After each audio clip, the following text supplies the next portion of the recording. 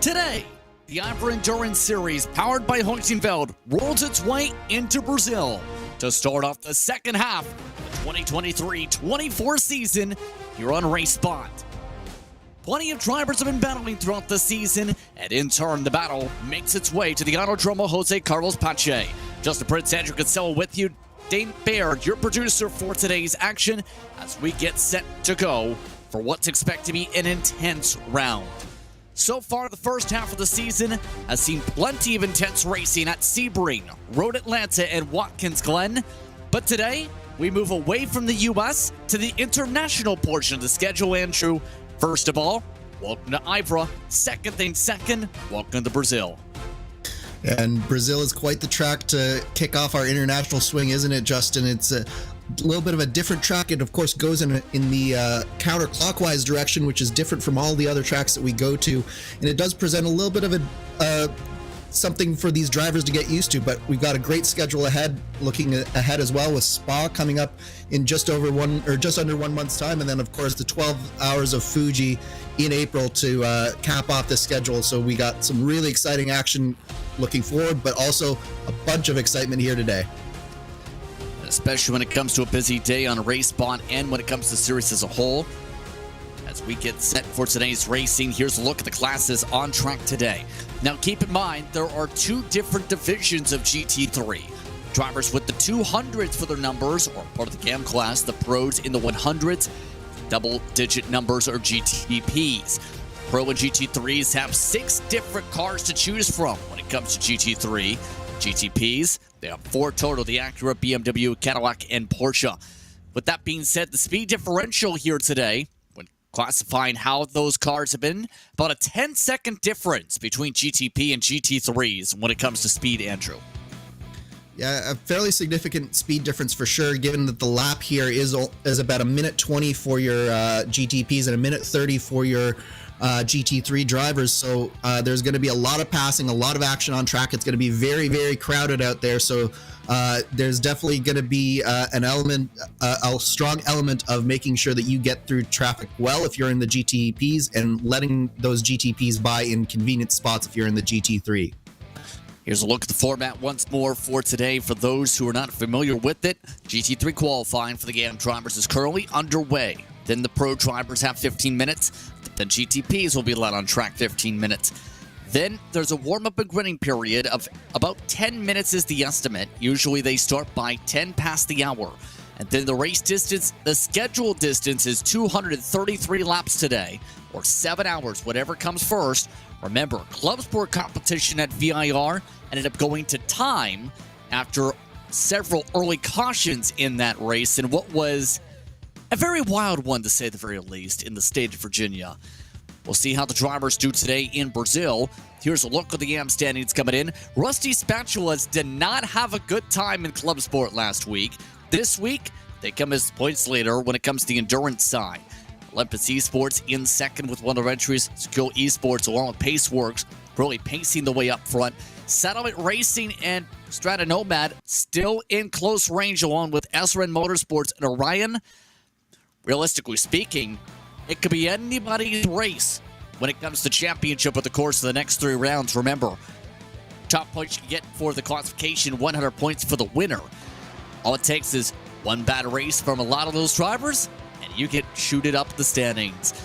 The qualifying for that session is underway, and drivers currently in the midst of the preparations here. The quickest amongst those in this classification was Manite Racing Purple in final practice, 132.6. Already underway with the session in turn. Archer Endurance Racing by Chips. They're currently top of the board with Jacob O'Reilly leading that car's qualifying effort. So talking about today, Andrew, how do you qualify when it comes to doing this? And what I mean by that, I mean getting a good, efficient qualifying lap in a GT3 today. I mean, to a certain extent, it's all about making sure that you position yourself for your lap.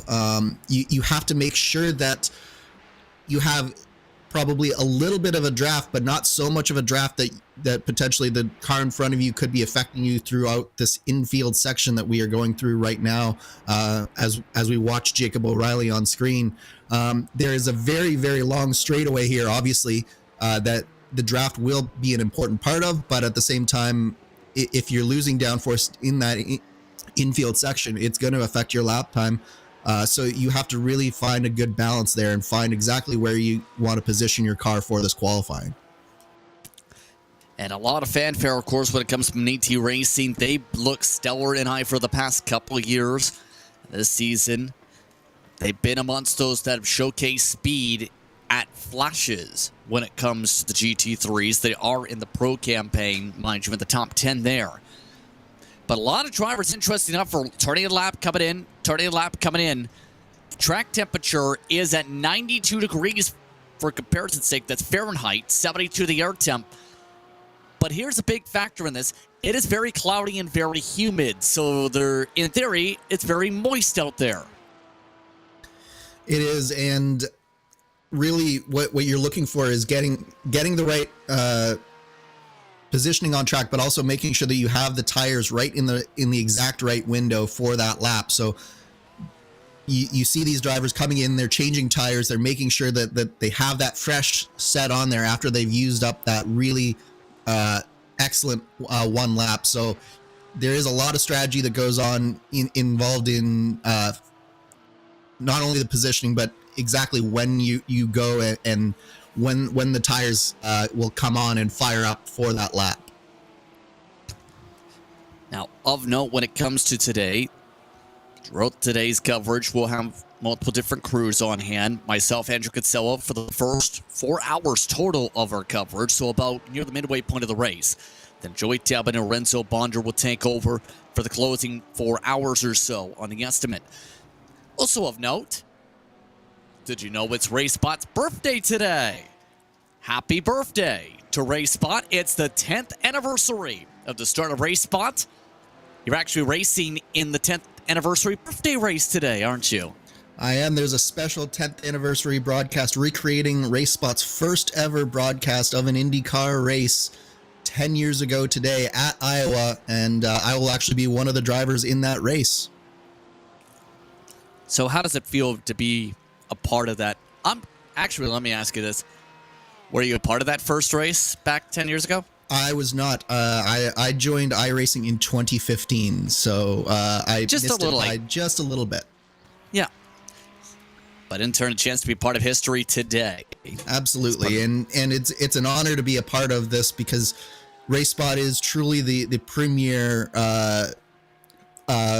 sim racing broadcasting network, and how it's been built up over the course of these 10 years to where it is today. The types of races that we've covered, and the quality of races that we've covered, the amount of ground we've covered over these 10 years is truly outstanding. So to be a part of that broadcast as a driver or as a broadcaster, it's an honor. So I'm glad that I'm going to be out there as a driver and hopefully having fun around that Iowa Speedway. Qualifying still underway when it comes to the GT3 AM drivers. No major changes up front. Absolute Motorsport Ace-Lift has moved up into the top 3, secure in orbit amongst the top 5. Half a second the difference from those top 5 competitors here. Stefan Kursman trying to find a way to gather a lot of time here. So if you're Kursman and knowing there's no draft to help on the straightaways, what's going through the mind here? If he can't get this time bumped up, he needs about 3/4 tenths to get that pole. It's a big ask, isn't it, Justin? I think that he looked good on that lap, but again, because he didn't have any sort of draft there, he was good through the infield section, but he just wasn't able to get the last couple of tenths there, and he falls just 2.5 tenths short. Meanwhile, we have Kovac has come up to 3rd position here as well. So we've got a little bit of a log jam here for 3rd, 4th, and 5th, but Jacob O'Reilly, he's really put down the lap, and no one has been able to touch him so far.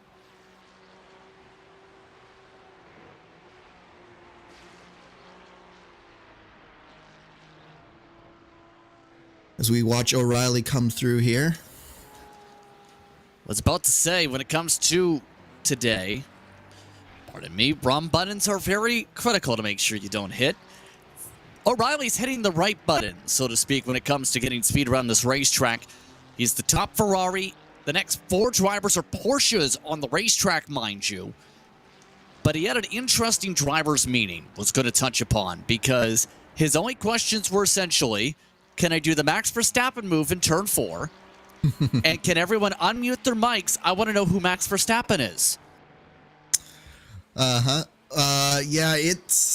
I mean, we've seen it in real life time and time again around this track, haven't we, Justin, where the first lap here is always interesting. It's a very short run into that first corner, and then, of course, we have the second straightaway down into turn 4 that Jacob was talking about, and there's been calamity at both corners numerous times throughout the Formula 1's history here, hasn't there?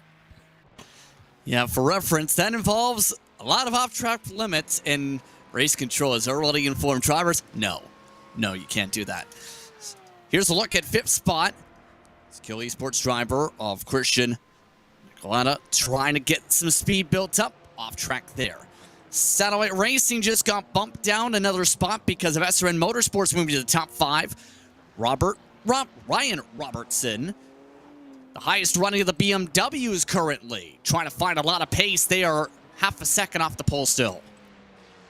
Yeah, and that's something that we haven't really touched on yet, but there's a little bit of a disparity here between which cars are going quickly and which cars aren't. You see a whole lot of Porsches in the top 6, but it's being dominated by a Ferrari right now. Yeah, that is an interesting about the BOP today. How do you think the BOP will factor in? Because when thinking about the top teams, when it comes to the Pro and the GT3, points-wise, Ferrari of Rusty Spatula has been leading the way. Rusty Spatula is in the 211, mind you, is not having a good quality run. They're in 11th. You see that manufacturer difference. The Porsches, although they're scattered about in the GT3M standings, they're all at the front except for Torque Freak.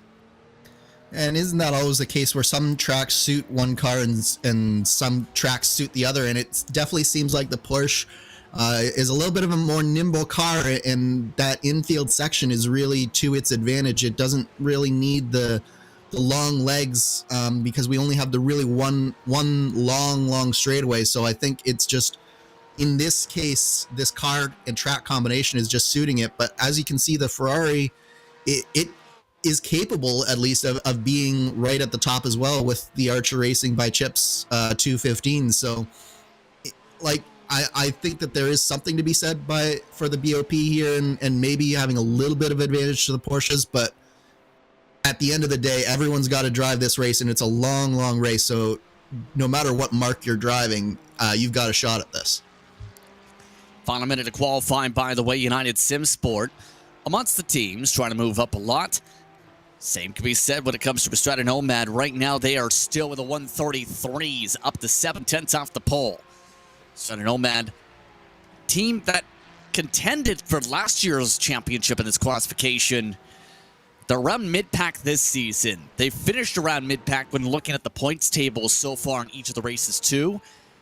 It's crazy how big of a difference one season can get, let alone when you have a lot of drivers put a lot of emphasis when it comes to developing talent in the AM side, too, which we've seen a lot of big teams at an AM car. Absolutely, and you always see this season to season. You cannot rest on your laurels, so sometimes when you win a championship, you can get a little bit complacent, and when you're right at the top of those standings there, the complacency can set in just a little bit, and you know that every time there are teams and drivers who are waiting in the wings to come and supplant you. So you can't take your foot off the gas for even a second in terms of developing your setups, developing your drivers, particularly in an AM situation like this. Checker flag on the racetrack. It looks like Beniti and several more just saying, we're not going to try and attempt another lap here. We'll just come in and pit right now. In fact, most of the field is done their session, essentially, it looks like here, outside maybe a couple drivers who are yet to come down. But how about that when it comes to Archer Endurance Racing by Chips? They came into the day dead last in the point standings. And now as the last of the drivers make their way down to the pit lane and complete the run, those safety truck crew members are going to have a good conversation, it looks like, about how the team 14th in points will start head of the field for GT3 AM today. And it was an early lap for the 215 as well. They went out there, set the bar, and no one could come and touch them. So kudos to Archer Endurance Racing by Chips. They did an excellent job there. And I did notice that Rusty Spatula, after being outside the top 10, did come in and finally just nab that top 5 spot with Yucateno in there. And that was with the tie. Let's take a look at those results here. O'Reilly set the fastest lap, 1:32.5. Then Maniti Racing, second in the session, 3/10 off the pole. Absolute Motorsport, SRN Motorsports, and Rusty Spatulas. Keep in mind the 274 and 211 tied on time, but about half a second off. Ethan Bass, he's not in a Ford today. His Ferrari finished 6th. Then Olympus Esports, Secure Esports, Satellite Racing, Paceworks Esports, the top 10. Once the teams outside the top 10, Stat and Nomad, Orion Race Teams, AM Entry, Torque Freak Racing, and United. So drivers currently in the midst of queuing up for our next session of qualifiers because the GT3 Pro Class is on the docket next. And keep in mind, the pace is very similar to what we've seen in this session for GT3 as to be expected here. And in turn, we're about to see how things bear out for the pro side in a couple moments or so. Keep in mind the pro qualification, again, 15 minutes on the clock. 26 teams, Andrew, have entered this season in that campaign. It's a big field for your GT3 Pro field, and it's going to be crowded out there. We were talking about getting a good lap and a clean lap for your GT3 AMs. It's going to be very difficult to do that on a tight and twisty track like this. You're definitely going to want to find that clean air somewhere if you're a GT3 Pro driver here in this session. Green flag's now out, by the way, on the racetrack for GT3 Pro qualification, which means it's time to see how they fare out for the next 15 minutes. Already off and away, a lot of big teams this season in competition in this campaign. WSR Esports Butt Kicker BS competition has 2 different entries. Visceral Esports, Maniti. You also throw in German Sim Racing, back for more. Problem Esports has an entry, and many more. Don't forget about teams like the Nürburgring Esports organization. There's a lot to be said when it comes to the standings coming into today, though, when it comes to that side, because it's not as close if we get towards those numbers here in a moment compared to what we just seen in the AM class. There has been a lot of speed today, and throughout the season from one of the Audis, WSR Esports Butt Kicker. They entered today up a fair bit, 311 to the 263 ABS plus Turner. Maniti Racing, Visceral Esports, Simify amongst the top 5. Maniti Racing's 179 car in 6th.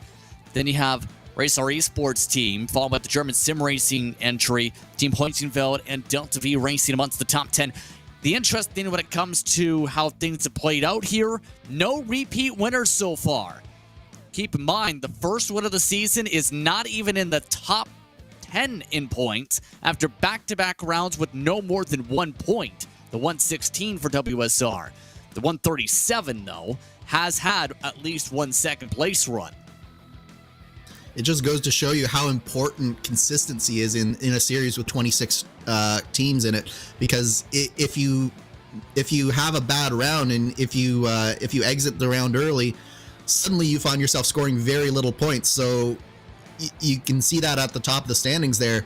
But by the same token, it looks like a big gap, Justin, but it can very easily be overcome with one bad round from your championship leaders as well.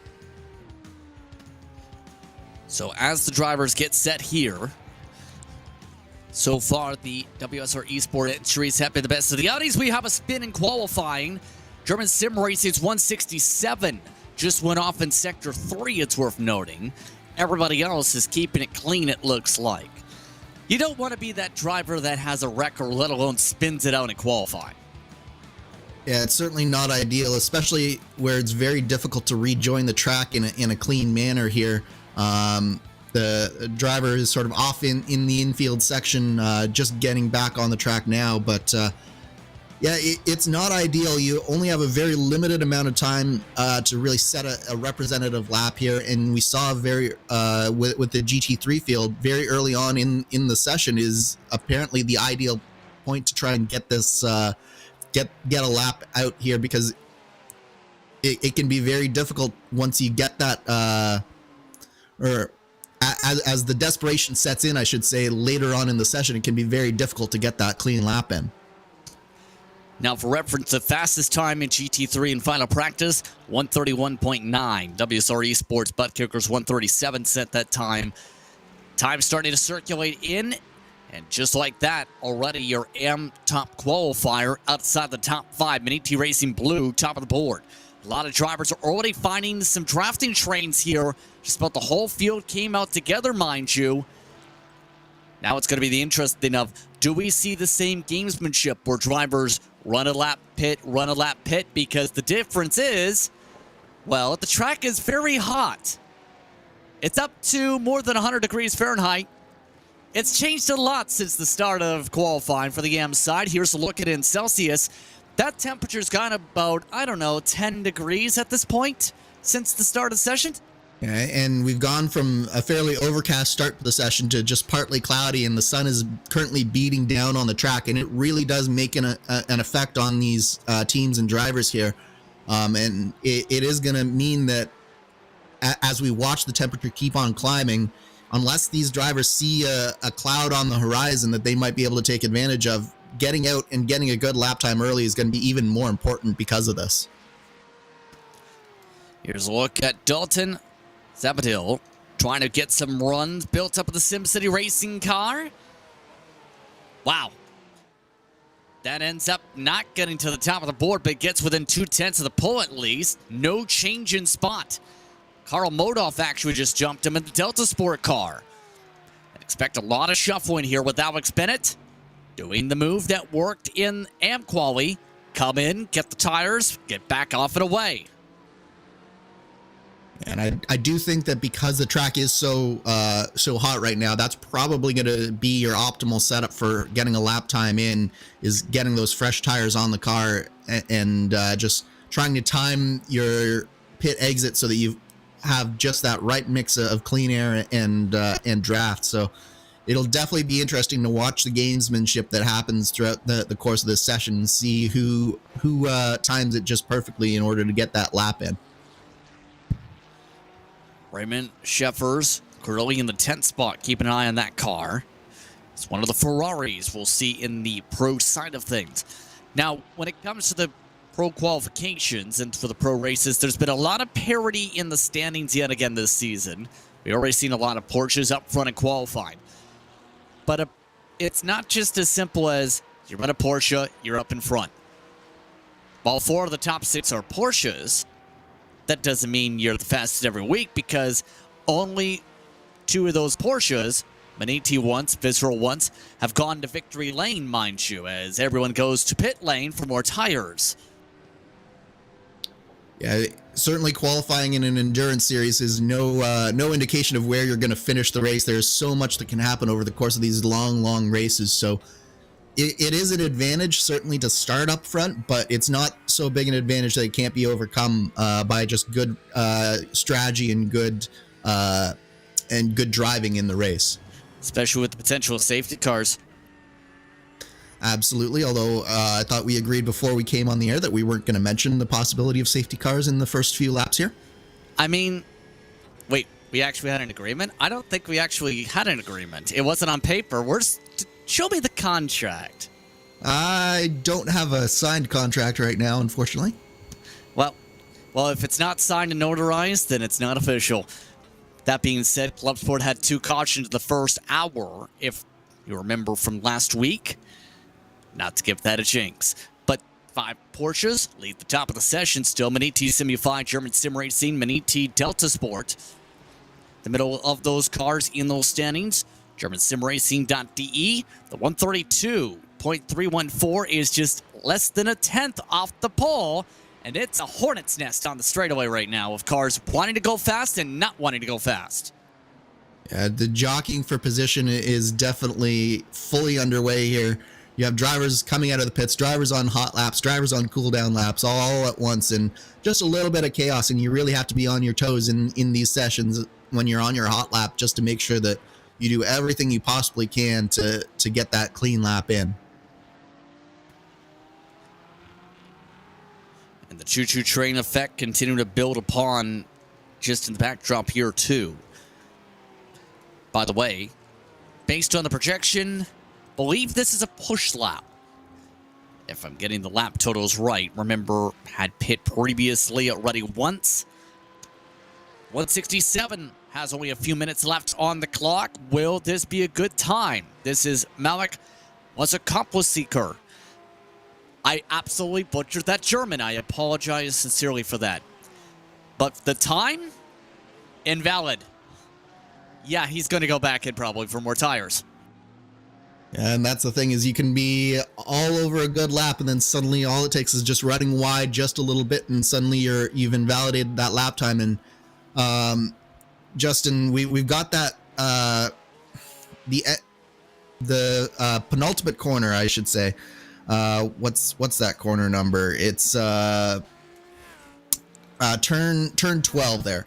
Yeah. South. We have that very big runoff at the entrance to that corner, and the GT3s really like to try and take as much of that area as they possibly can in order to get the corner as shallow as it can be and get a good run onto the straightaway. But you go just a little bit too wide, suddenly you have an off track, suddenly you've invalidated your lap, and all of the work you did throughout the whole rest of the lap is all for naught. Maniti, meanwhile, is still at the top of the board by 2/10 already. Alex Bennett has been on a tear this session. He's got Sam Geisbers along with Kino Bushman running with them today. And Maniti's had a very busy year when it comes to mergers and unmergers, yes. But so far, this has been one of their playgrounds. Remember, this has been a spot for the past few years where Maniti has thrived. It's where they broke out, mind you, and became a top flight team a couple years ago as Bennett comes in. It's the IVRA Endurance Series powered by Heusinkveld. It's definitely one of those series where if you do well here, you can really make a name for yourself. And as you mentioned, Maniti is certainly one of those teams that was able to take advantage of that and do just that. WSR Esports butt kicker. Of course, in relation to WSR Esports, which runs various different series based out of the UK. Of course, they joined the esports realm in the past year as well, in the past few months, in fact, with some of their various movements. It's been looked very strong since WSR Esports butt kicker has hit the scene. How familiar with that, if you followed along at the roadside, with how things have looked so far? Keep in mind, they've run several different series. We've seen them on the platform as we take a look at BS Turner.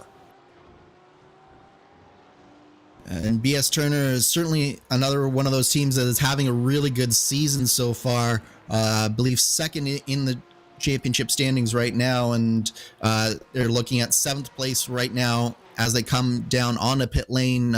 Maybe one more change of tires before the end of this session, but they're really looking promising so far in both the season and the race.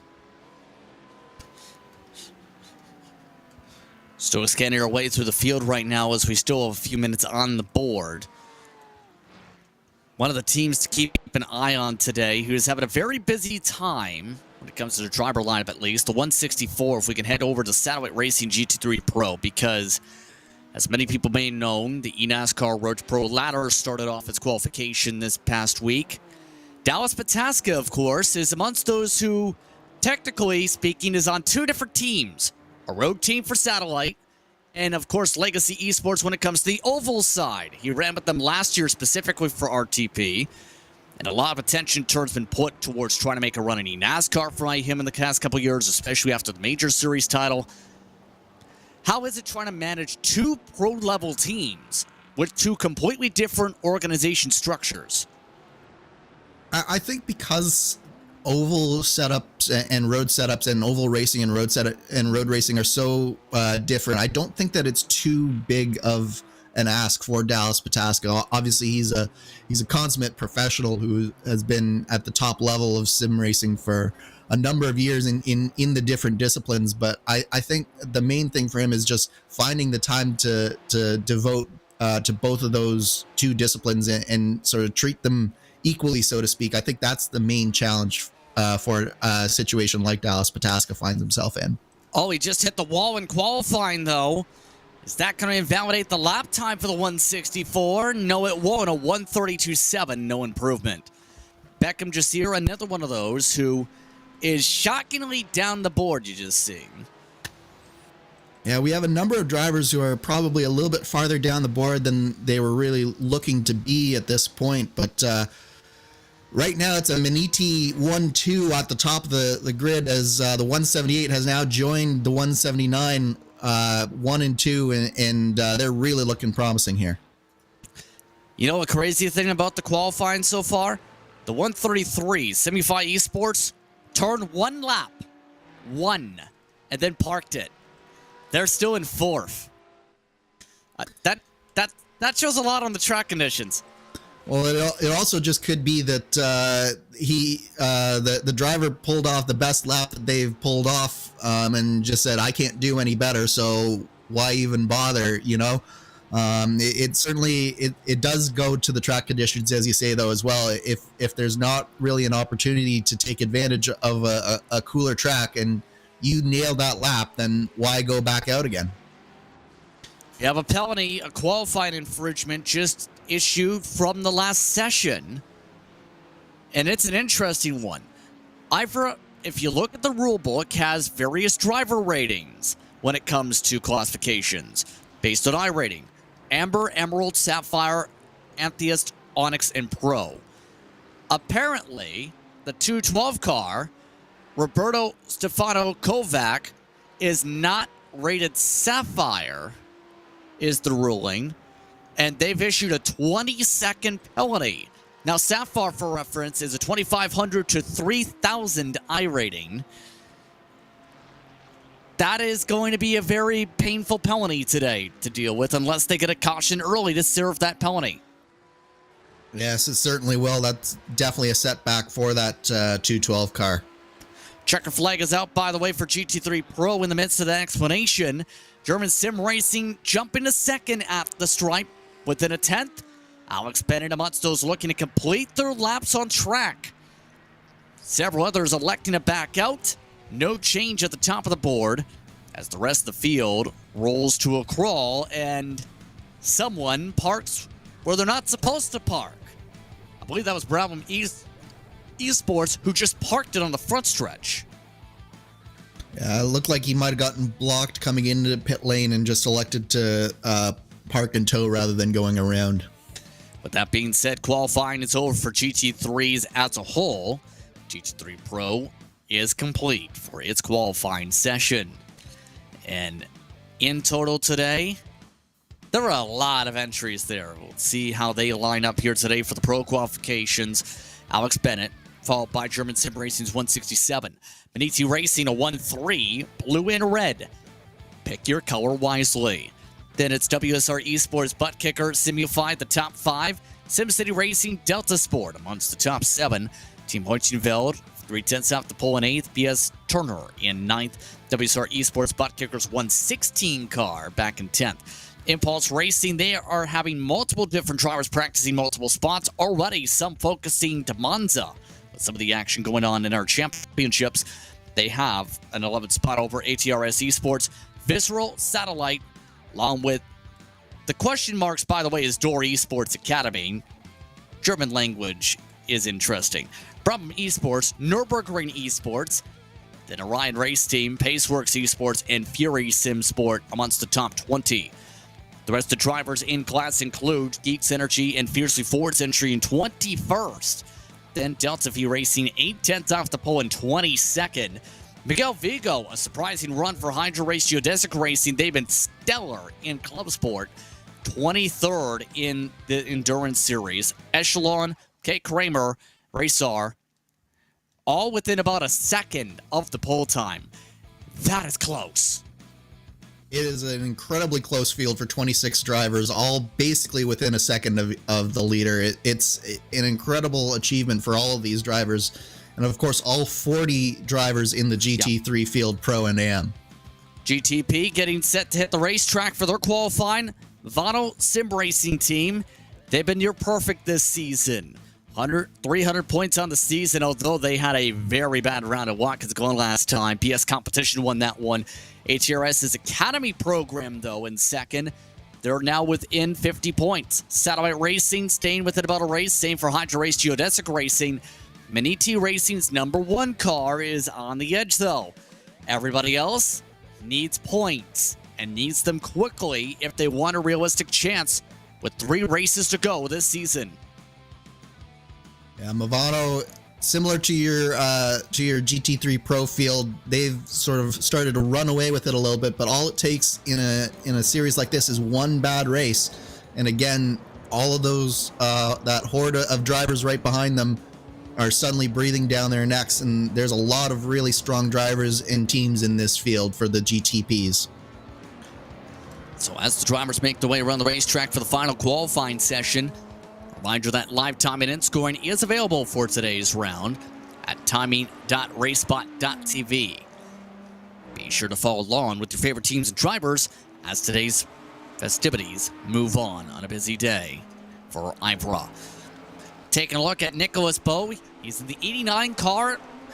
PS Competition already having a very busy week when it comes to multiple disciplines. As a matter of fact, they planted the flag, so to speak, in eNASCAR competition this week in the Coke Series when, in a Ford, interestingly enough, they made their debut as an eNASCAR team on top of being on the roadside, of course, in all BMWs. Yeah, it's interesting watching these pro teams branching out into different disciplines. It's not necessarily the most common thing, but at the same time, it's fascinating to see which teams decide to go out and do that, which teams would rather sort of leverage partnerships with existing teams. There's all sorts of strategies to doing that, but I think the bottom line is that it proves just how competitive and how hot all these different forms of racing are across all forms of iRacing. And also, everyone likes seeing zebra stripes. That is true. You cannot discount how popular the zebra stripes are. Hey, they have about 25,000 horsepower. Don't you know that? They run as faster than cheetahs when PS Competition's combined with them. In all seriousness, Nicholas Bowe completing the run here. Looks like a 123.2 to lead off the session. The fastest drivers are running the 121s. Hydro Race Geodesic setting that time. Orion also dropping back there. So looking at some of the cars here as they zip around when it comes to GTP here today. Of course, expecting a lot more pit stops when it comes to this class per the trends. So as we take a look at WSR Esports Butt Kicker, who's now at the top of the board here by 0.4 of a second, talk us through what your experience is when it comes to GTP and in turn, how you balance a car like this at Interlagos. It's really tricky around here. Obviously, these cars do have the hybrid systems on them, so it involves a lot of very careful braking. But you have to be so on the edge, particularly through this infield section. You're taking everything that the track can give you, getting on the brakes as hard as you dare into some of these very tight and twisty corners, and then you have to come up. And then this corner right here, just like in the GT3s, turn 12 is very important, getting a good run out of the exit here, and then all the way down this long straightaway, letting the hybrid system empty out the batteries and empty out all the power onto this straightaway. And then, yeah, it's a balancing act for sure around this track. And then when you put 40 GT3 cars on the track with you, wow, it's a real challenge here for these GTP drivers. Down to 6 already is that 16 car we're on board with. PS Competition still in second. Already at the times of the 120s. As clouds have also come back out. Marcus Hamilton, the driver right now for the 3 machine. And it's already been an interesting year in development when it comes to the GTP as a whole in terms of how the racing's played out. It's very intriguing as well how the IVRA has really seemed to take off. Same for the Cadillac. Those two, at least from what we've seen in official racing, have really sailed ahead. Movato's in the IVRA, for reference. About 8 or 9 of your next 11 are in the Cadillac. Yeah, it certainly seems to be that that the Cadillac and the Acuras do have that advantage over the BMWs at the moment, but we're quickly approaching the point where we're going to get potentially another BOP update from iRacing, aren't we, Justin? So that can change in an instant as well. So just because it's that way today doesn't mean it'll be that way going forward. And as we say that, we have a BMW in second place on the qualifying standings right now. Wow. No surprise, it's PS competition. But Tim Matske in the Niti Racing Machine, he's in a Porsche. They're trying to match the manufacturer to their other counterpoint, and they're up to second. The one car of Matske able to jump up the board. The 17 car, Niti Racing Black, drops to 7th. It's amazing how quickly the drivers are coming and going. We have the times are just falling right now, and your top 5 are covered by less than 0.2 of a second. So just as we saw a really tight field in the GT3 Pro division, we're seeing an even tighter field in this GTP division as well. A few drivers are taking the time to get some tires done because the track is rapidly cooling. In fact, clouds have dropped the track temperature about 9 degrees Fahrenheit in the past minute or two. So we might see a flurry of more stops with 8 minutes to go in the session. Now, of note, for those who may have had technical issues with lap time and scoring, I can tell you that it is back running. So be sure to refresh that page first of all. Second, you mentioned the BOP coming up potentially, of course, new iRacing season coming up pretty soon. Hint, hint, rain's in the cards. Yes, it is, and it'll be interesting to see exactly which cars finally end up getting the rain to start and how quickly they add new cars as well. But I think everyone on the iRacing service, certainly everyone on the roadside, is very much anticipating this release, probably more than any other release that has come out in the past, I would say at least 5 years. And that includes also, mind you, if you look at a lot of data, changed licensing system, including open wheel license paths and road racing license paths. And that if it's closed fendered like this, that's one license. If it's got a wing on it and it's open wheeled, well, you have a brand new iRating to try and battle with. In other words, if you want to have both of them red hot, you have the next iRacing season to make sure they're both ready to go, or else they become split. Also, of course, keep in mind that rains feature going to be in phases, because if they do it all at once, that's a lot of ground you have to cover over the course of a year. You do it in phases, you get to fix it in phases. And certainly also just dialing in the rain tires on each of these cars is a feat in and of itself. Of course, iRacing does have now unique tire models for every single car. They have to dial in each car basically on its own. So it takes a lot of time and a lot of effort for the iRacing developers to make rain happen here. And we are very much appreciative of the time that they've put in to get it to the point where it's nearing release. So definitely one of those things that I think every racer agrees they want to do it up until the point that they actually have to do it, and then they're questioning why I ever wanted to race in the rain in the first place. Yeah, I think everyone's going to be like, I love it. I love it. I love having this option until it happens. My favorite quote from NASCAR, from Kevin Harvick before he went full-time this year for broadcasting, was when they were talking about the rain tire development in NASCAR for short tracks. When they asked him about his thought on the potential of short track racing in the rain, his quote was, "I'm going to be so glad I will not be in that first race at a short track in the rain." And then Joey Logano laughed for about 2 minutes straight. Yeah, it's one of those things where the rain causes chaos, and it's both good and bad, and it turns the standings on its head more often than not. Drivers who maybe didn't have the right setups, the setups potentially out the window. So suddenly you find yourself in a race, and where you thought you maybe weren't going to be competitive, you will be competitive. And then on the flip side, you thought you were going to be very competitive, and suddenly your car isn't handling right, and maybe you're not as strong a rain driver as the next guy. And yeah, it's just one of those things where you might not enjoy every time that you go out into the rain, but at the same time, you enjoy the chaos that it creates, and it's certainly a very realistic feature for iRacing to add. Top of the board, BS Competition, a BMW on pole for now. Only a few more minutes on the session, so about, give or take, 3 laps at most for these drivers. Nürburgring amongst those trying to pick up a lot of time at a track not the Nürburgring. Matske not moving up the board with that time. He's 2/10 off the pole, just about 1/10, I should say. That's how razor thin the margins are.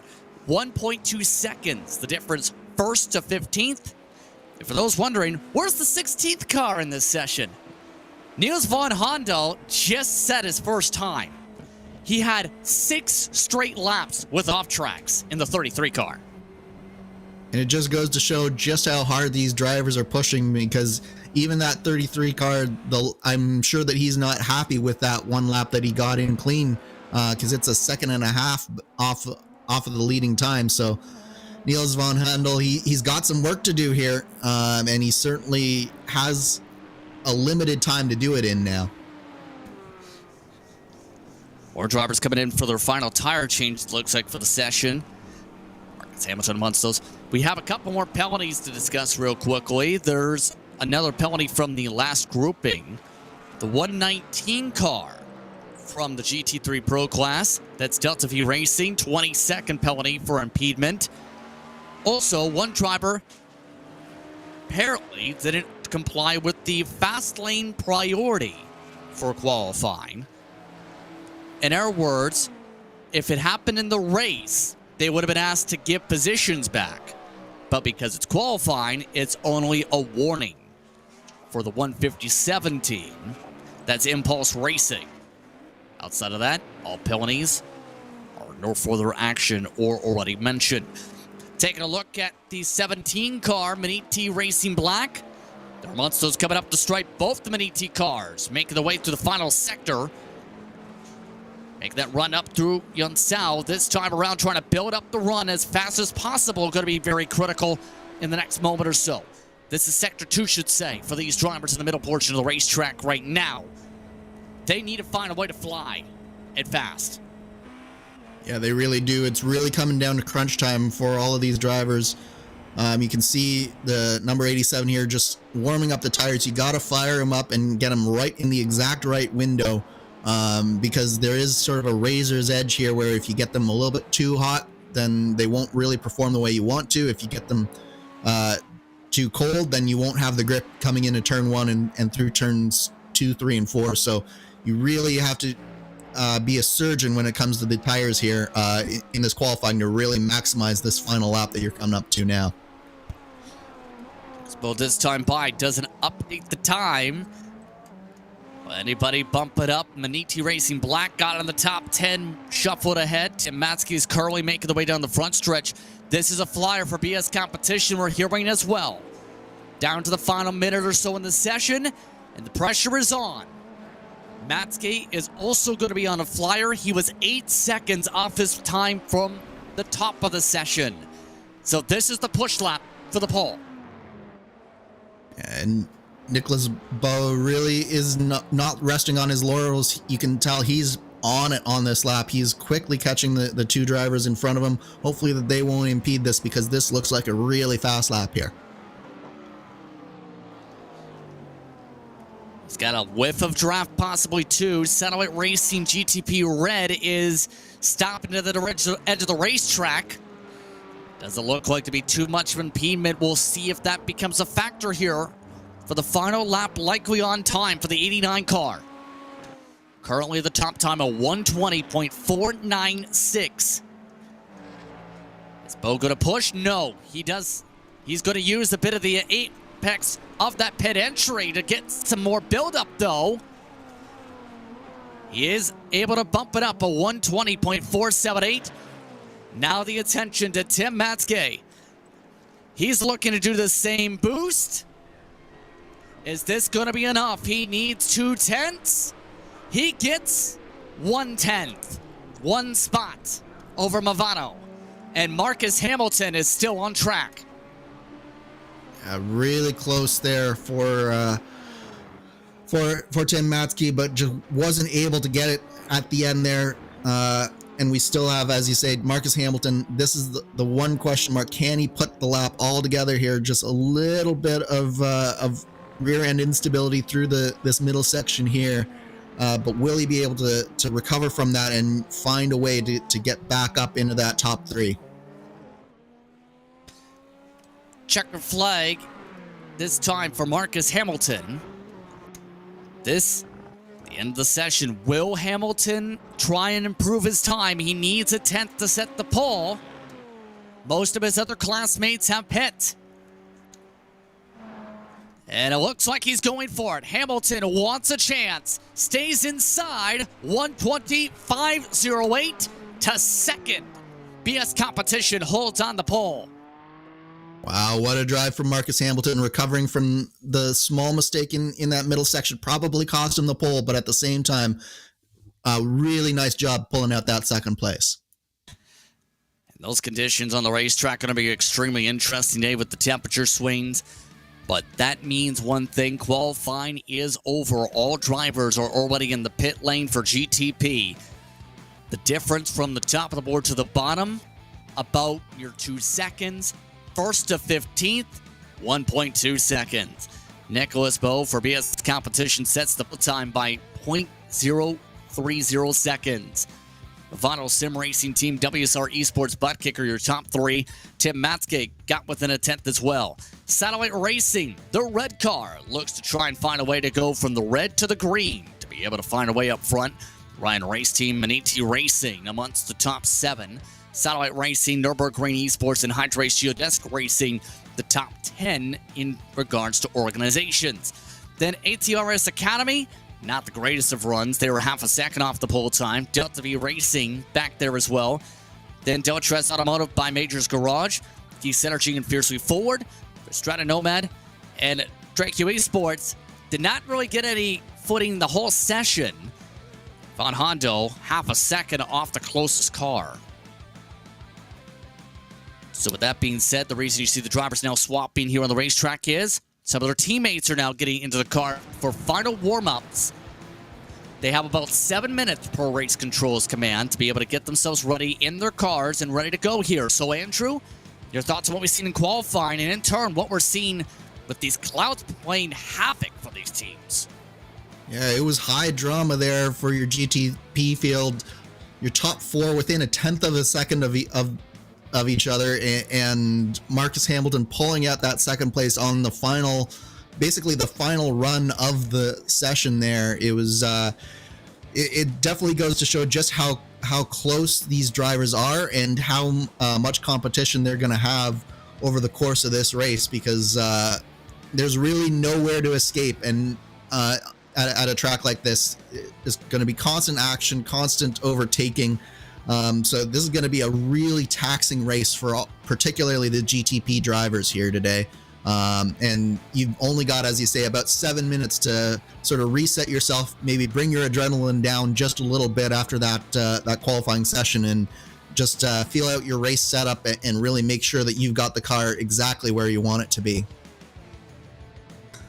Now, with that being said, what can you do with the setup here? Well, better yet, obviously the setups are dialed in by this point. The better phrasing of that is, what can you do once the race gets going, knowing these temperatures are going to be changing off and on, off and on, off and on. Grip levels are going to be changing off and on, off and on, off and on. But also you have a finite amount of tires. Mind you, in the GT3 for comparison, they have 5 tire sets in the pits. You can't just say, oh, we're going to single stint every tire set. You don't have enough tires to do it. Exactly. There's going to be some points in this race where you're on tires that are just going to be worse than the drivers around you, and you're going to have to suffer through that. And basically, as the driver, it's going to be your responsibility to pick when and where you really push the car and when you sort of baby the car just a little bit and try and find a way to make those tires last that little bit longer. I know that's one of the things that I struggle with as a driver is really finding a way to maintain pace but dial back the tire wear and dial back just how hard you're pushing the car. And it's a really fine balance to find, and these drivers will have to walk that line, particularly as you highlight in that GT3 car with those 5 sets of tires. And we're talking about a lot of drivers, especially in the M side for GT3, who were able to get a lot of their track position, if you think about it here, when it came to a much cooler racetrack. We've seen that with Archer Endurance Racing by Chips. The driver who set the time, Jacob O'Reilly's already saying he's interested in what happens once it gets hot. Well, guess what? It's hot right now because the sun is beaming on the racetrack, for one. But two, how's that going to factor in for when it comes to teams that are more comfortable in the cool, did well in the cool, and then they're taking on teams that are more comfortable in the hot and are going to be under a lot of hot pressure for their spots? Yeah, absolutely. It's going to create some chaos for sure, Justin. It's going to be a situation where maybe you have a little bit more grip in the car, maybe you have a little bit more downforce in the car, and it'll allow you to have that advantage in hot temperatures that you wouldn't have in the cooler. And the other thing to keep in mind is that right now we are at 11:59 in sim time. So that means that we are really coming into the hottest part of the day. This is where the temperatures are going to soar. So we're at 43 degrees Celsius, 110 Fahrenheit track temperature right now. It's only going to get hotter from here for the next 2 hours. You see on screen, that means 43 degrees Celsius for comparison. Also, traffic expected to be crazy because, well, at VIR, that's where crashes seem to happen. Obviously, that can happen when the track is not that wide. Here, it's also, while wider, not the type of track you want to reach traffic at ever. No, you really have one sector that's a really good opportunity for passing. And then once you reach that middle sector, turn 5, turn 6, it's really, really difficult to get around, and you really don't get a good opportunity to pass anyone until you're exiting turn 12 again. So it's going to be very difficult for all of these drivers to negotiate the traffic. It's going to be difficult for the GTP drivers, and it's going to be difficult for the GT3 drivers as well to find a way to let these drivers by without losing time themselves. And so the conga line of race cars looks to sort itself out. Less than 2 minutes until we get to racing. Lots of organizations currently in the midst of multiple divides. We talked about when it comes to different series. You have Porsche Taycan Esports Super Cup action later on today. You have series across the globe like VLN in its Danish series getting itself going. If you look at teams like Impulse in its divide, the balance of these teams is going to be stretched thin here. Resource management could be key here. How is that planning process going to look to try and make sure your drivers are where they need to be at the right time to make sure you don't have a teammate who's stuck in the car an extra hour or so, let's say? Yeah, exactly. It all comes down to personal responsibility for the drivers and the team managers potentially that are accompanying them. But really having drivers that are reliable is nearly as important as having drivers that are quick in certain situations, and certainly today will be one of them. So what are your keys to victory? I think the number one key will be negotiating particularly this first hour of the race in a manner that allows you to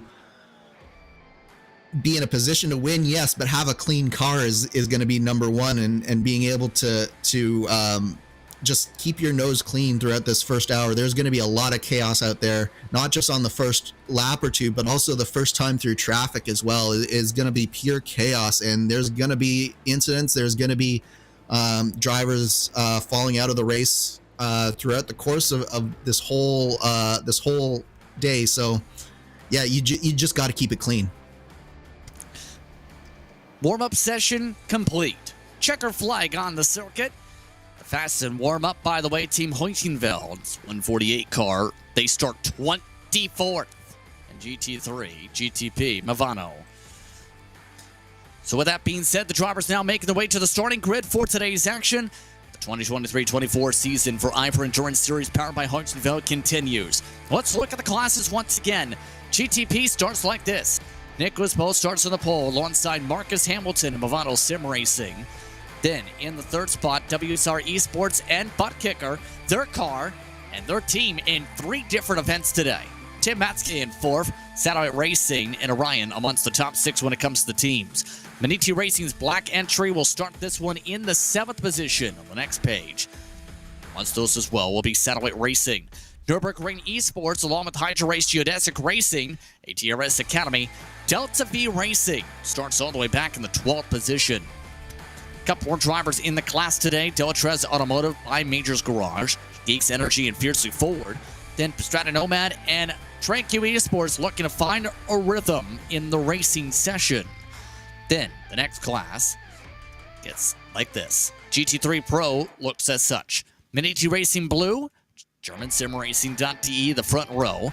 Maniti Racing Red, WSR Esports Butt Kicker, the top 4. Simufy, they set their time very early, then said, that's good enough. They'll start 5th. SimCity Racing in 6th position.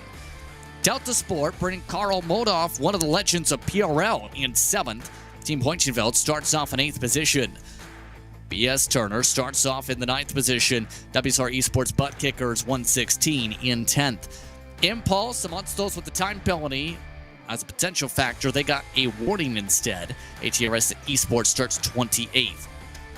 Then it gets interesting after that because you have some AM cars dividing things up. Visceral Esports 13th in pro overall.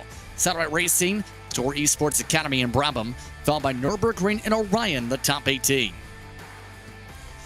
Back in the field, Paceworks Esports and Fury's Sim Sport, along with Geeks Energy and Fiercely Forward 21st. Delta V 22nd for Johan Martin-Mayer. Then Miguel Vigo 23rd for Hydra Race Geodesic. Echelon Simsport 24th. And the last teams in pro, K. Kramer Racing Esports and Racer Racing Team. Here's a look at the GT3 AMs. Jacob O'Reilly will start things off right now in terms of official lineup. He's around 29th overall. He'll start alongside Maniti Racing's AM entry, the purple car. Absolute Motorsport Ace Lift, he'll start alongside SRN Motorsports. Rusty Spatula is in Orbit Motorsport, your top 6 in the AM class. Olympus Esports and Secure Esports, and the rest of your grid scrolling through. As the cars have been told to roll, the cars are going. Who's your favorite? I mean, it's very hard to look past that Movano entry, but certainly BS competition is also looking really strong here, Justin. So the GTP is already getting ready for the start zone to get things set to go today. Drivers have already had a very in-depth talk about how things are to be today. The start line is just past where the grid boxes are, down the front straightaway. Remember, drivers are not allowed to overlap once things get started today in turn to set up these passes. We have 7 hours on the clock, more than 230 laps on the board. We're glad to have you with us here for the 10th birthday of RaceSpot and for the IVRA Endurance Series powered by Heusinkveld, the 1,000 kilometers of Interlagos. Pace car is off. The drivers are going. The green flag waves were underway from Brazil. His competition starting off perfect at the front. 3 wide in the heart of the pack as they make the way down the hillside. Let's take a look at the GT3s. The AM and Pro drivers mixed together. They're underway.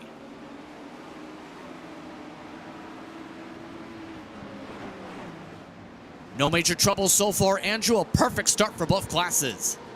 Yeah, surprisingly clean from both of the classes. We've made it through turn 4 in your GTPs. The GT3 is coming down the second straightaway here, and it is the Maniti Racing Blue well out in front here. They're looking to try and keep running away with the way things are shaping up here. Maniti 1-2 up at the front there. You see how Movano already is trying to figure out a way from third and GTP on the left box. And it's a hornet's nest. A lot more cars in GT3 today. That's going to be a big-time problem for these prototypes in a few minutes. Yeah, certainly is. 40 cars in your GT3 between your Pro and your AM divisions. And oh, we've had a massive incident. And it looks like Jacob O'Reilly is part of it. That's the GT3 AM qualified pole sitter, and everybody is in a parking lot. Does this trigger a safety car already? There's at least one car backwards in orbit. It looks like everybody else got away from the scene at least. It looks like we will stay green here. Ethan Bass doing about a 20-point turn to get pointed straight again, and he finally starts rolling. But yeah, there was just a massive incident there through turn 7, I believe it was. Yeah, that is not how you want to start a race. That was through turn 7, 8, and 9, essentially. Reno, a month's where the incident was there as we take a look at the GTP leaders. BS competition having a much calmer start. They're currently in the midst of defense with WSR Esports butt kicker within 3/10 to start off the race. Yeah, really good job controlling the pace from the front from BS competition so far. WSR Esport had a real good start as well, was able to leapfrog Movano, and now they're just sort of settling in, and it'll be interesting to see whether WSR really wants to lead here and get in front of BS competition, or whether some strategy will already start to come into play. Maybe just content to sit back here and conserve some fuel, conserve some tires. Especially since, remember, about 45, 50 minutes on the strategy for them. Maniti, meanwhile, their strategy seems simple. Beat the Pied Pipers of the field, go from there. Step 1's complete. Now can they get step 2 complete of doing it for 7 hours? It certainly puts it into perspective when you see the lap count at lap 3 and we have 233 to go, doesn't it? These drivers, after all the adrenaline of that start there, making sure that they get through lap 1, now the real work begins, and now you just have to settle into that rhythm. And these first 5 or 7 laps, that's all you're thinking about as a driver, is really just getting that rhythm going, getting yourself in a nice consistent form, and then sort of assessing yourself from there and assessing where you are in the field. By the way, that incident we seen moments ago, Ethan Bass and Orbit Motorsport, the only team to get a meatball flag from that. Everybody else is still in the race. To say the very least, there's a protest filed against that incident. I mean, I'm not surprised. No, and I'm not surprised about the incident as well. As we watch exactly what happens. It's just the concertina effect coming into the turn 8 there. A little bit optimistic from the blue car on the inside there, and once one car spins, you can just see there's nowhere for any of these GT3 drivers to go, and it's affected the races of about 5 or 6 drivers already. And then Ethan Bass actually looks like he was in a secondary incident there. We'll have to maybe get another replay of what happened in turn 9, but it looked like he got turned around even after that initial incident was already completed, and just a little bit more chaos there. Yeah, and a lot of other drivers. Oh. Yeah, maybe a little bit of an unsafe rejoin there, Justin. The driver in that BMW coming from off the track and sort of just plowed into the side of Bass, and Bass was going for the apex there. In turn, as Maniti controls things, I think we might have just had a protest for the start as well in GTP. Interestingly enough, involving the mid-row. We'll see what the result ends up being there. Once we get more information, we will let you know. Following the 64 and the 1. Speaking up front, the top 3 have run away. And in that, I should say the top 2 have now run away because they just ditched Movano this lap. Yeah, Movano's starting to fall back just a little bit, and it really is WSR Esports and BS Competition 1 and 2 here, just trying to distance themselves just that little bit. There is an advantage for these two teams if they can break the draft from Movano. That will really help them in terms of being able to compromise Movano's ability to fuel save, because with that the long straightaway at that the long front straightaway there is a significant amount that you can fuel save just on that straightaway alone if you can stay within drafting range. It's worth noting that Archer also has had to come in from the damage. Here's a look at the start, and this might be where this is from. Again, filing says car 64 and car 1. Satellite Racing red in the 64. Car 1 is Maniti entry. And it was part of the 3 wide. I'm not seeing it yet. Yeah, I'm not sure exactly what's being protested there. It looked fairly clean to me. Of course, the IVRA Endurance Series powered by Heusinkveld does have rules about when you can and cannot pass the cars to different rows and whether or not you can be alongside them. But I didn't see any infraction there, but we'll have to get a definitive ruling from race control. First of the penalties for the big one are in. Paul Lange, car 123, 20-second penalty. As a result of that massive crash, that's Door Esports Academy being penalized. They're running 34th without a front nose. And I believe that was the car that we saw coming in hot on the inside there that sort of kicked it all off. So it doesn't surprise me that the Door Esports would get the 20-second penalty here. And as we're discussing these, it is worth noting that the GTPs have already, at lap 6, caught the back of the GT3 field and are quickly making their way through there. I hope you have your bubble wrap ready if you're amongst those GT3s, because it's time for lap traffic management. It's everyone's favorite game, unless you're in a GT3 or a GTP or Barney the Flagman. Nicholas Bowe, it's time to play slow-em, I guess. And Bowe is certainly doing that. He's already opened up a second and a half on Robin Glierum through this sequence, so he's really negotiated the traffic well. And of course, as the leader, you do have a little bit of advantage being able to pick and choose where you go through. And it's very difficult in a twisty track like this for the second and third cars to sort of follow the leader through. So the 89 BS competition car really doing a good job so far. He gets really close there, but we're going to see a lot of those today, aren't we, Justin?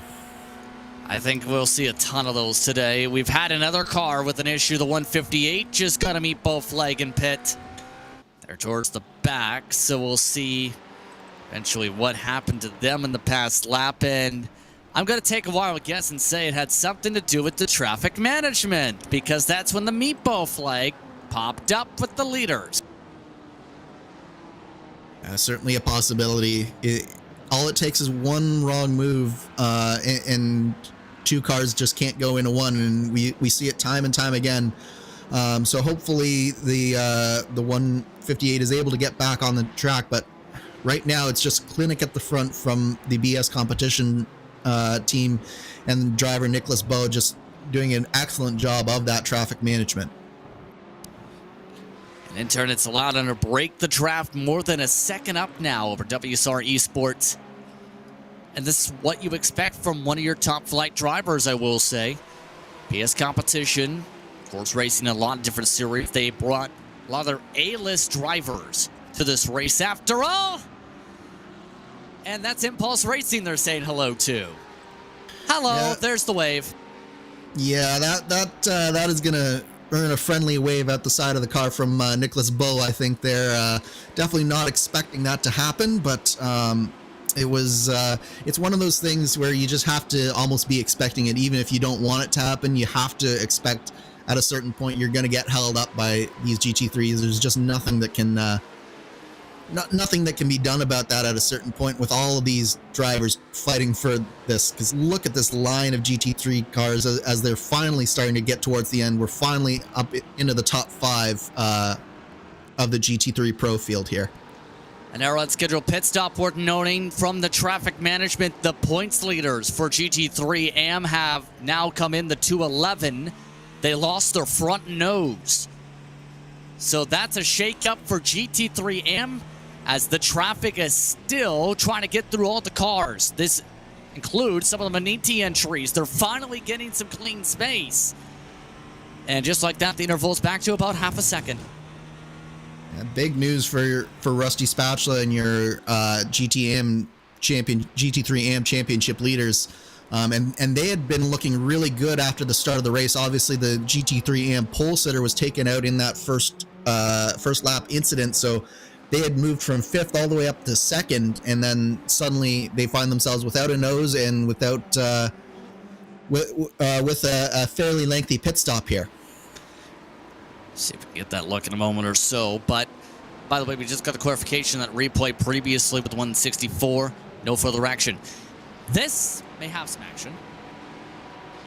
Yeah, three into one really doesn't work at Interlagos. One of those GT3 drivers really should have backed out there, and I'm going with the middle driver there. He saw the GTP on his outside. He knew the guy was on his inside.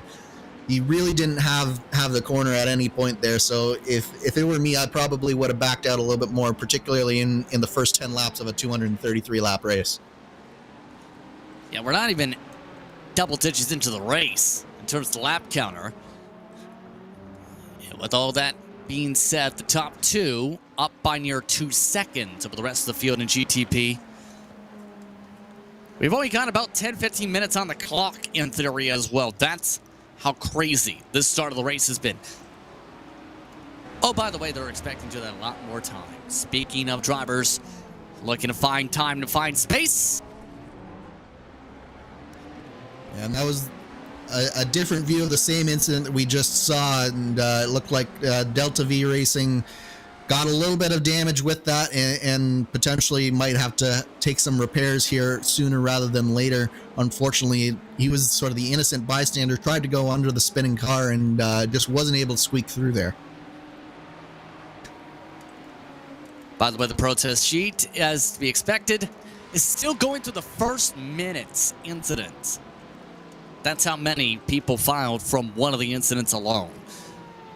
So with that being said here, now that you got the clean space to be able to work with, some chances to breathe here, what's kind of that conversation, the headset you're having as a driver, or rather as a team manager to these drivers that have been able to basically set the pace? It's really sort of centered around, okay, we've got through the first time through the field. If you're in the GTPs, we've got through the GT3s once. Let's just settle down, find a rhythm again. It's going to be easier the next time through, so just don't worry too much about where we are. It's a long race. You've got to be patient, and you've got to really just find that rhythm. I keep on mentioning it, but rhythm is so important in endurance series racing. At a certain point where you get on these very long stints and long times in the car, having that muscle memory and doing the same thing lap after lap is almost as important as having the speed in the car, and being able to rely on the muscle memory and being able to just settle down and quickly lower your adrenaline back down to manageable levels is such an important skill. Just received a note from Paceworks car, by the way. Apparently the meatball flag reason, there was some air between the drivers. The air didn't like to have air nearby, or rather a car nearby it, and decided, you know what, let's take the air and destroy the entire right rear suspension of a race car. So that's the reason out there. You can hear, if you are a member of iRacing and know exactly what I mean by the code words, you know exactly what that means. For others who do not know, he got hit by a tornado. That's the better way to phrase it. Essentially, yes. It's definitely the least favorite part of any iRacer is having your day affected by the dreaded air. But at the same time, it's a product of being able to do what we do and do it as close as what we do that sometimes these things happen. So it's just one of those things that we have to deal with on iRacing that the real world doesn't. But the real world also has far more mechanical failures and stuff like that than we get on iRacing. So it's sort of a trade-off there, I think, Justin.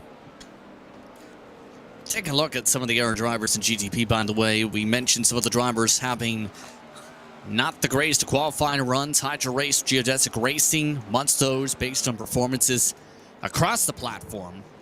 We've seen them do very well in the Club Sports Series, for example. Graham Sanders is trying to figure out a way around Nürburgring Esports.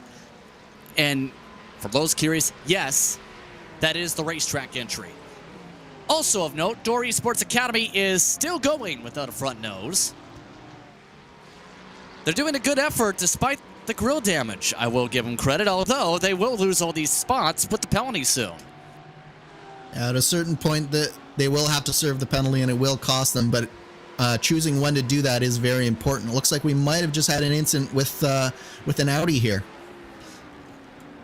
Yeah, especially with it getting a little bit darty here. That's one of the WSR Esports entries you see in this choo-choo train effect. That's the 116, Daniel Ferguson. It's normally a driver we see more so when it comes to touring cars on the platform, and he's getting bottlenecked behind Delta Sport. Now, Modov, keep in mind, if you remember PRL competition, he's a legend there. Like, he's won a lot there in the open wheel side. He's really good in the road course cars, too. He's not going to be an easy person to pass the rest of the day. Yeah, so at a certain point, talent is just talent, no matter what discipline and what type of driver you are. I know I'm more of an open wheel guy, so I just don't have the talent to be good at GT3s or GTPs.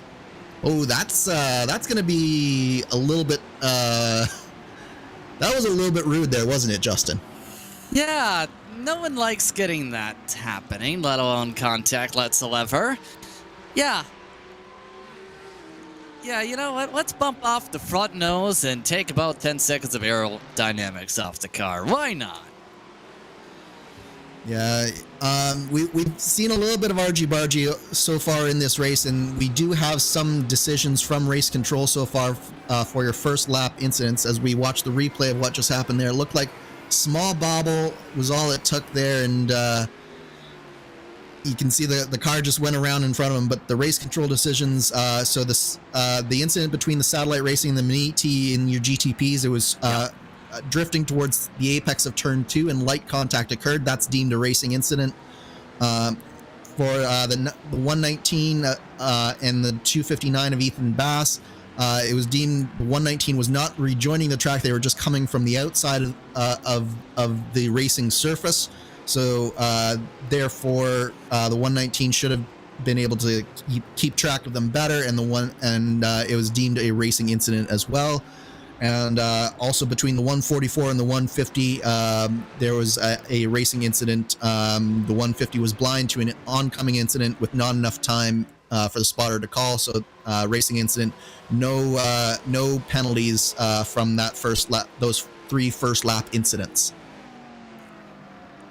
Now, to correct phrasing, I think on the middle one, it was lost track of the cars around them and moved across the track, not rejoined the track. Exactly. Well, and it was the 259, don't forget, of Ethan Bass who sort of came across and tried to dive for the apex there. And the 119 was just sort of on the outside of the exit and trying to come back, but he would have been on the inside for turn 9 there.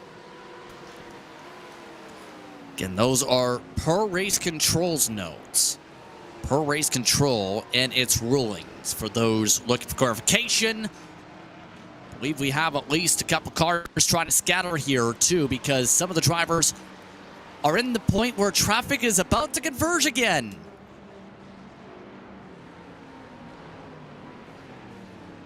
Oh, look, it's converged. Oh, yeah.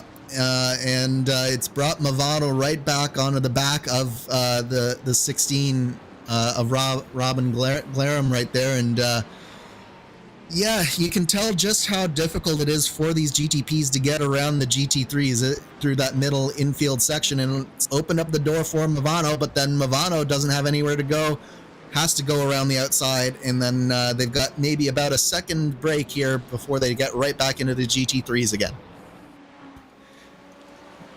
So a little bit of a pocket. Keep in mind, a lot of the others are not having an easy time like these two. While Bo has pulled away by 2.6 seconds, Marcus Hamilton has taken advantage to at least get up to second spot and keep with them. they were losing lots of time before the last wave of traffic. This time, they've been able to capitalize on the wave and say, hello, red car, thanks for the draft. And in turn, say, hello, draft, can you push me to the front? It's definitely one of those cases where you sort of have to try and leapfrog while you can down those two straightaways, because once you get to this infield section, just like we saw, they're right back in it, and it's going to be very difficult to pass again. For context's sake, a lot of these drivers have not been afraid to go 3 wide. I will give them that saying. Tim Matske this time not electing to take a 3 wide, at least with the traffic for now, but the GTPs have a mindset we've noticed on iRacing. It's, I want to go fast. I want to go fast now. Let me go. You're a slower car. If you don't move, then I'm not going to be happy. Matske, for example, just got boxed in. Side-by-side battles add even more precedent to that, where if you choose the wrong lane, you're losing a spot. If you choose the right lane, you're gaining a spot.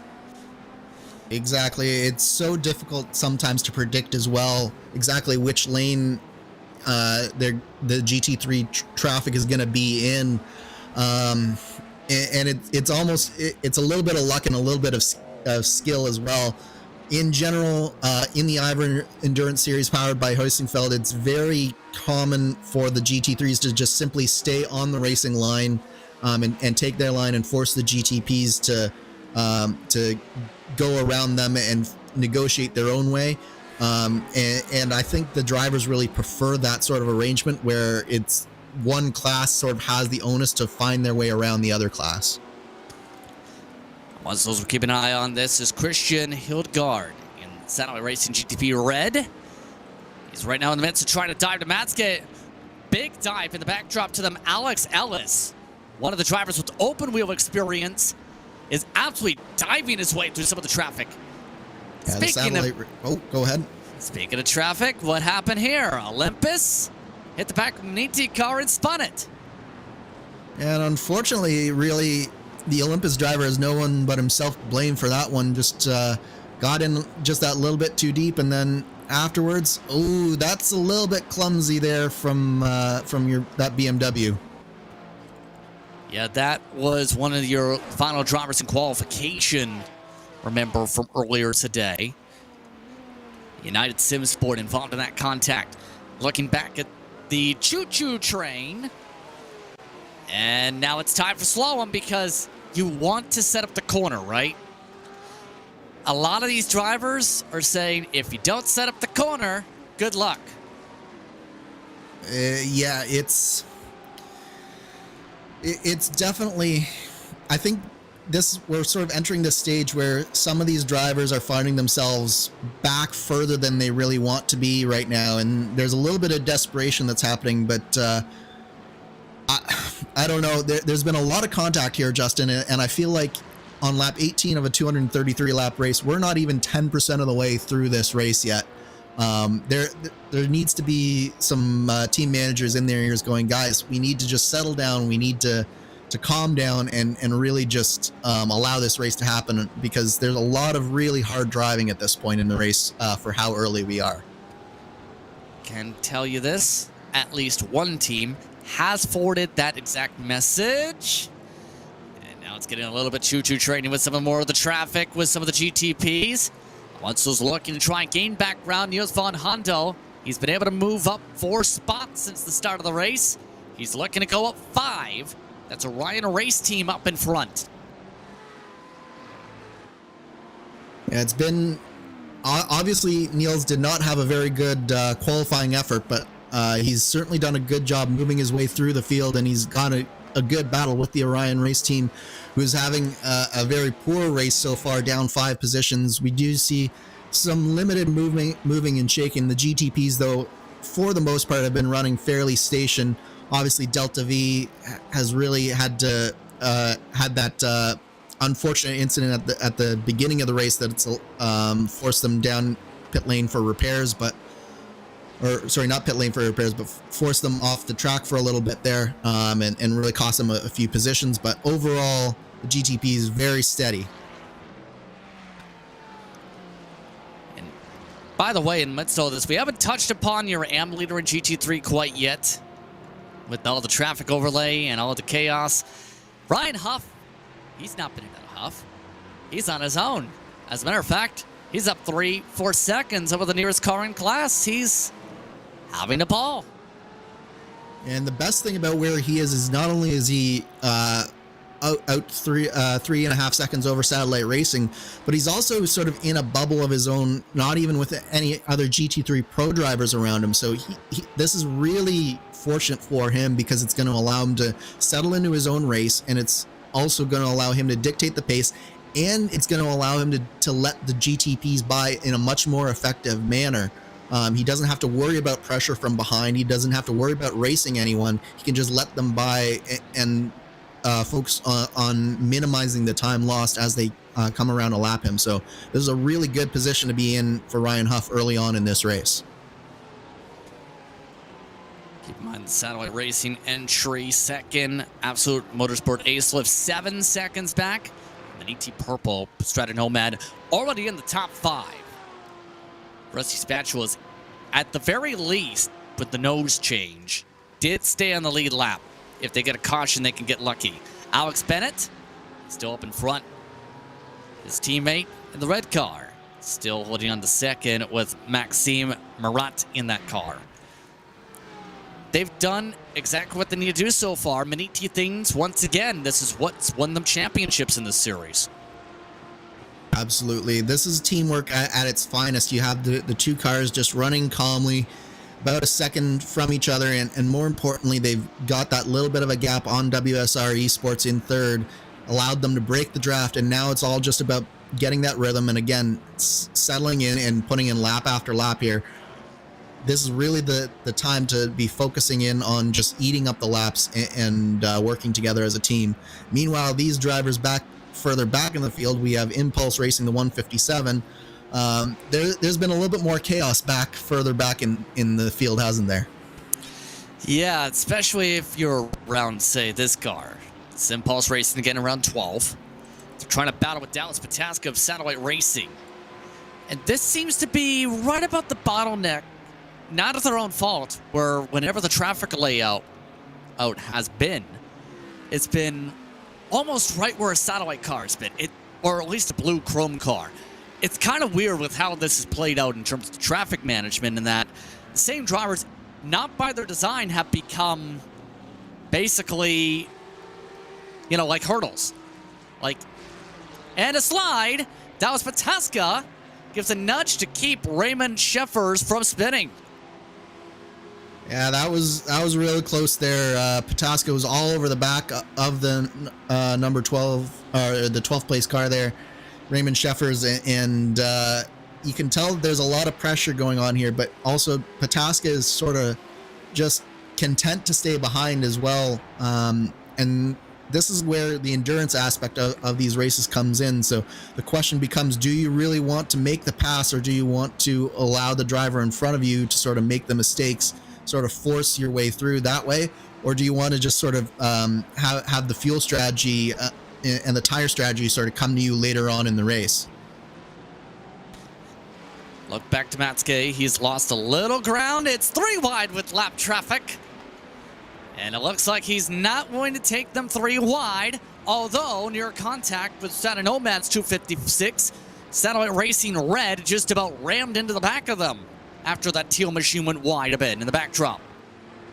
Yeah, that was less than ideal there, but it wasn't anyone's fault. Again, just a byproduct of endurance racing around Interlagos. It's a very tight and twisty area there.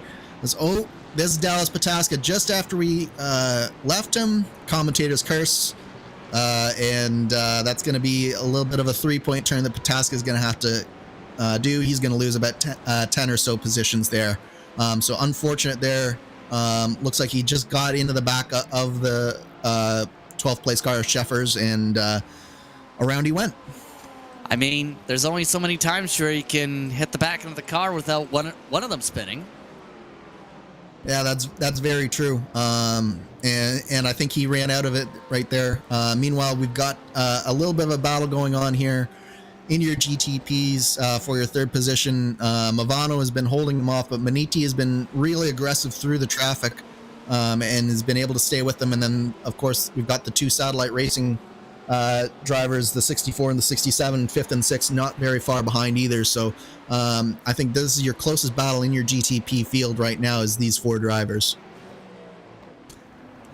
Matt's one of the team managers when it comes to Maniti this season.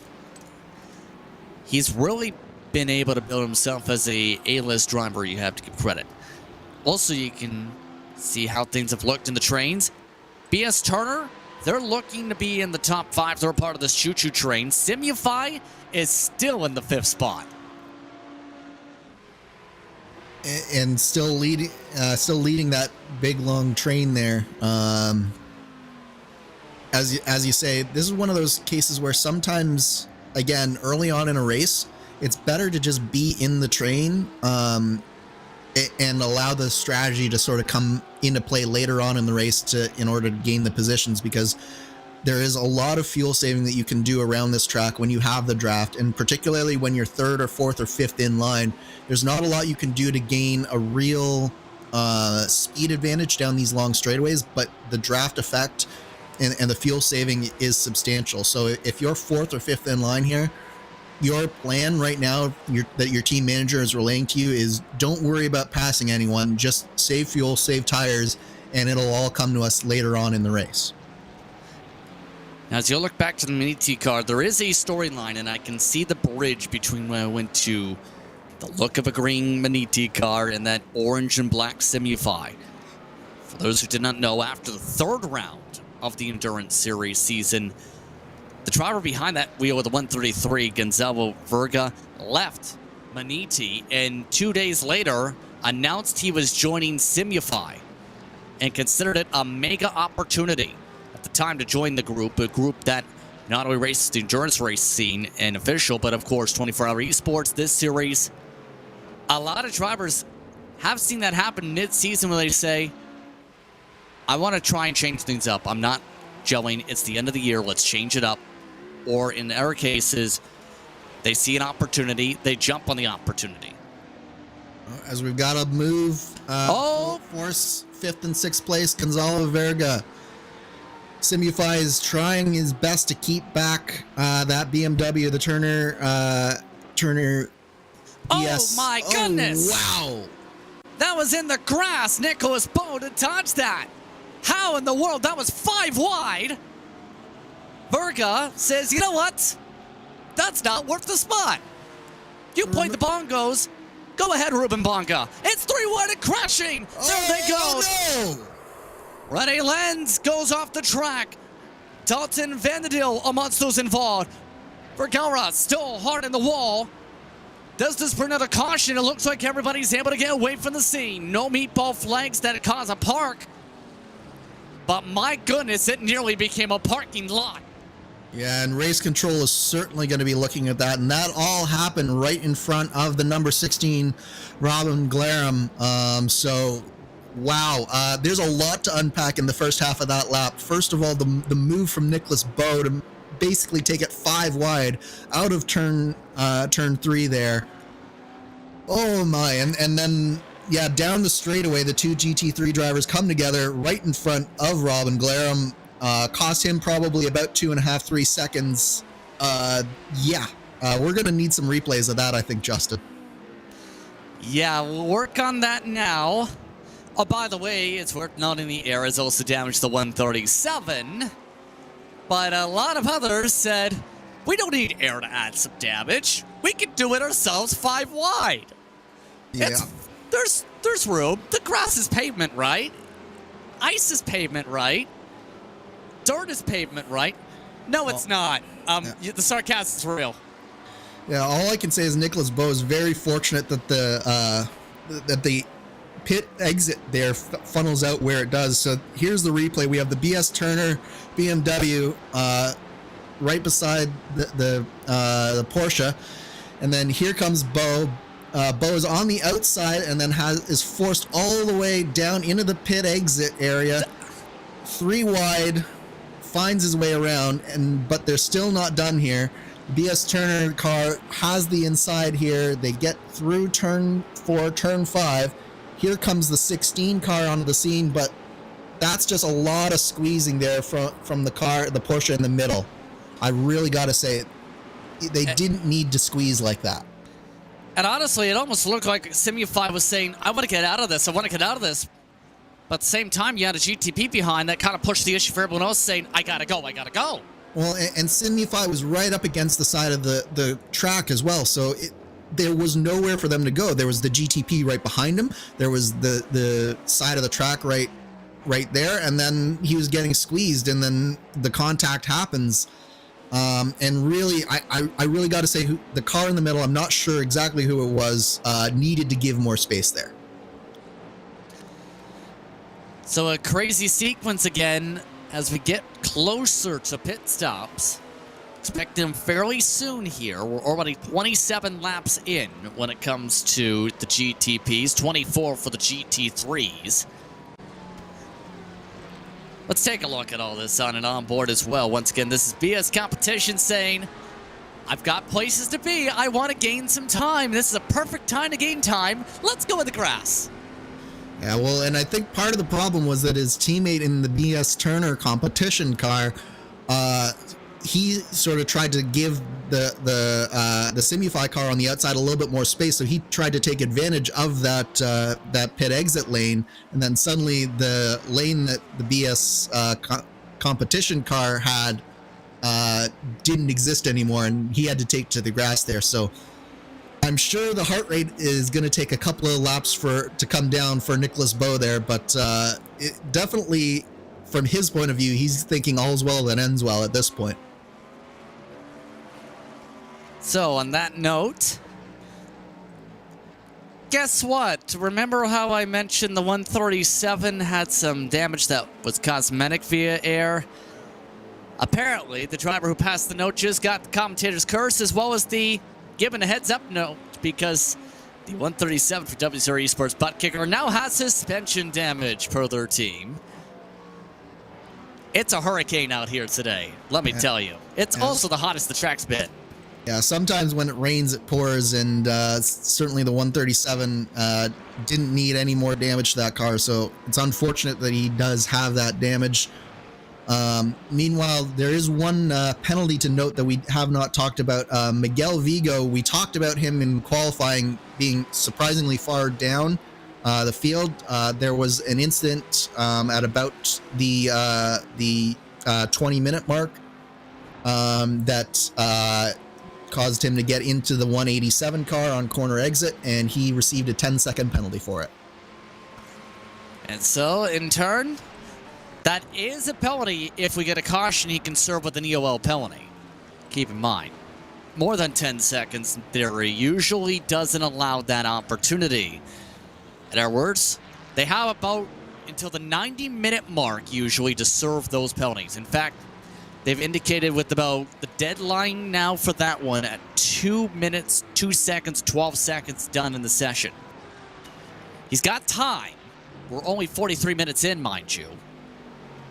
Yeah, but he needs a caution. He's got about an hour and 10 minutes to serve the penalty, but he needs a caution in order to not have to do that.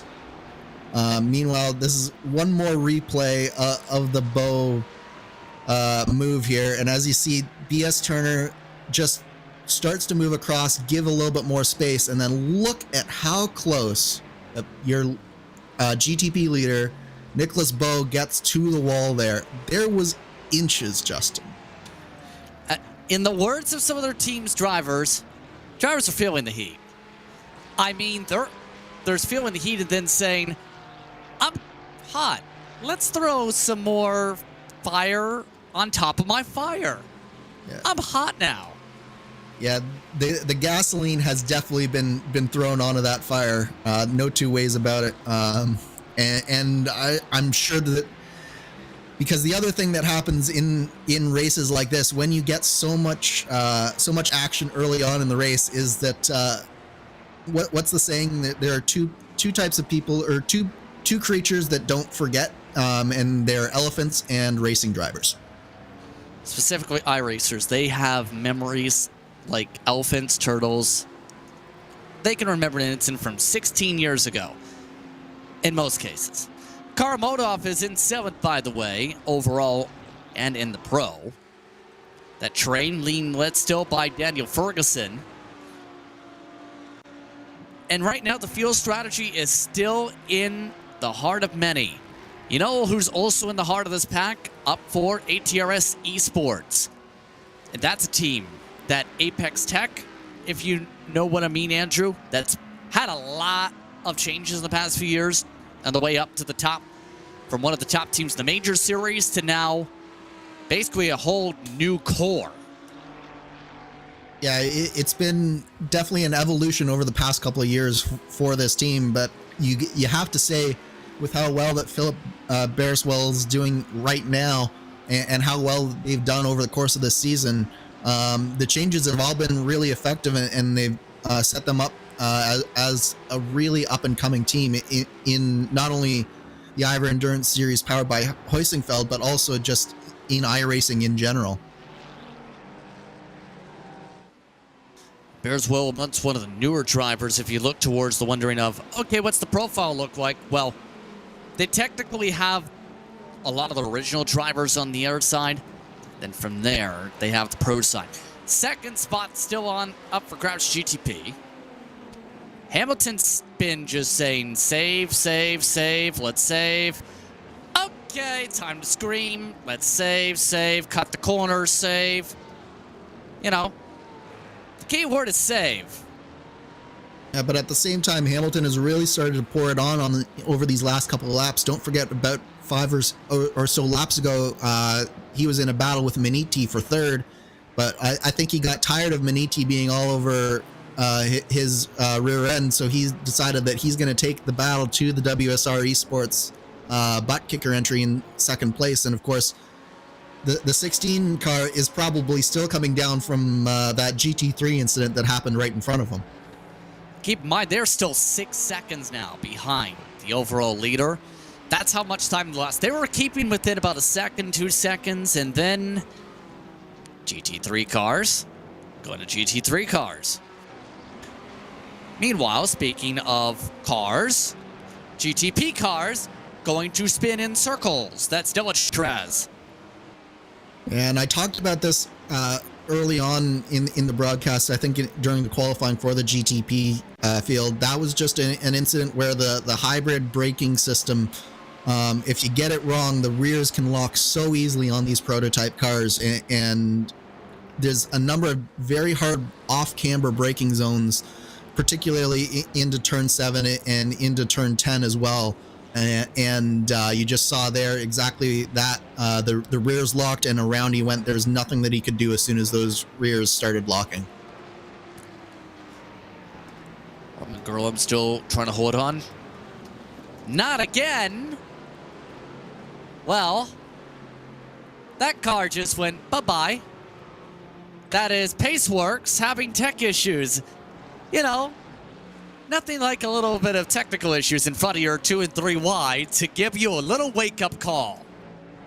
And that was without any warning either. So generally speaking, that's a loss of power or something on the part of the driver, because he just went straight into the ether, no blinking, nothing, just straight away. So normally when that's happened to me in the past, it's been because I lost power or I lost internet entirely. I think we have a car that might be having an issue here. This is the car. 256, Pastrana Nomad. Round they going. It continues. It's like, okay, grass, and time to practice my K-turn, I guess. We need some sound effects, I think, for some of these lazy spins into the infield. We need to get the clown music going.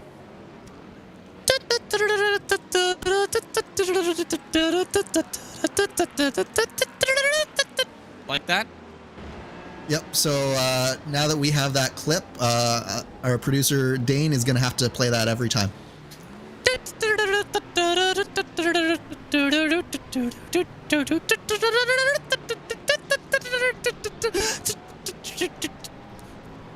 That's going to be so memed that it's going to be ridiculous. Don't hurt yourself on this, Justin. I mean, you haven't tried to say that with your mouth before? Oh, my. So, at least the car's going. Speaking of cars. Yeah, the car is going again, but looking at the top of the field, there's a little bit more separation between second and third again. The traffic gives and the traffic takes away again, and Marcus Hamilton's now about a second and a half behind Robin Glarum. And look who it is. We have a three-way battle again, and is Maniti coming back into the picture once more. At this point, it's going to come down to how your pit stops are going to play out. And Maniti nearly got pushed off the track back there. And that's going to open up the door for satellite racing. See that in the backdrop. There's the traffic. Ruben Bonga is about to have his bongos ripped away. And now Matsuke able to at least run away because of that BMW in turn. You can really see the ebbs and flows of traffic, but particularly in that infield section, you catch the car in the wrong spot and it can cost you, and it cost Matsuke about a second just on that sequence alone. As you were saying, traffic giveth, traffic taketh away. And sometimes traffic says, taketh your time and send it into the incinerator. Well, in that case, just the normal version. So, in that being said here, with pit stops just on the horizon here, we're about 30, 35 laps in here. A lot of these drivers have been able to stretch it pretty far so far. Already about 45 minutes. We're right on the cusp of that. And it looks like some GTPs are saying 3-wide time is perfect time. It's been like that all race, but it's even more time with it's being side by side for my spot. As all 3 wide around the GT3 driver.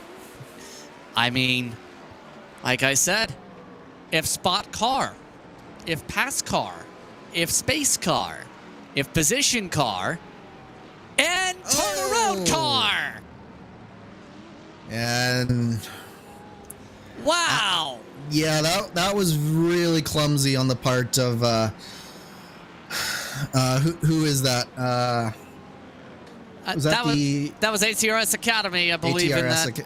Yeah, I'm going, like, if you're gonna stick your nose up like that and keep your nose in there for that long, you really have to make sure that you're gonna be solid on the brakes. And it looks like ATRS just lost it a little bit under brakes, and that's all it takes in that tight of a corner.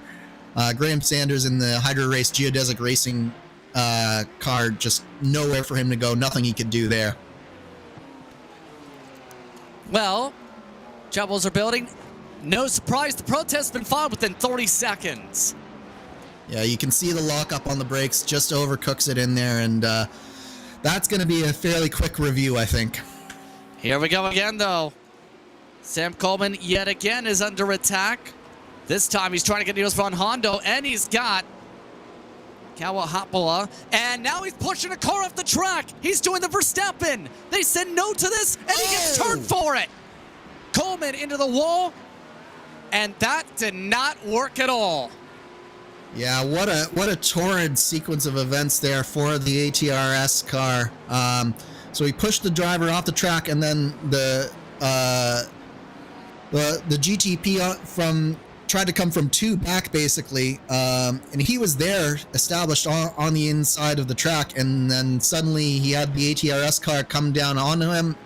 2 goes into 1, and yeah, that's a really clumsy sequence and a really clumsy set of laps there from ATRS.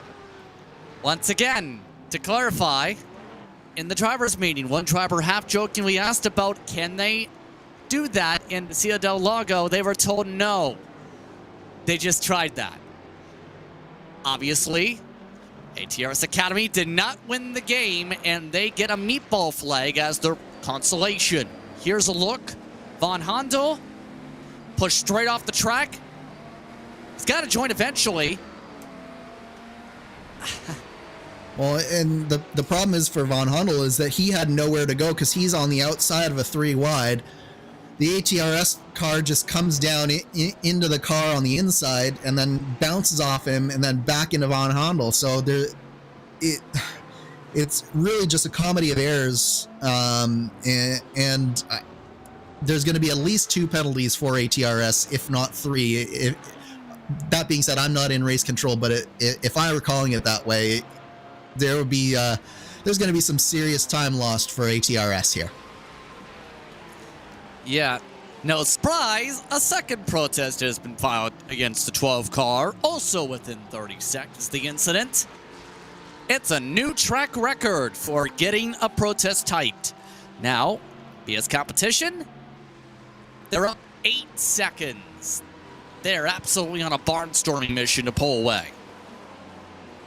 Yeah, it's been really smooth sailing apart from that one heart and mouth moment for Nicholas Bowe. He's just been doing an excellent job disposing of the traffic as he's needed to. Oh! I believe that's the German sim racing car that just made contact there. Yeah, so that was one of the drivers actually further up your GT3 field, I believe, and he just lost it coming out of turn 11 there.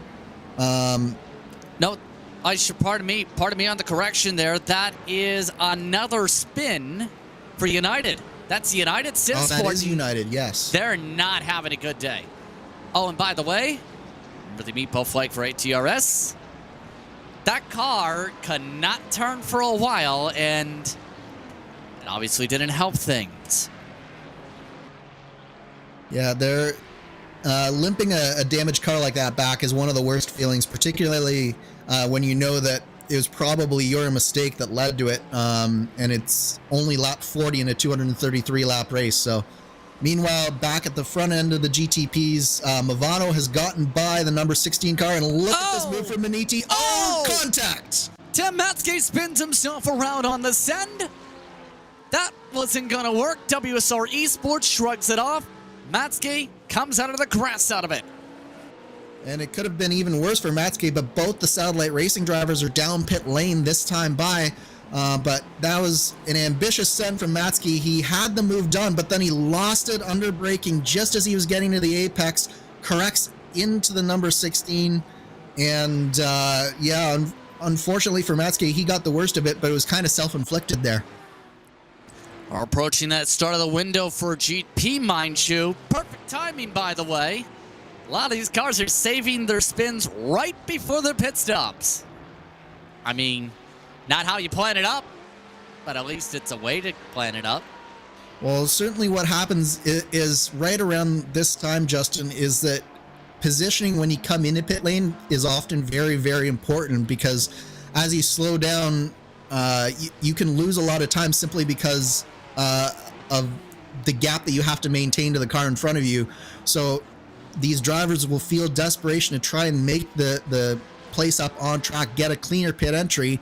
They'll make a move like that, and then suddenly they find themselves pointing in the wrong direction. Keeping an eye on drivers in Sector 2, mind you, as the pit party gets itself underway. And with all the shuffling here, Karl Modhoff has been one of the constants of, he's just stayed in 7th. What else can you say? Delta Sport probably going to be very happy in that gold car. Well, and this is what I talked about. One of the keys to the race right off the top is you needed to be able to just have that consistency and have that consistent pace and consistent running and keep your nose clean. And we've seen a lot of chaos within these first 40 laps. This is certainly not one of the drivers who's caused any of it. Mind you, it's a team that actually just had some exploratory expansion saying, do you want to join the team? Then, if you have a 3KI rating, you can join as of about a month ago. From what I've noticed over the years, they have had a lot of inclusion in terms of trying to bring in talent and in turn trying to develop talent. In September alone, they brought in at least 3 or 4 drivers just from the PRO alone, like Kevin Sandiego, like Gregory Hovson should say. They like to have numbers and develop said numbers. Absolutely. And you find that the best teams are often the best developers of talent as well. And that's how they keep the pipeline going. Certainly, you see some drivers will sometimes move to bigger name teams, but when you're a good development team, the chances of you finding someone and developing someone into a top tier talent go up, and being in the right development environment is so important for a young sim racer's career. So when you develop a reputation like they have, it definitely means that they'll be a sought after team for several years to come here. Oh, we've got another problem for the United Esports entry here. United SimSport, I'm sorry, the United SimSport entry, and it looks like there has to be some sort of suspension damage, because these are not corners that you would normally expect this to be happening on. We've got some side-by-side action on track. Oh! A little bit chippy. 41st overall, by the way. This is amongst those of an AM driver and a pro driver. Nürburgring Esports, Manitou Racing Purple. Now, talking about interesting programs as more pit stops, by the way, for GTP. The Nürburgring Esports group, when you Google it and try and sort out what it is, it's not just about the team. Did you know Nürburgring has an esports bar at its track? Better yet, not, but suddenly I want to go there. Yeah, you could straight up say, let's start at the sim. You have 17 euros, then you get 15 minutes. Do you want to run the green hell? You can get it for up to 57 euros. You can get a group in for 80 euros. That's actually a really good deal. But in turn, they also have the esports teams that they've had built representation in as part of said grouping. And it's really cool to see how sim racing is figuring more and more into the real racing world, and more tracks are having esports facilities like the Nürburgring is doing, and it's very cool to watch sort of the online world and the real world come together and realize that at the end of the day, we're both racing fans. Of note, by the way, all the GTPs have already completed pit stops. That's how quick the window's gone so far. 42 laps into the action. BS competition still up by 10 seconds. Your thoughts on the race so far, Andrew? It's been more chaotic than I was expecting, which is interesting because the first lap was actually less chaotic than I was expecting. We only had really the one incident on that first lap, but then all hell sort of broke loose after about 10 laps here, and the aggression and the elbows came out, and then we really haven't settled down too much yet, and I feel like we still need to lose a few more cars and teams before there's enough room on this track for the aggression to really settle down.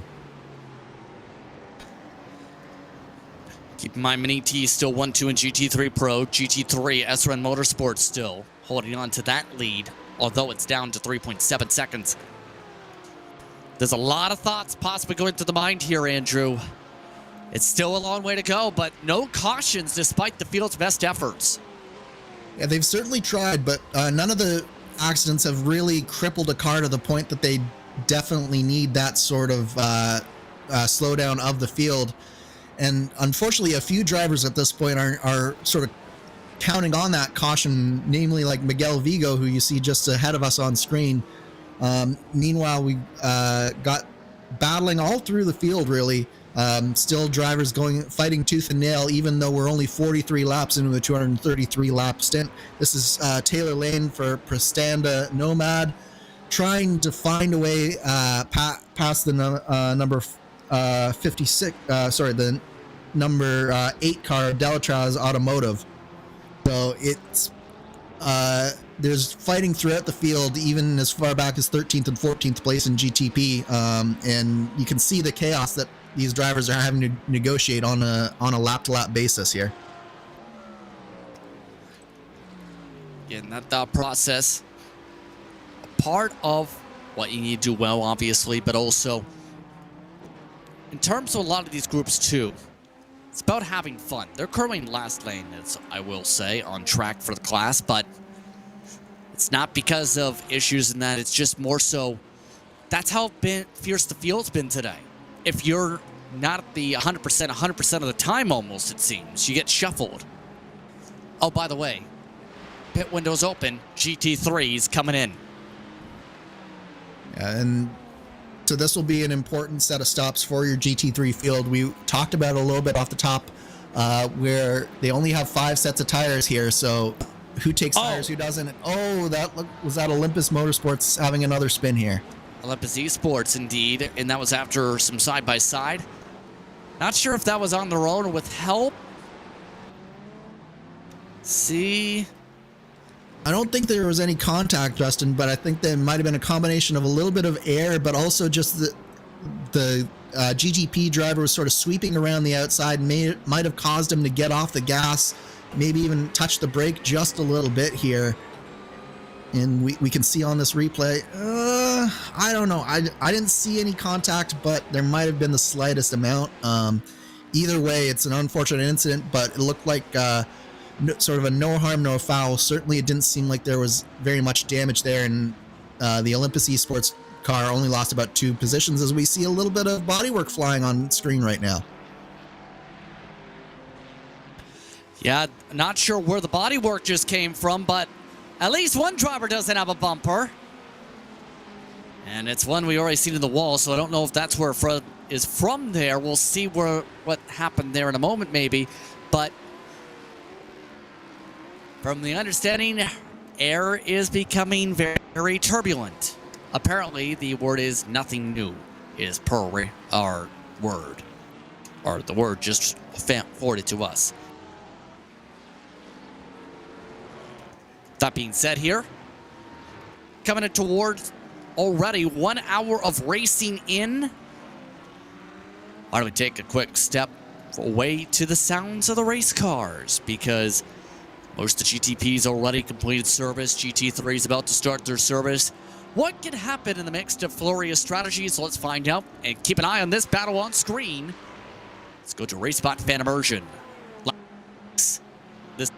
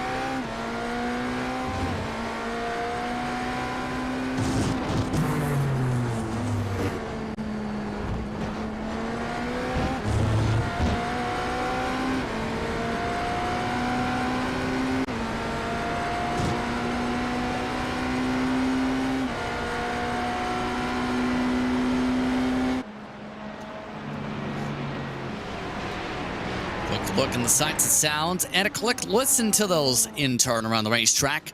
Nicholas Bowe leading already now. The gap down to 7.68 seconds or so on the racetrack. Pit lane is open for GT3s. The leaders are in fact. As expected, Maniti is in. Sam Geisber's getting set to go amongst those in the lane. Also a very slow, fiercely machine. The dropper change for the 179. No change for the 178. In the midst of this window, and look at that, a much better service. And it looks like Geeks Energy and Fiercely Forward is serving a penalty. They're in the penalty box. Yeah, certainly this is the time to do it as they come on the pit lane for their first time. You don't want to have to come down pit lane a second time simply to serve a penalty. So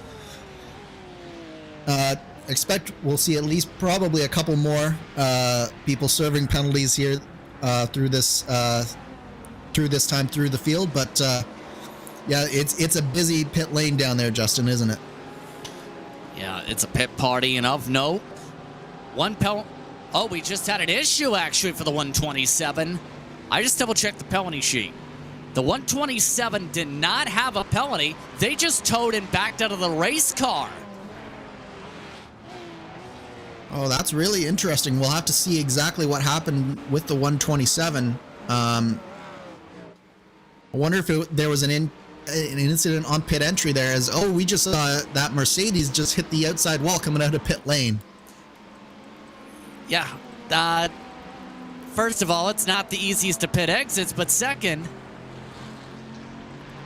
I'm not sure what just happened for them to hit the pit wall. That's Paul Lange that just scrubbed the more paint off the wall.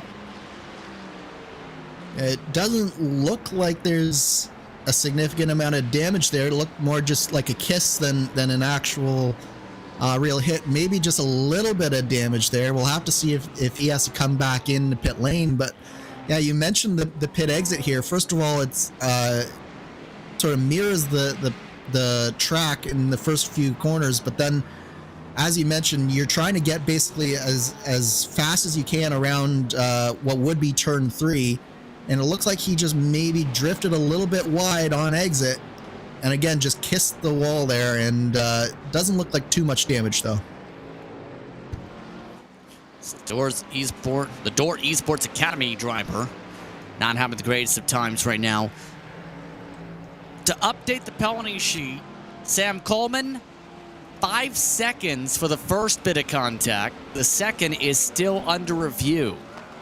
One of your GTP entries. Remember ATRS Academy when it had a flurry of crashes in a row.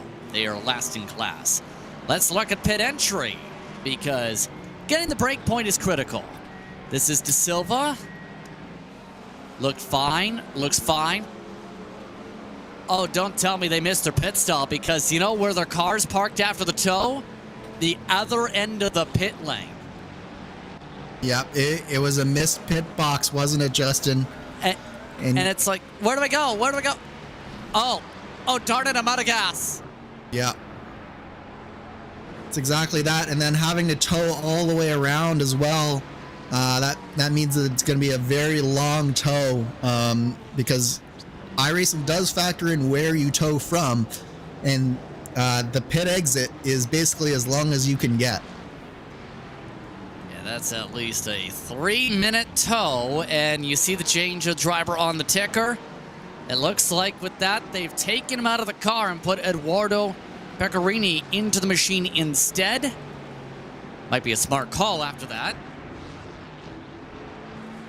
Yeah, he would have been rattled if they had left him in the car, so I don't blame Pecorini for taking over here for sure, even if it was maybe unscheduled, but I suspect it was probably scheduled anyways. But yeah, it's so easy to do at this pit lane, because you're basically going right from the track as hard as you can on the brakes, and if you just aren't paying attention, miss your pit lane, then or your pit box, then there's no worse feeling, really.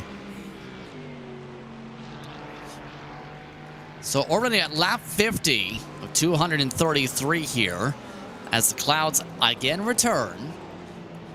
Once the many changes, Drake Esports now putting in their first driver change of the day, really.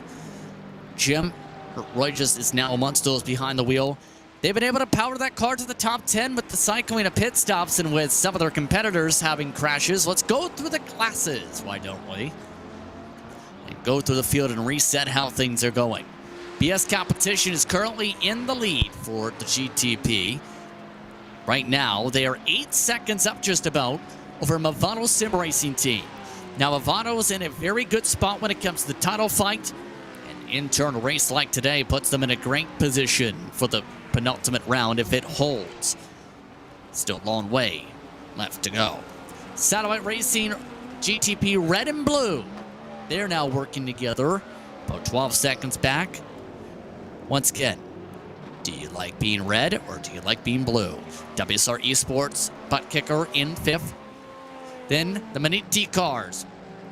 Matt Skate's normal green car, Maniti Racing black, and a green colored car in 7th. And Nürburgring Esports and its GTP entry currently round up the top 8, 37 seconds about the difference there. Although it's now down to 36 as you see on the timing screen. Then to reset how things are in GT3, let's start off with the pro side. Where so far the pro class has been on a roll. Maniti Racing blue and red. Back to your favorite color choices after all. They're 1 and 2. WSR Esports butt kicker currently in 3rd. But look who's jumped up there with how things are cycled on track with the pit stops. Brabham Esports did stretch the furthest out of anybody, but BS Turner just took back 4th. And they've been able to jump ahead of teams like German Sim Racing and Team Heusinkveld in its 148 entry. 7th spot right now, the 116 WSR Esports butt kicker. Delta Sport lost a spot in the pit cycle, though. They have dropped back to 8th, although they are still in range of Daniel Ferguson. Then there's the AM class, also known as simply GT3. It's been extremely quiet. And that Ryan Huff, he's just outright dominated. Had about 3-4 second cushion most of the way so far in the class. And so far, so very good when it comes to the 274. The interesting is who's second. Paceworks Esports. Remember the let's disappear 3 wide? That was the case of the pro car, basically, and for McCaffrey, especially. Well, they're still second, 12 seconds back. Maniti Racing Purple is on the doorstep. They're getting separated by a pro car, mind you. That's several laps down. Delta V Racing is next behind them on the racetrack. Was, should say, before some of the pit stops. Should say in terms of the class, it's a Ryan race team. Skill Esports is currently in the 5th position. We haven't mentioned that team too much today at all, actually. They're trying to hold up Strata Nomad. Con Ed Lindmo currently behind them in the Ferrari with yellow lights because yellow is calming. Then Turk Freak Racing, it's Red Gate Machine, currently in 7th. Olympus Esports Atlas, rounding out the top 8 with Matt Loveridge. Looking to see if he's going to be able to find some love and find his way up the racetrack. That was a very punny end to that one, but that's your run through the field as, oh look, it's the GTP leader.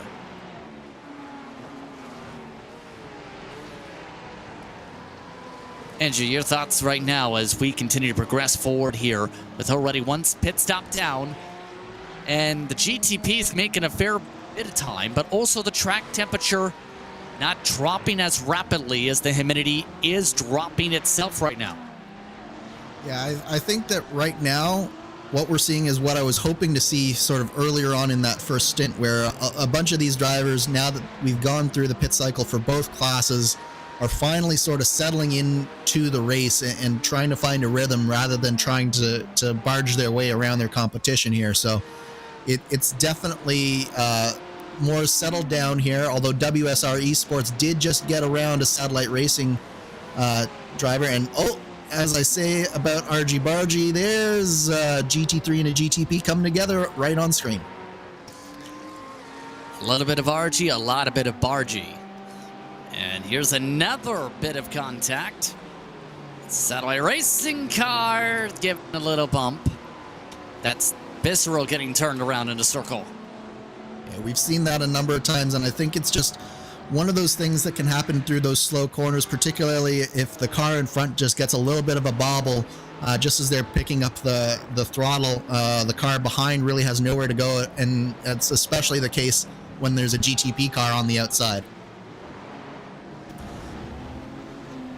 Back to the replay machine. Here's a look from aboard. Boop. Yeah, so the car in front, I think, was probably picking up the throttle just a little bit late because he was anticipating the GTP car coming out to his outside and not being able to use up the full outside lane. And then the car on the inside, the following car that we were riding on board with, they just weren't anticipating the delayed throttle application there.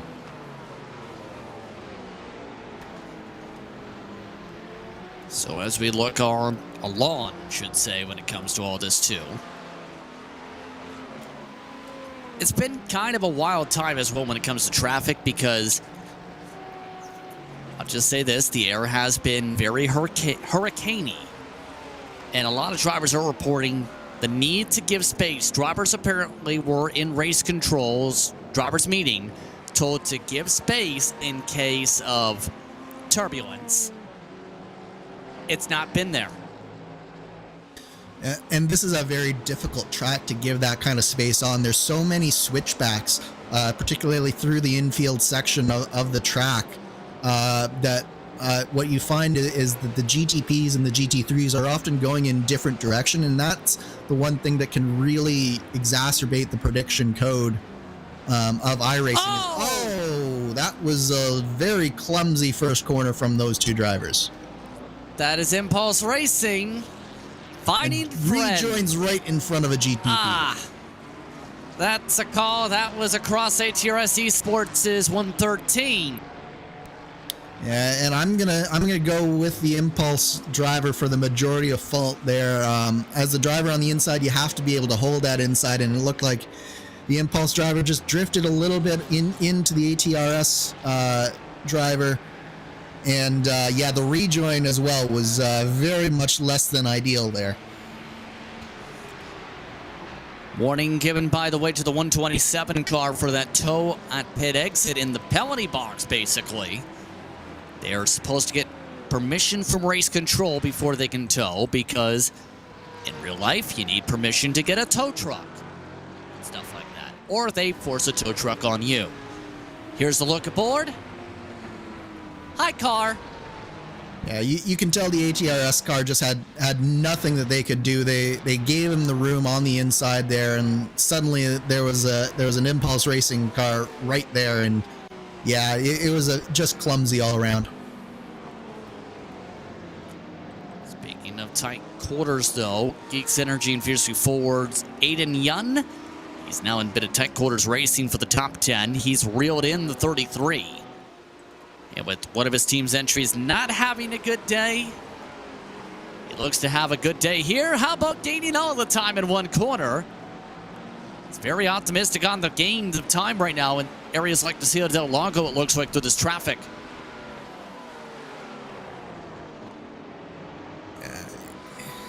You can tell some of the drivers who have had incidents earlier on in this race maybe feeling a little bit more desperate than the drivers who are more settled in, and it's causing a little bit of chaos out there right now. But overall, I'd say that we have definitely settled down compared to what we saw in the first 30 or so laps of this race, Justin. I give that 15 minutes before the commentator's curse remains undefeated because, well, actually 15 seconds, Olympus went off track. That was just a small off track. That was hardly worth mentioning. Then the 15 minutes still stands. But let's go back to that battle in terms of the battling here. Yes, it tends to spread apart by this point, but all it's going to take is one bad move, and you have trouble. Aiden Yun had a good move, though. This time, it looks like the 33 knew it was coming. Yeah, we've had a couple of clumsy moves at turn one, but that was a really nice move there from Aiden Young.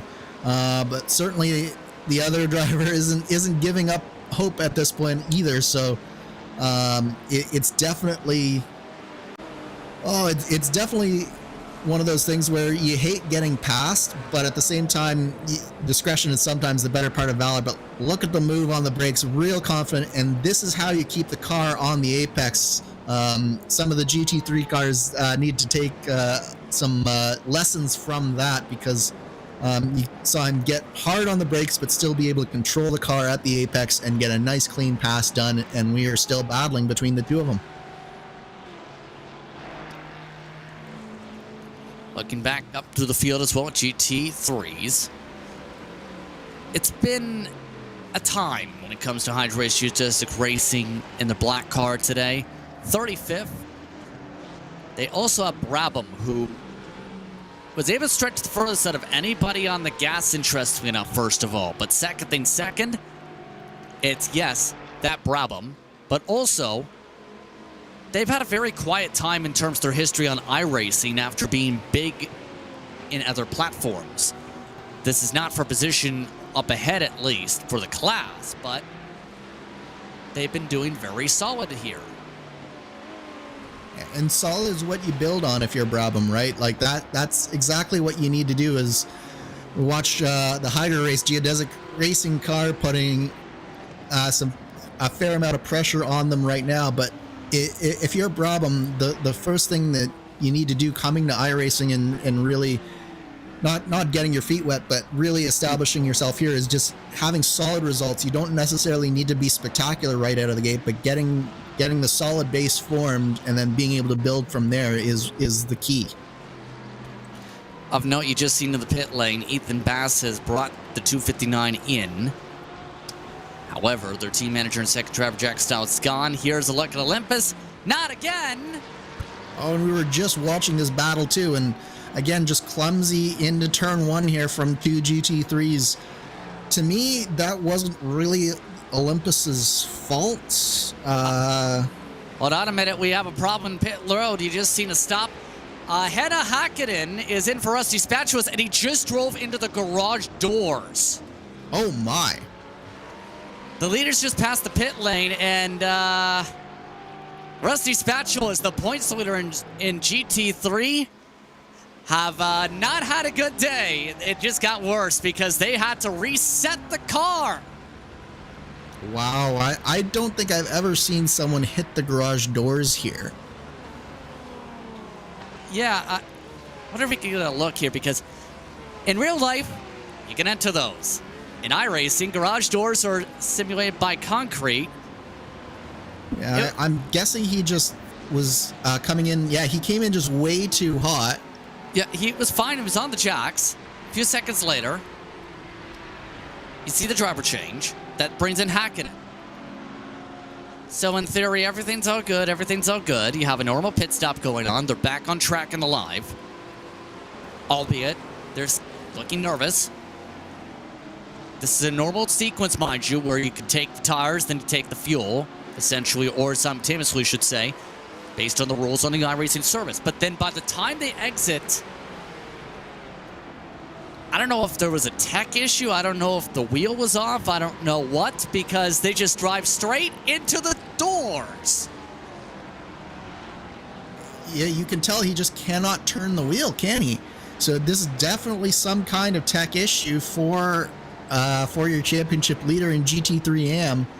And he just reverses right back into the pit stall, and the car will have to be reset. But yeah, it definitely seems like a wheel failure in terms of the hardware, because you could tell he was trying to turn and he was trying to go, but there was just no turning that car. That car is running at least 8 laps down. It's not last. It's still rolling. Here's a look on board, and for good measure, watch the steering. That's not even moving at all. Yeah, so there was some kind of calibration error, or the wheel was disconnected entirely. So unfortunate circumstance there, but at least they were able to get it sorted out and get back into the fight. They were looking to try and pick off drivers based on attrition at this point. It's going to take a lot of luck to be able to get back in position. Now, Justin, we have had some race control decisions, and I think there will be something that not only yourself, but the drivers should note. So Sam Coleman, unsurprisingly, was given a penalty for causing a collision with the 62. That was the incident down into this corner right here where he locked the brakes and spun the Hydro Race Geodesic Racing Team. So he gets 5 seconds for that. But guess who got the penalty for the incident down at turn 3, turn 4? Niels van Handel. It was Niels van Handel taking it 3 wide on the rejoin. That's a big incident. And that was United Sim Sports, I think, maybe finally putting themselves out of their own misery here. But Niels van Handel gets the 10-second penalty, so it looks like the Verstappen move is back on the cards. Tim Matzke also got a warning. Here's another look at under United Sim Sport. Here's the shocking thing. They don't have mandatory repairs from that. Looks like the BMW has been built like a tank today. I'm serious. It's still in 53rd. I have no idea how you could not get mandatory repairs from that. You don't hit the engine, you hit the side? Or vice versa? But he hit the tires. Okay. It's iRacing. Fair enough. I don't know. I know. I can hear your frustration, Andrew. Well, judging by how that car is handling out on the road today, that won't be the last time that we see an incident such as that with that car. But yeah, so the United Sim Sports entry soldiers on, but yeah, very interesting decisions from race control here that will, I'm sure, be being relayed to some of the drivers as well, because if you really can run people off the end of the road there, we're going to see some more incidents into turn 3 and turn 4 there. See, I recall for that last crash, but here's the thing. It is very difficult to be a race control. It is. Yeah, a lot. Even drivers in teams in the series, some of them have that experience. Like, just yesterday, some of those from the Orbit camp, like Jack Stiles, is part of the group. For those who kept an eye on the NGK and NTK Esports Cup, it got to where the second race, which is an invert race, had so many incidents. I couldn't believe this when he did it. He straight up slapped himself in the face because they were crashing too much. I mean, that is one way to do it, I suppose. I don't get how that stops the crashing, but I mean, if half the field spins, you have to let your frustration out. But also it shows the difficulty of race control. Yeah, I have been in a race control situation before, and I can tell you that it is very difficult to be able to review all of these incidents in real time as well. So I'm certainly not going against race control. I'm just merely pointing out the fact that if the teams were sort of expecting one thing based on the driver's briefing and another is how it's being adjudicated in the race, if I'm a team manager, I'm definitely relaying that fact to the drivers, because that's information that the drivers can use. So if you can sort of move the driver off the edge of the course there in through turn 3, if I'm a driver and if I'm a team manager, all my drivers need to know that. And also, please don't hurt yourself while slapping yourself in the face. It not feel good. Back to race cars. Keep an eye on the various different ones to zip around here, including Hornet's Nest just up the road, but also the fact that we very quietly have seen teams like this one you see on screen with SimCity Racing cover from chaos around them, still in top 10. Up the road, it's a little bit different because some of those with the damage are up said road as traffic. Yeah, and this is the tricky part, isn't it, where the damaged cars have rejoined the race now, and they've been semi-repaired, but maybe not all the way repaired. So you have where at the beginning of the race, you're used to having cars basically all going the same speed. Now you're encountering cars that are going different speed, even though they could look the same from the back. And so if you're a GTP driver or even a GT3 driver, you're negotiating traffic very differently than maybe you were right at the beginning of the race. And it's another wrinkle to these long endurance races that you as a driver, you just have to be so adaptable and so flexible with your driving style and your approach to overtaking all of these different situations that you encounter throughout the course of this race. 75 amongst those you throw into that mix, by the way. They're currently 54th, 14 laps down. Never know if there's somebody else that's going to have a problem. Right now, essentially, we've had one or Only the 1-2 DNFs of Orbit and Paceworks Pro entry. And in those types of situations, you just have to stick it out. You have to see what happens if you really want to be a driver for the championship. Yeah, absolutely. It's you never like having to drive around a damaged race car, but if there's any way that you can finish a race like this, particularly the fact that we're only 65 laps into a long race here, you almost have to just soldier on and keep going if you want to have any shot at a championship, because the points do get very limited very quickly the further down you go. But we've seen how chaotic this race has been already, Justin. There's bound to be more incidents as this race unfolds. Still a little bit darty when it comes to some of this too. Also in this is a driver that is, amongst the AM battles, Absolute Motorsport Ace Lift. They're trying to find a way around here. And remember, this is not going to have a factor for the points, essentially. It's basically just, not even for position, it's for overall. I mean, for track placement. Yeah, it's for track positioning, but it's for both of them, right? Because you look at the driver right behind this battle, and that's another AM driver. So the leading AM driver here is thinking, well, if I can keep this pro driver in between, I've got a buffer. So I would rather have that there, but there's a little bit of wheel spin coming out of that corner, and that could just be the opening that he needs here. And a few others want to jump you and say, we want to go fast too.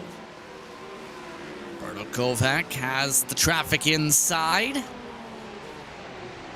and is not going to give it up that easily. Going to at least try to defend. Nearly got into contact, had to hit the brake as Satellite just up the road is in the same boat right now. Trying to pass by another AM driver, and now they're squeezing. Getting a little bit too tight. Will anybody give or take here? It looks like the answer is yes, the M car will. That is Delta Sport trying to make a pass too. Not for position, but at least to get around it all. Yeah, this is some nice clean battling here, which is a change from what we've seen with some of the previous incidents, but there was a real good clean battle there. And again, your pro driver is sort of trying to find his way through these AM drivers and pick their way through. And it's so difficult racing drivers in the same car, but not in the same class as you. Even on the same lap, drivers with some damage, drivers with no damage, drivers that are just getting into the car, some that are not in the car, some that are ghosts, some that are not ghost. You know, the usual type of things. But no, seriously though, it's kind of just one thing you have to deal with, but also we're being aware of all of it is so critical. Yeah, absolutely. It's the awareness that is really the hard part as well. You have to be keeping track of so many different things, especially when you're in one of these slow cars. It sounds like it should be easier, where you have more time to react to everything, but everything's also coming at you very quickly, whereas you don't have the nimbleness of a GTP car to sort of negotiate around. So you have to be thinking at almost two different speeds. You have to be thinking at the car speed and at the speed of the cars around you, and it's a very difficult balancing act to get done properly.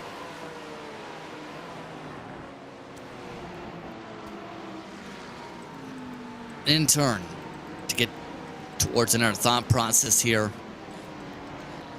keep an eye still on one of the Satellite Racing entries in the midst of all this. And keep in mind, Satellite Racing is amongst those that's had a connection with teams like Brandness, or with Daniel Morad, should say, over the years in various different series. They've had a lot of growth as an organization. They really won a lot of the major series. Christian Challenger and Dallas Pataska, a big part of that. In terms of series like this, they've been slowly improving. And that's often the case when you get a team like Satellite, where you have very consistent drivers line up. People like not only the drivers you mentioned, but like Alex Ellis and Adam Crane, been around the team for a very, very long time. And you just see them slowly progressing over time. They're very talented drivers who just need more and more time in all of these different cars to get their level raised. And as the team gets more experience collectively, the level of the team gets raised. Well, you've heard of bump drafting? Well, how about bump shunting? Wow! Wow! Yeah, that's a good way to break your car. Have you ever? I mean, why go left or right when you can just go through them like a bowling pin? Bulldozers. I have never in my life have I seen a GTP driver just not move at all. Like he just went straight into the back of the GT3 driver there. Yeah, like side by side in front. There's a lane in the middle. Up. Like there has to have been some kind of blinking that we're not seeing there in order for that to happen. What car was that again? I think we need to see it one more time just for confirmation's sake. From my understanding, it's ACR's Academy. Yeah, Seb Coleman's having a moment. Yeah. I mean, he's already had a couple of questionable incidents today. One certainly where he got a penalty for it. Yeah. Unless there was some sort of malfunction on his end or some sort of blinking that was happening, I have no explanation as to why he just drove into the back of that car. Apparently, there is a comment forwarded that I'm not sure who it's affiliated to, but apparently it was, real sorry guys, the driver had a throughput and all the cars disappeared. I guess that explains part of it. I mean, when in doubt, keep foot in throttle. I suppose so. Yeah. Definitely not ideal.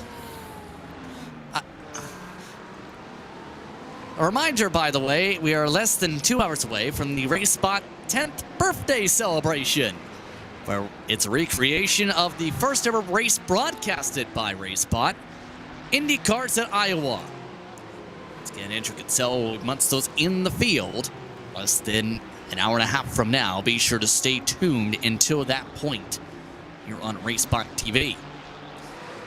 And that being said, a lot of these drivers are almost trying to use the birthday candles essentially as jet fuel. Yeah, it's been an aggressive birthday today, hasn't it? A few unexpected incidents for sure, and fuel has definitely been put on the fire today. We'll put it that way.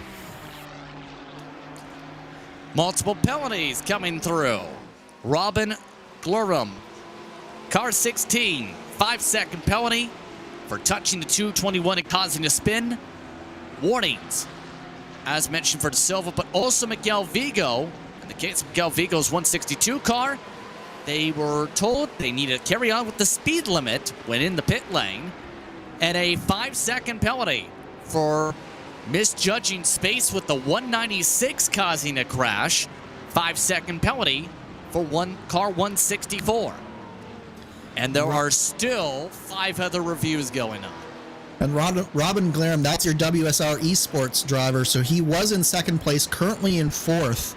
And he's 12 seconds back of your race leader. So a 5-second penalty is going to be very detrimental for their efforts here today. That'll put them back at least into fifth, if not into the clutches of Maniti Racing, the number 1 car. As Aiden Young is around. Oh, and that's in the heart of the racetrack, out of the final complex of corners. I believe he got off the track in time. No caution, no other drivers seem to be in the grass with them. It looks like we can take a breath for 5 seconds. Yeah, he just about got away with that one. It looked like It might have been just a small clip of a GT3 driver in front of him. That's nearly disastrous there into turn one, but both drivers soldiered on there. Yeah, that's Jacob O'Reilly saying hello to Rusty Spatulas. At this point, Rusty Spatulas will run out of rust material on the race car. It's been one of those days for Rusty Spatula, unfortunately. Just everything that is happening around them has sort of always been happening to them, and it's just one of those days that can happen in endurance racing where you're not necessarily doing anything wrong, but at the same time you have no luck either. Interesting to note, and remember the Maniti 1-2 that was holding firm for pit stops and after pit stops?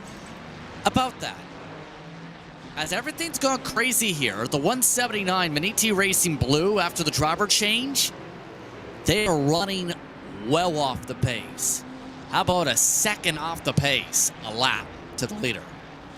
Yeah, you notice they plummeted.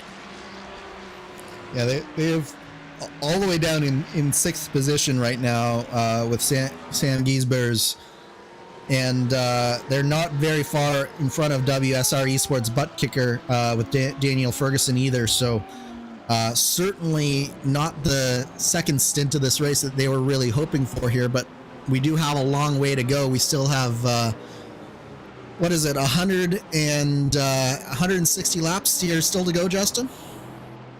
Yeah, it's a long way to go till home. And a couple different teams have just indicated some of their issues going on. 211, Henna Hakkinen has confirmed we'll quit on the way out of the pit lane. It's what happened. Vince Peters, technical issue involving the sim, not the internet connection. So that's forced Beckham Jasir back into the 196, 10 laps down to the overall leader, but 2 to 3 down to the rest of his class. A lot of drivers are not having a fun day. Oh, and if you don't have fun this early on, it's going to be a long day for many of these drivers, because again, they've got another at least 4 hours here still to go. So there's a long way for these drivers to continue to soldier on through this race. And being 3 laps down already is not fun.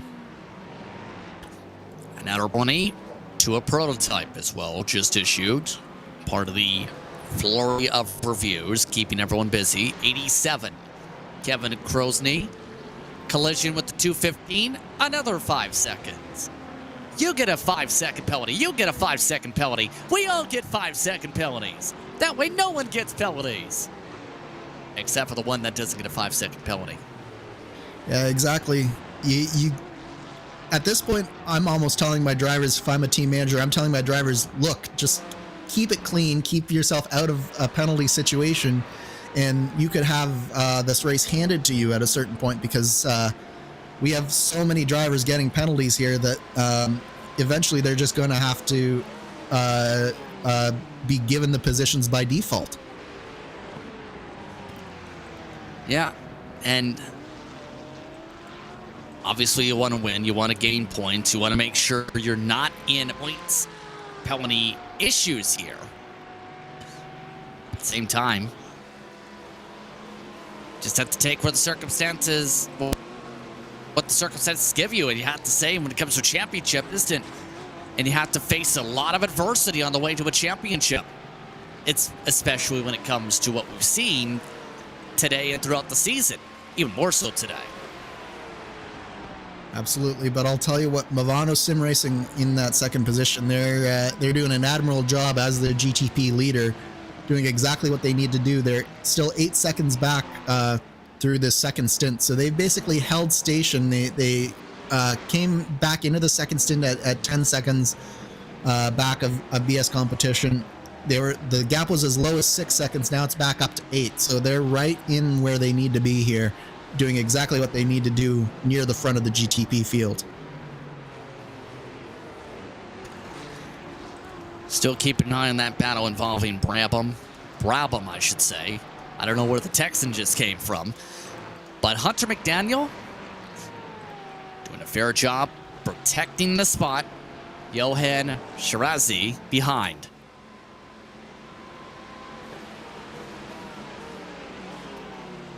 And the funny thing is, apparently, have you ever seen that interview lately with Tyrese Halliburton of the NBA? I don't think I have, no. He actually talked about it and confirmed on live TV, I believe it was Pat McAfee he was with, where sometimes he just randomly changes his entire voice uncontrolled in the middle of a sentence. Oh yeah, I've had. It's crazy like that how happen before. Then you go from being Canadian to all of a sudden I'm in Texas. Yep. Now, normally that takes a couple of drinks in me in order for that to happen, but yeah, it's happened to me before. Yeah. I mean, it happens. But for race cars, things looking to be happening. Including Maniti Racing Blue, is this driver to driver at this Geysers? Is he pushed off the track by Ferguson? Or is this a strat involving tires here where... what is it here with Maniti? Well, you bring up tires, and that's a good point, because Maniti, I believe this was the car that did the driver change, so maybe they elected to do the driver change but not change tires. So everyone else around them could be on a fresh set of tires. They're on the old set of tires and the new driver, and that's what's causing them to lose so much time here. It's so interesting in terms of that, just how one change of a variable can really change the complexion of the whole race. It leads obviously to the question, what does this then in turn look like for Maniti Racing Blue later on with how much time they've just continued to bleed here? Yeah, well, we'll have to see, because I think that at some point all of these GT3 drivers will have to do the long stint on at least one set of tires here. So the question is, will they be able to make it up at a later time in the race where they'll have fresh tires and everyone else will be on the older tires? One potential benefit of having the fresh tires later on in the race is that, generally speaking, stuff is a little bit more spread out at that point in the race, and therefore passing can be a little bit easier at that point, as you with the faster car are able to catch the drivers and draft past them and not get stuck in draft trains. So it definitely could still work out if that is in fact what is going on here. Pit stop window open, by the way, you just seen for GTP. And BS competition, this entire run has not had to deal with much outside of pass a car, make a move. Pass a car, make a move. As a matter of fact, it's nearly time for pass a car that's in the same class, lap a car. That's how quick they've been, 10 seconds up over the leader, or as the leader. Yeah, Nicholas Bowe has just been solid out front this entire race, hasn't he? He had that one spectacular move where he took it 3 wide with the BS Turner car and another GT3 driver actually right through this area right here, and this is a good sportsmanship there from the lap car. Sometimes when the leader is as dominant as Bowe has been, it's very easy for the lap cars to just, get out of the way and sort of get on with the rest of the race.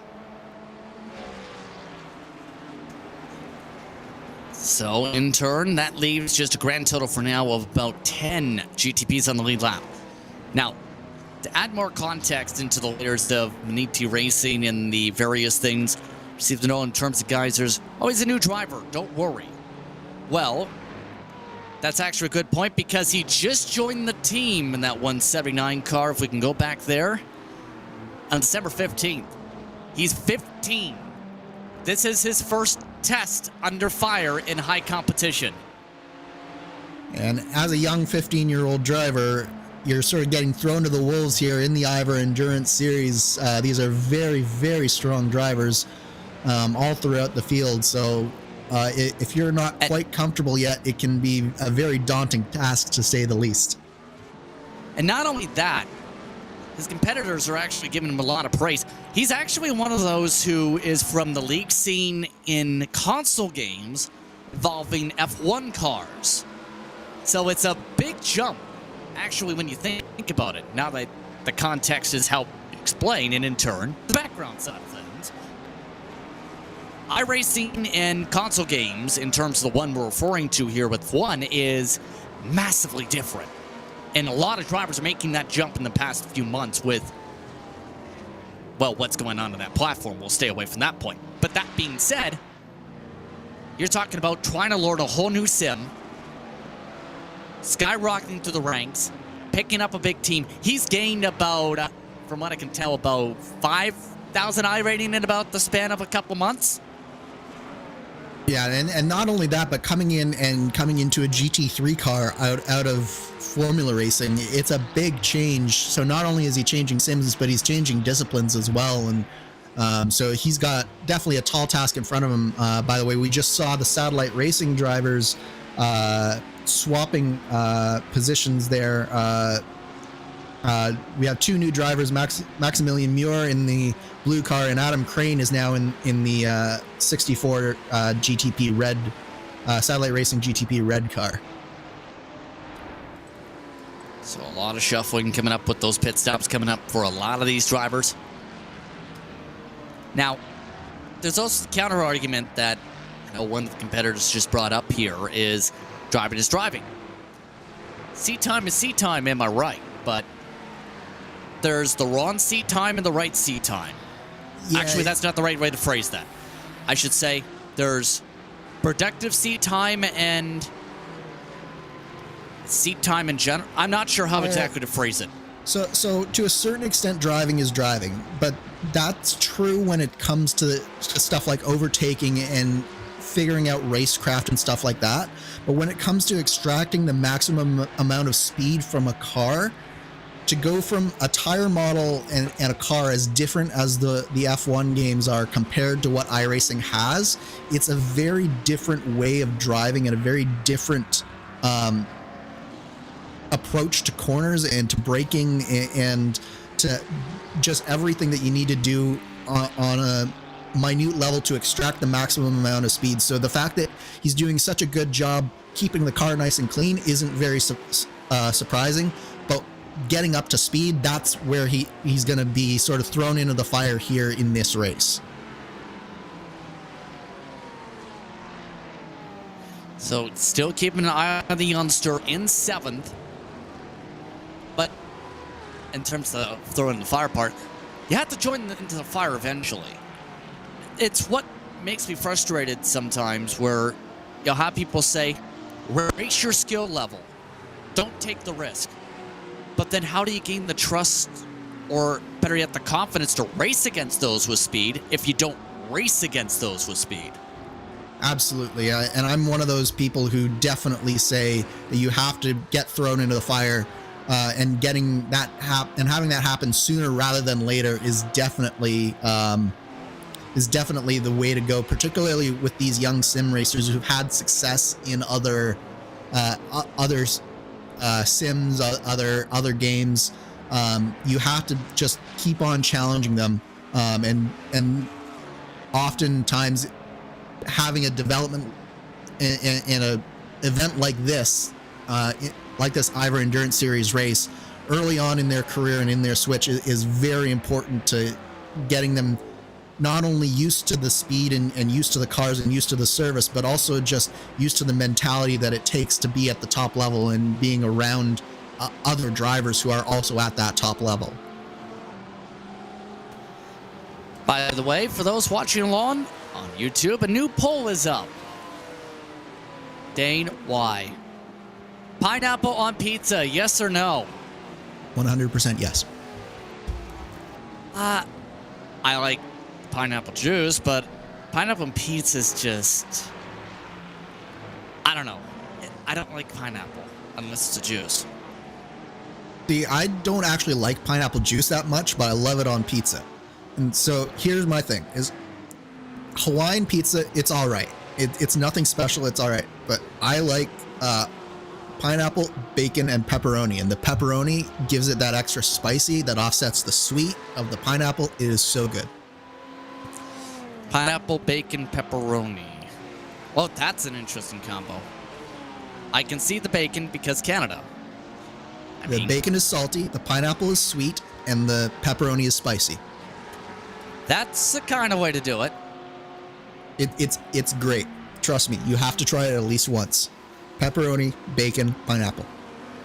I just order pizza with every single meat, and I'm happy. I mean, that's also a good way to do it. I mean, why not? It's also a way to have some fun, why don't you? In terms of your pizza toppings.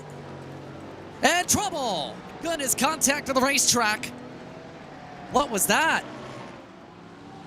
That was another clumsy moment, wasn't it, Justin? They had just gotten through turn 7 there successfully, down into turn 8, turn 9, and 2 cars into 1 there.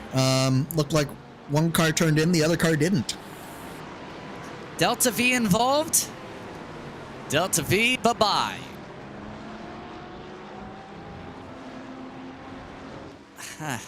Jeez. That's a tough one there, because it really did look like one car just tried to turn in a little bit too much, but the other car sort of drifted out a little bit. And, yeah, replay time is more troubles. This is the geodesic car. Attrition, going to attrition. Echelon was also involved, by the way. And also, just as more pit stops are underway. You know how in oval racing, Justin, they have the saying, cautions breed cautions? I think we need a new saying at RaceSpot, replays breed replays. I mean, you can queue up as many replays as you want. You can show the same replay 20 times in a row and call it replays breeding replays. I mean, that's fair, but it seems like every time we go to a replay, we have to follow up with another replay of something that just happened while we were on replay. See, perfect. Queue up a replay, replay, replay, replay, replay. Oh, you broke the pattern.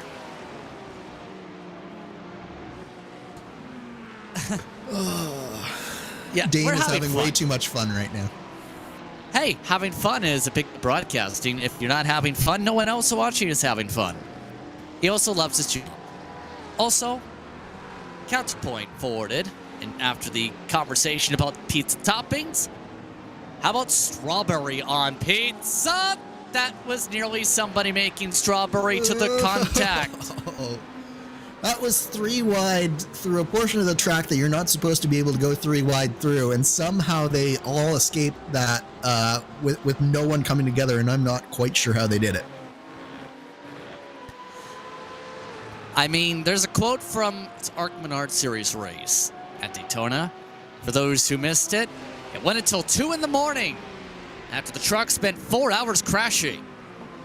Andy Jake Wariak had the quote of the season when asked about what's it going to take to be able to win at the time starting 4 for the final restart. He said, "I'm just going to put my foot on the floor and I'm not lifting until I see God or a checkered flag." I mean, what other mentality is there at a super speedway like Daytona or Talladega, though? But they've had the mentality today here. They have. They probably shouldn't have been watching that much NASCAR to prepare themselves for this race. I will say that. Next survey is out. Apparently, it's already the pineapple pizza was a no. The next question is, where are my Germans at? What's a donor pizza? I think we call them donaires in Canada. Oh, kebab pizza. Yeah. Oh, it's Swedish. Wait, why is the reference to a German when it's more so a Swedish thing? It's apparently German-based, but it's also Swedish according to Google. So, apparently it's a shredded meat mixture with sauce and veggies wrapped in a warm pizza. That's not a pizza, is it? I don't think that sounds like a pizza to me. That's kebab. We're learning about food.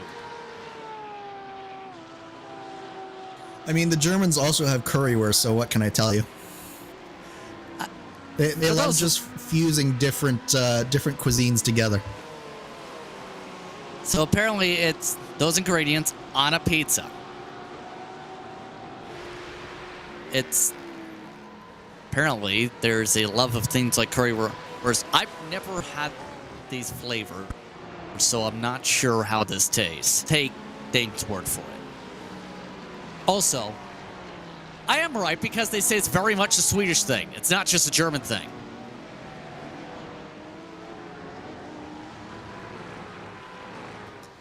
I could see you just being very confused right now, Andrew. No, I need to leave this before I say something bad. Meanwhile, bye-bye, race car. Just drive around and go bye-bye. I mean, some people have not had good luck with everything. It's to the point where teams are saying, how about that safety car?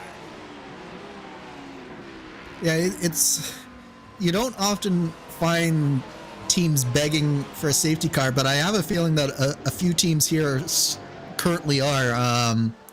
Certainly the IVRA Endurance Racing Series has some rigorous safety car rules in place that create long safety car periods, but at the same time, it's there are a few drivers who, if they don't get one soon, are going to find themselves in a world of hurt. Yeah, the funny thing is, you know who the first no was to bring a safety car? Just fresh of the car, Nicholas Bowe. I mean, of course you don't want to see a caution. Who wants to lose an 8-second lead? Nothing can cause that to go away, right? Right? Well, and I should say that Nicholas Bowe is now no longer in the car. It is now Nathan Lewis in that number 89. The number 89 BS competition is now Nathan Lewis and not Nicholas Bowe. Yeah, Nathan Lewis, very solid driver in his own right. Luke Machard now in the second place car. Keeping an eye on the Maniti entries as they make their way through some of the traffic. Maniti's had a hard time getting through both their cars, really, based on what we've seen, especially with Matsuke, but also their second car here. Some of the entries have just continued to be shuffled off the track.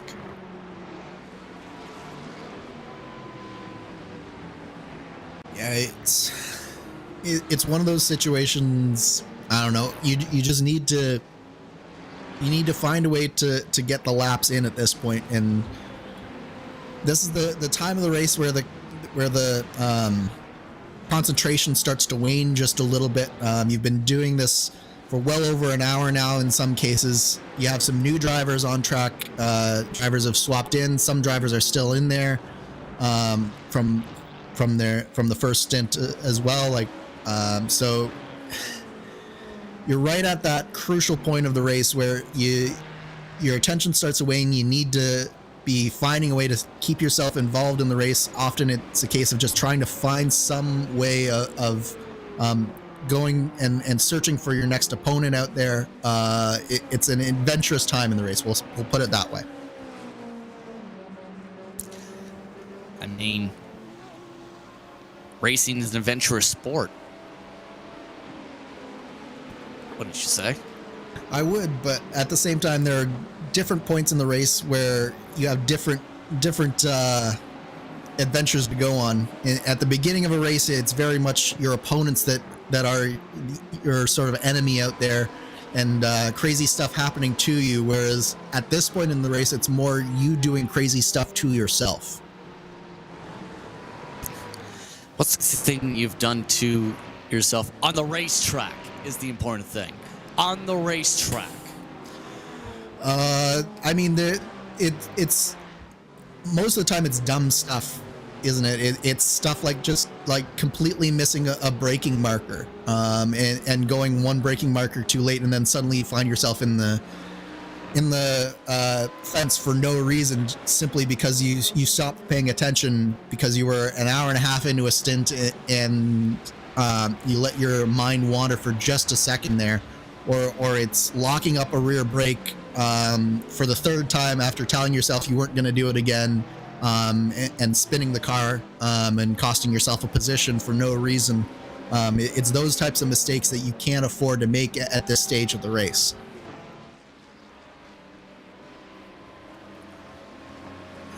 As you see some side-by-side quickly building up amongst car-to-car here. Another thing that almost pops into the mind here, too, with all this being said, too, is, well, I mean, it's happened to everyone. Eventually, somebody makes a mistake. Not everybody can be perfect. And I almost used to, for most mantras, because of how things are in the broadcast you've seen, at least in terms of your most recent broadcast could be your last. You need to make sure you're at the top of the game all the time. You must be perfect now. But now there's also sentiment because of just how much pressure that puts on one person over the course of a short time, well, and long term, that it's okay to at least be able to let up in terms to make sure you can have a sustained career. We're seeing drivers retiring already from some levels in their 20s from NASCAR. Yeah, that's a great point, Justin. It definitely, you have to be able to find a way to balance yourself out, and as you go through life, this is not just for sim racing, but for life in general. You figure out that being the best doesn't mean necessarily being the absolute best every single day in, day out. What it means is finding the level at which that you can consistently achieve as high as you can without burning yourself out, without basically turning yourself into something that will no longer perform your best. So having that sustained ability to find whatever level of performance is going to be your best is so important, not just in sim racing, but in life in general. Still keeping track of Maniti on the racing circuit now, Dracula, I should rather say. And how have they done? Well, they've dropped back to dead last in the lead lap. They're at risk of being lapped, in fact. Geeks Energy and Fiercely Forward just lost a spot to them this previous time by. Here's Van Hondo not having the day they planned for. And the leader is coming. Nathan Lewis, while he is slower right now, about 7 seconds the gap. Here's the thing. That's still a long way for Movado to have to go. Yeah, you hear 7-8 seconds and you think, oh, that's not that far up the road, but suddenly you realize it's 2 or 3 corners, and it seems a lot longer when you put it in context like that. It's definitely not an insurmountable gap at this point. The issue for Movado is that they really haven't been able to do anything to sustainably gain on either Bo before, but now Lewis now. That 89 car just seems to be on rails so far today, and it's going to take, I think, a mistake in order to really make a dent in that gap.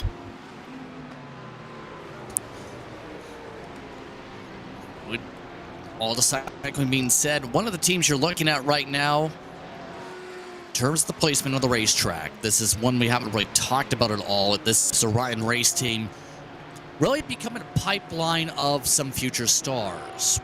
We've seen that with especially Elvis Rank. This is the team he got started with.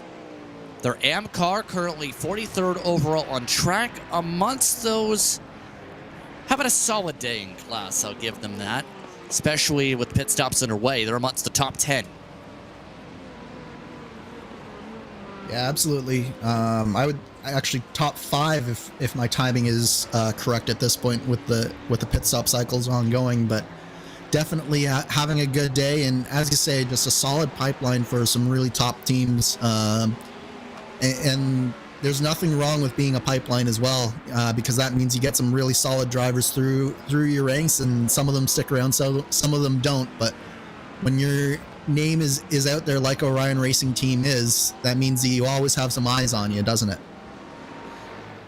Yeah, it's an understatement, and it's team to team as well on how the reaction's going to be. As first of all, to inform Orion Race Team, I believe a virus has their website, so please do not go to their Twitter and use their website. We apologize to Orion Race Team for informing them via broadcast of that, but someone has bought your website IP and has turned it into a virus. But second, and the actual important part is, some teams absolutely want to retain talent. They'll get very personal about it. Others, they're actually proud of that fact that they've been able to develop drivers to the top echelon groups. Absolutely, and to me, that's always the attitude that you have to have in a sport like sim racing, where teams are really about two things. They're about getting yourself better, but it's also about finding the right group of people to be together all at once. So as much as you want to be able to always have the best talent there, if you're keeping people back from pursuing their dreams, they'll start to spoil the mood at the team. They'll start to not be contributing as much as they were before. So when you have a team that's welcoming in as they are as welcoming people to go out and move on to bigger and better things, it just creates a very positive atmosphere within that team, and it's really conducive for development, and it's conducive to getting good talent in there as well. And that leads to the counterpoint. What about those that say, okay, if you want to join our team, you must sign a 2-year non-compete clause? Those exist in some groups. I mean, but those exist at the very highest level. Like, you wouldn't see necessarily a more development-oriented team, or I wouldn't. I'm not calling Orion a lower level team, but certainly not. They're not at the same level as, like, say, a Team Redline has been. So, really, what you see is that when you get to be the very best of the best, you absolutely want to keep your talent within, because you know that anyone who's coming to your team, if they go to another team, they can easily beat you. Yeah, exactly. Lap 95, and it's become an extremely calm one. Almost a very mellow feel. Like, we're talking about types of pizza right now. That type of mellow. The zebra stripes, they've been zooming. They're about to reach a lot of drivers that are going to make those zebra stripes look, dodge left, right, left foot, right. Like that. Yep. The BS competition team has really just stamped their authority on this race, haven't they, Justin? It's they've found this sort of 5 to 10 second gap, and they've just been able to maintain it almost effortlessly. And it's been a treat to watch. It's been not necessarily exciting to watch, but it's always fun to just watch a driver work and work at the highest level and know exactly what he's trying to do and be able to execute it. And that's exactly what both Bo and now Nathan Lewis have been able to do, is just go out lap after lap, negotiate the traffic successfully, not take too many risks, take the risks when they have to. They got their gap, and now they've just been maintaining it lap after lap after lap. Here are a lot of sirens, if you notice, in the backdrop, by the way. So pit stops are underway yet again for many teams, especially when it comes to GT3s here. So that obviously leads to the driver divide. We're already at the point. We're already near midway with no caution. Normally a lot. Yeah. Well, I was going to say, normally when you don't get a caution in that first bit, you're really not going to expect another caution through this middle portion of the race. I suspect if we do get a caution at this point, it'll be sort of around that lap 180, 200 mark when drivers start to get even sillier and they let their attention wander a little bit more. But right now, everybody's in that mentality. They're getting some fresh drivers in with some driver swaps here. So I think that we're going to see a fairly quiet middle stint with everyone at least a little bit spread out at this point. From the words of Dion Fiallo, it's the L plan. If I'm pronouncing it right. L plan. The plan. It's working out like a charm. Funnily enough, Fiallo used to drive for Movano a few years ago. That's how much tides have changed over the course of a few years. Yeah, it's certainly it's amazing how much coming and going there is in the driver market in sim racing and how it's constantly evolving. But the one thing I've always found with the driver market is that the relationships that get fostered when you go to one team, they do tend to stick around, don't they? If they feel happy, they will. Good point. Brought up by Fiallo. It's not just one of their drivers, it's two of their drivers. The two have been the pace setters for much of their team. BS competition from that grouping, you can argue. That's also being said, you make those friend connections, say, hey buddy, they want to add you too, would you like to come with? Sometimes the networking is big. Actually, it's a huge part of making a group. Are you connected well enough, or do you, better yet, have not only the speed but also friendships and personality to basically get to gel immediately and be like, let's win on the debut. Yeah, absolutely.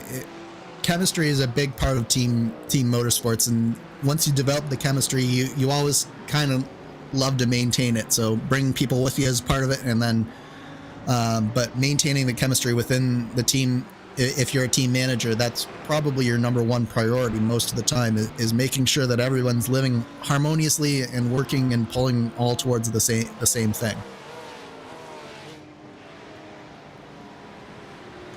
And in turn, that can shuffle team to team, obviously, based on the performance, but also just the expectation of the group as a whole. Obviously, the goal is to get a championship, but a lot of groups want to play it very realistically in terms of that, because if you overdrive the car, you no longer have a car. Exactly. Yeah, you can't afford to be pushing too hard, particularly at a point in the race like this, where you're approaching halfway, but you're not even at halfway yet. So being able to drive consistently near the limit without going over the limit, so important in a race like this. Just a lap away from lap 100, and I think a car just disappeared. Time it's going the 67. Oh, and that was in third place in, oh my, that's a big incident. That looked like a hardware failure. Maximilian Muir behind the wheel. Caution flag is out. Oh my goodness. Car 89 is being told to slow down. Where's the caution from is the question. That's the first yellow. And so I think the caution was for the incident with the 67 car. That was a big enough incident, a big enough hit, that race control deemed it to be caution worthy. So well, just as I say we weren't expecting a caution, well, we got one. Well, this entire race just flipped on its head. Satellite Racing GTP Blue having a crash, immediately towed without confirmation from race control. Still the yellow's out. Yeah, it stopped turning. Yeah, it just stopped turning in the middle of the corner there, and car not drivable, and obviously the whatever hardware failure he had caused him to have to park the car right there. That'll bring up the caution, because in real life they would have to get out as we ride on board, you can just see, watch, it just doesn't turn. Like the wheel doesn't move, and then suddenly look, the wheel is exactly straight. So yeah, in the real world, that would have been an absolute caution, because they would have had to bring out a wrecker and get the car. So under the IVRA Endurance Series powered by Heusinkveld's rules, that means that we are now under a caution here. Our first yellow of the day, and that yellow flag dance apparently worked for some, and Nathan Lewis's lead is gone. Now how do you play this out? Because the GTPs were about 20-30 laps into the fuel run. GT3s just pit. Yeah, if you're the GT3s, I don't expect too many drivers to come down pit lane.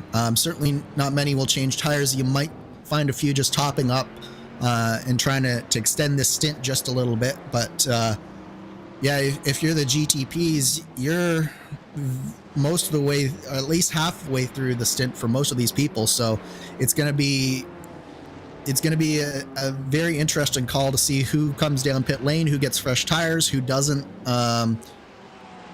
We're definitely in a completely different reflection than what complexion of the race than what we were talking about just 5 laps ago. Funnily enough, did have a 5-second penalty issued most recently after contact with the 178 car. Manitou Racing Red. Well, not going to matter too much now. But for Spencer Ritzma, he does have a 5-second penalty as well issued. That's Echelon Simsport with a meatball flag. 5-second penalty. A couple others can serve penalties if they haven't served them yet. That includes Sam Coleman did not serve his penalty yet in the 12, but they are 7 laps down. But I believe Dallas Pataska will be able to serve their penalty on this caution. Yep. Robin Glarum in the 16 as well. In your GTP field, I'm showing them still as pending. So this is where flowchart comes into play, and well, Dane Baird was joking about wait until you see safe cars, Andrew. It takes a lot of effort from race control. It's taken years of coordination. There's 2 different flow charts on the first lap and for the remaining laps, mind you, in the race control and race reviews. So, with that being said, right now you have drivers being waved around to sort out where they're supposed to be if you're in front of a GTP. Then they need to sort things out based on the classifications. Then you have the time they are allowed to pit, which is not right now. It's still closed. They're still trying to catch up to the pacing line. And on average, remember, these cautions can be about 20 minutes. And one thing in club sport, teams mentioned 1 caution was enough for them to work on just based on 7 hours, not on lap count. Today could be interesting on if it goes to time or lap count. We're already nearly halfway done. Yeah, I don't think we're too close to being up against the time restriction at this point, but yeah, it'll depend on how well these drivers are able to get caught back up with their wave rounds and all that stuff. So sit tight, and we'll try and keep you entertained while everything gets sorted out. Apparently, hearing that Echelon Simsport had the meatball flag from under caution per one of their drivers, in fact, the driver Jason Taylor. Now, behind them at the time of caution was Austin J. Young, 62 car. So we might have another penalty coming up. And this is why keeping your eyes open is critical. After all, do you go into traffic and say, the car in front, I don't believe in brakes. I'm going to use the car in front of me as brakes. Yeah, I will have to see a replay of exactly what happened here, but Here we have it, and yeah, the echelon car just. Oh, there's some air. There was some air there, but at the same time, that was a GTP driver probably going a little bit too fast compared to what he really needed to as well. Obviously, I've watched Austin Young race a lot in the Lionheart series and know that he's a very fast driver, but he can also be sometimes a little bit overly aggressive when he doesn't need to be, and he didn't really need to be that close to the GT3 car in front of him at that point, did he? We have split strategy. Hold on.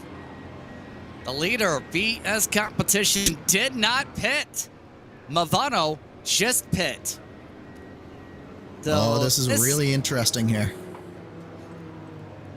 Yeah, now, first of all, there's the risk of starting towards the back here, but two, how's this now look for the numbers? Because we're about 15, 20 laps away from pit stops for GTP's next window.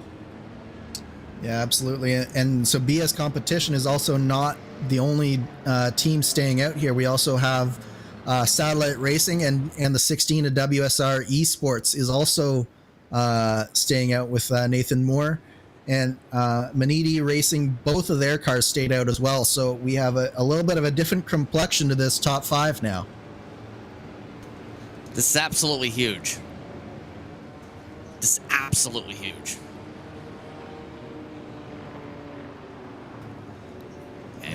And it'll all depend as well what happens with the rest of this race. So will there be another caution now that we've had one? Cautions breed cautions after all. So if we're ever going to get another caution, it'll definitely be when the field is as packed up as it will be on this restart. So you got to wonder who comes out on top here. We have two very different strategies at play here.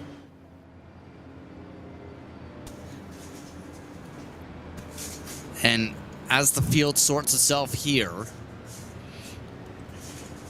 good point just reached. Halfway points. Yes, that's something we haven't touched upon too much. At the halfway mark, there's about 50% points usually give it out.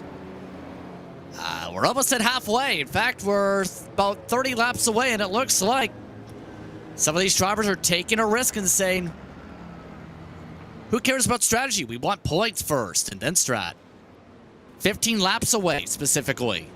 Yeah, so some of the drivers who stayed out there, they're definitely thinking points. If they can especially save some fuel under this caution here, you would think that they would be able to get another 15 laps out of this, right?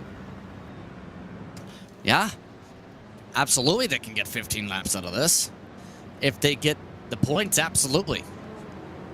And better yet, thought is, you'd have to think maybe the position for the latter half of the race too. They could still basically have the second half of the race, the rest 4 hours basically, to plan things out. Yeah, there's a long way to go, and I think it's interesting that your points leader does take the risk of coming down pit lane. Certainly, what that tells me is probably the better strategy was to come down pit lane there. But for the points racing, for all the drivers who are chasing the Movano entry in the point standings, they're purely thinking about points, and then we'll figure out what happens at the end, closer to the end.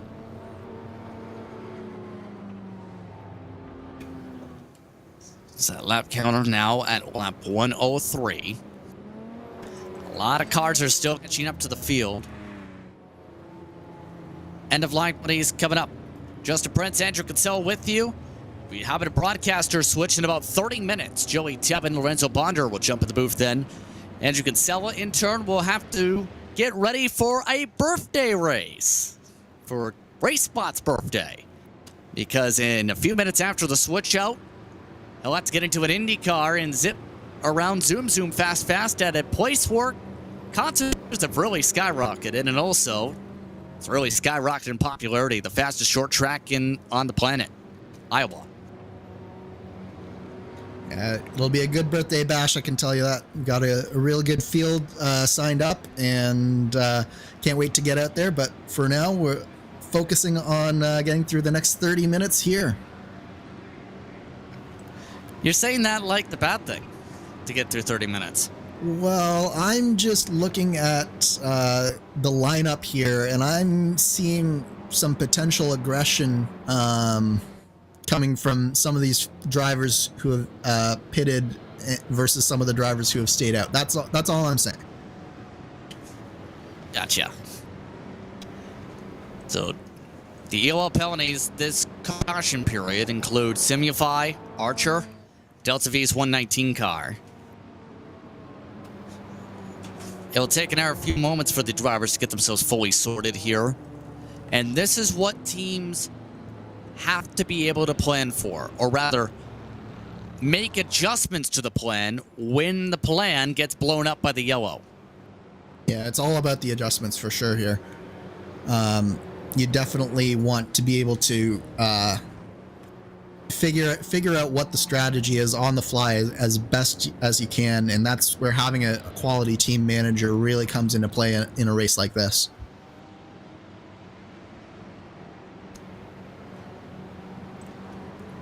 So the pacing line is down on the front straightaway.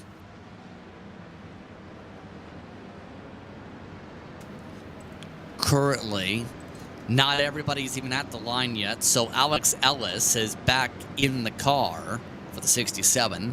So we'll take another lap, I think, before we get things towards 1 to green. Keyword towards.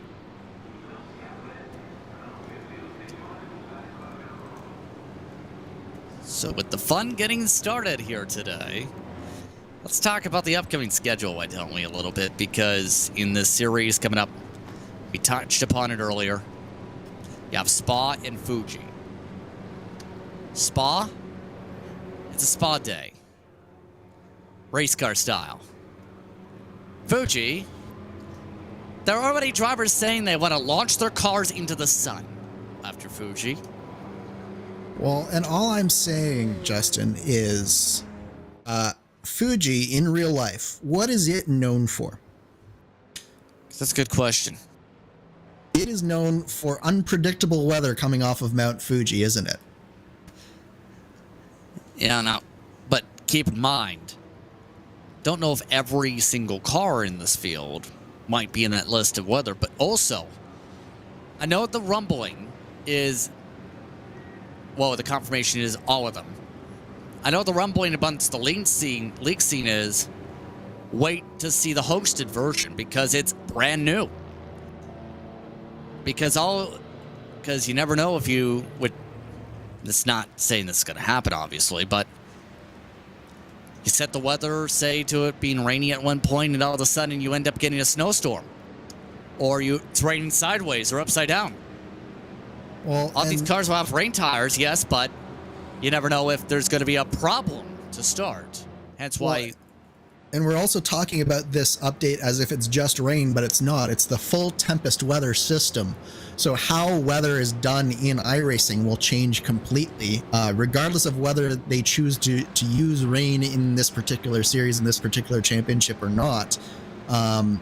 Everything is going to change with how the weather works in iRacing, how you set it up for the series, and how it works in game as well. But it is something that's needed, though. Absolutely. And honestly, I could see a lot of teams driving on it, because it turns out a lot of drivers in esports, when it comes to V Motorsport, a lot in NASCAR at least, are actually meteorology majors. There is a surprising number of meteorologists in iRacing, I will say that. We're going green. Going green now. You know what also is green? Radars in Tempest when it's raining. It's not going to be raining, but that flag stand is green. It's an indicator of what's coming up. All the flag stands are green after all. It's as if they're warning the drivers of the impending green. Pace car is off. Start box is going. Green is go. And here we go on the dives. Nathan Moore trying to play some defense already. Adam Crane is now to second on the strategy. We had one disaster for satellite racing for the blue car, but the red car is the beneficiary of that, and Adam Crane is now all over the back of BS Competition. Let's see if he can keep in drafting range. Yet can the runaway happen for BS Competition, trying to get those halfway points pretty soon. Already, some of those drivers in that grouping, like Orion, trying to block for their own points lives. Others, they're deep in the field. Keep in mind who pit on that strategy. Movado is back in 9th spot for reference.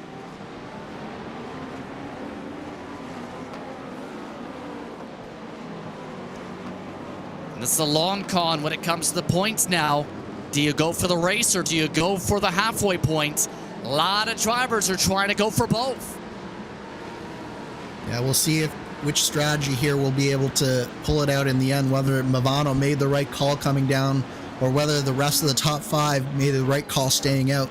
Meanwhile, the GT3s are a little bit of a hornet's nest right now. They haven't been this lined up since the first couple of laps of this race. Looks like most of the field survives. And now, the battles are truly on. Adam Crane's not been in the conversation for a while. Here's a look at a conversation that's about to get loud. Austin Yun, he's about to bring the boom boom because Movado sim racing teams are already zipped by both the yellow and black cars. Here comes Alexander Delatraz. He's trying to figure out a way to get on through here. He has been in the car most of this race. He's now at the back of this 4-car pack. Yeah, so that's two teams that the Movado sim racing driver has quickly gone through there and moved its way up into 7th. They restarted 9th, so that was very important for them, but you can already see 2.5 seconds that they've lost to that top 6 here. So they do have fresh tires, but at the same time they've got a lot of work to do to get back up near the front of this race. They have a lot of clouds, making it the coldest it's been in the race at least. We spent most of the race in the 100s Fahrenheit-wise, about 40 plus Celsius. Guess what? It's dropping because of that big cloud that's making it almost to the point where the headlights are very necessary. Oh, we got an incident in GT3s. Oh, what's going on with GT3? There's a car stopped in the middle of the racetrack. Sigma Esports, another getting pummeled, and a big one. That was the Hydro Race Geodesic Racing driver. It's a big one. There's chaos in the GT3s right now. There's two separate incidents. Oh, and it looks like they're trying to get going.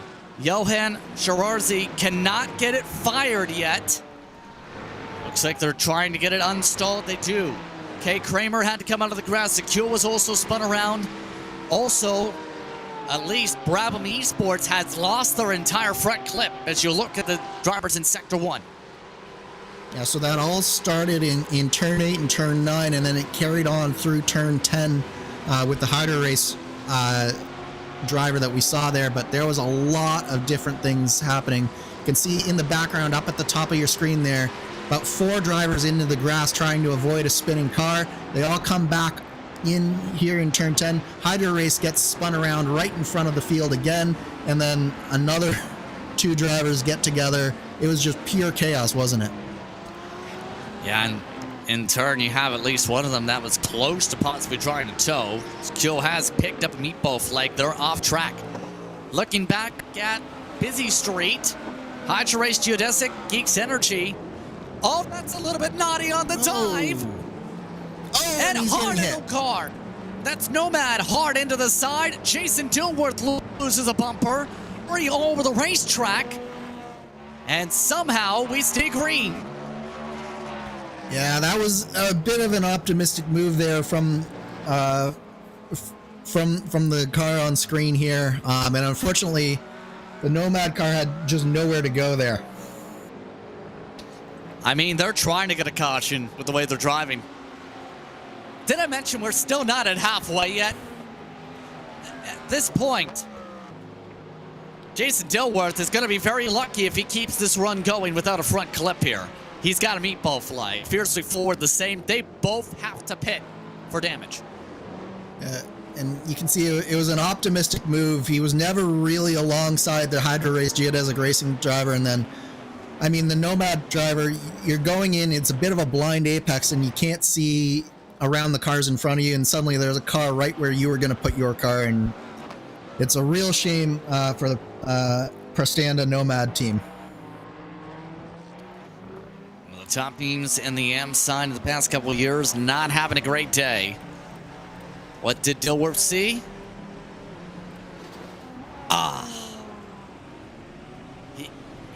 He was committed to that line before the spin even happened. Yeah, absolutely. Once you're carrying that much speed into the corner, by the time that the spin happened, it was basically, he had about a split second to see that the driver was going to be there around the car, but then, like, there's no way that you can predict that. Absolutely no blame there for the Nomad driver. Up front, Adam Crane's doing a very good job here.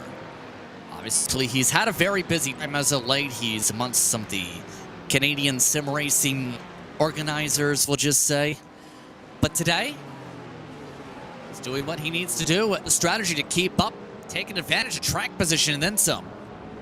Absolutely, and the important thing is that he's been able to stay in the draft of Nathan Lewis in that number 89 BS competition car, and it's going to, if he's able to do that for the next little while here, it's going to really give him a good springboard for the second half of the race. And obviously, when you have two cars in a field like Satellite Racing did, when misfortune happens to one, it's always good that the other one can benefit from it.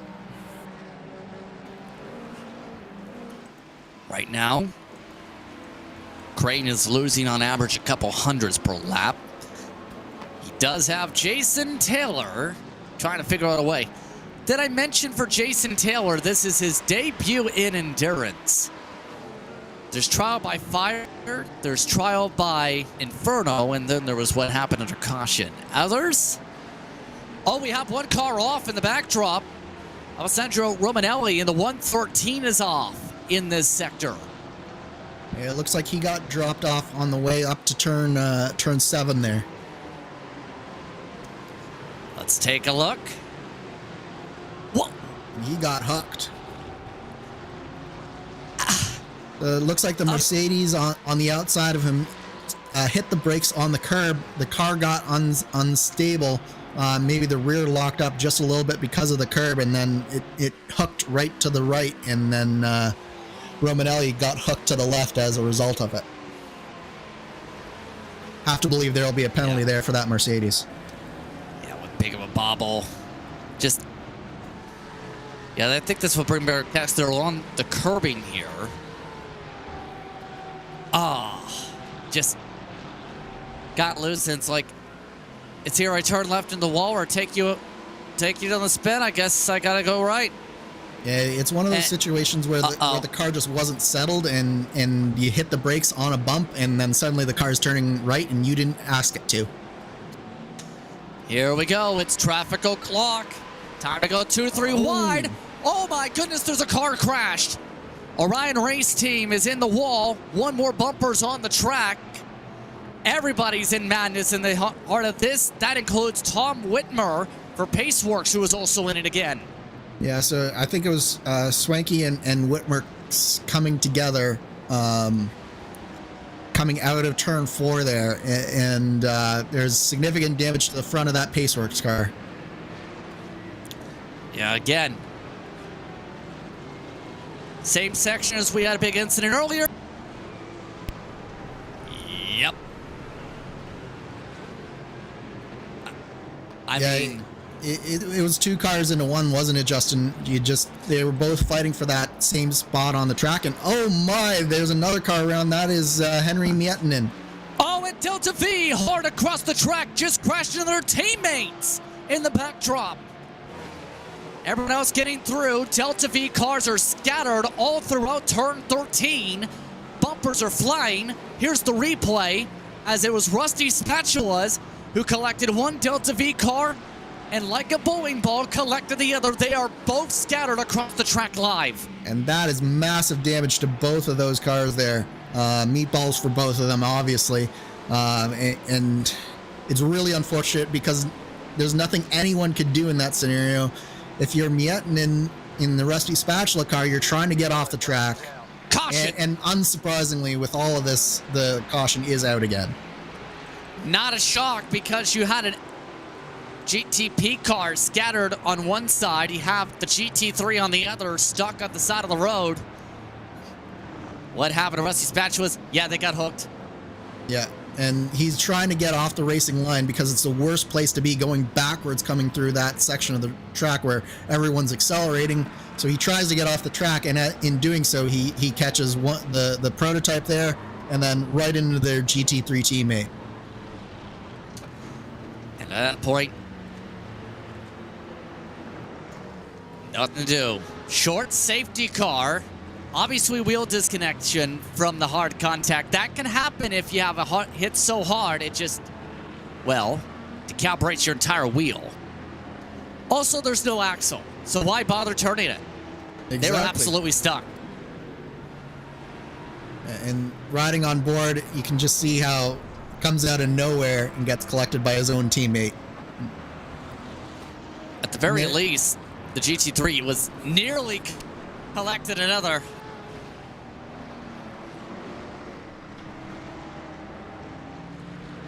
They were lucky to get to the barrier at least, but they nearly collected some friends with them on the way to it. Yeah, we were fortunate that it was only those three cars that really got affected, but real shame there for Delta V. So the entire team implodes in one sequence. Quickie caution per race control. We are about 4 or 5 laps away from the halfway mark, and a few drivers, I don't think the pit lane open, just went in with it. Here's a look at a replay. Is this who I think it is? Yo! And that's one of those situations where you see the opening and you see it closing and you just floor it and hope that you get through. Who cares about tire punctures when you can have a full race car? I remember when they initially unveiled the new damage model, when you could hit that and blow a tire. I mean, stuff happens. I mean, it's technically drive-through now, correct me if I'm wrong. I think so. I thought that the stuff was collidable for like a couple of like a second or something like that, and then it becomes uncollidable, but I could be wrong about that. 0.5 seconds is the official determination on that. So 0.5. Yeah, if something happens immediately, you can potentially get a puncture, but if it's not immediate, then you won't get a puncture.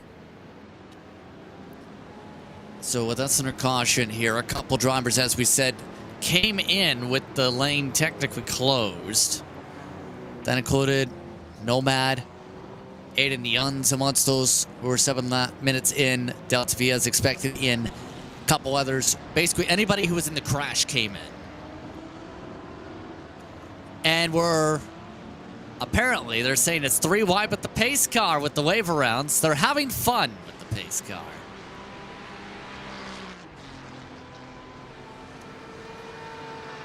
By the way, we're about... Right now, the estimate is about 20 minutes away from switchover. At that time, Joey Devin, Lorenzo Bonder will jump on in.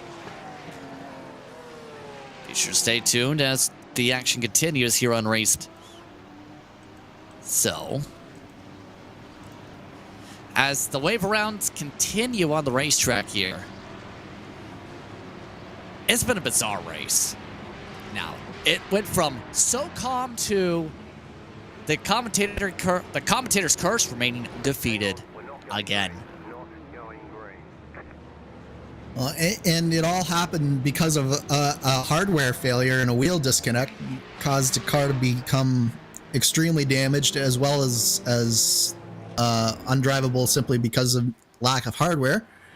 So we went, and then even before all of this happened and the quiet period, we had a crazy opening 30 laps of the race where everybody seemingly wanted to hit everybody. Yeah. And all the drivers being told to go to the left, by the way. So as the pacing lines between turns 3 and 4 is being instructed over the radio. Well, who's impressed you most so far? I'll ask that. I mean, there's a number of drivers. First and foremost, the two BS competition drivers have been extremely impressive here today. Really haven't put a wheel wrong the entire time. You also look at your GT3 Pro leader. They've been doing such a good job that we've barely talked about Philip Klinger and the team Heusinkveld 148, but they've been doing a really good job just staying out there the whole time. Yeah, it's been a really impressive race for some. We talked about him a little bit off the top with the BS Turner Racing. They showed some real speed trying to get up through the field up into the third place in GT Pro as well. Yeah, I've been impressed with a number of drivers, really, particularly having not really watched the series before we started commentating here today. There's been a number of really impressive drivers out there. We have a new poll up for those interested. So, the current poll is, how many more safety cars? Wouldn't you believe it, 3+ is leading by more than 50% of the vote, point where it has broken the voting graphic. Yeah, that's high. But you have to think that they have a point, don't they? I mean, who doesn't like running caution the entire race? It's a good way to have a new social club, but with race cars. The ice cream social is more important than the race, after all. That's sarcasm. Yeah, but here's another point to think about along the lines of the poll, Justin. When is halfway again? It is in less than 5 laps. I would even make it out to be at the end of lap 117, correct? Well, if you divide it up middle, yeah, 117. So in theory, we're probably going green at the beginning of lap 117, potentially at the beginning of lap 116. There's going to be 2 laps before some points are being handed out. Do you think there might be some moves going on here? I mean, with one, cautions, precautions, that's a big factor. 2, I bet you 100% that in about 5 laps, 10 laps after the restart, these GTPs have to that's just seemed like the window how it's going to match up here. You know what else? Interestingly enough, when it comes to that, despite the amount of pressure, Movado has at least been able to get to 7th in all of this craziness. They've actually got a shot to still get a good amount of points here.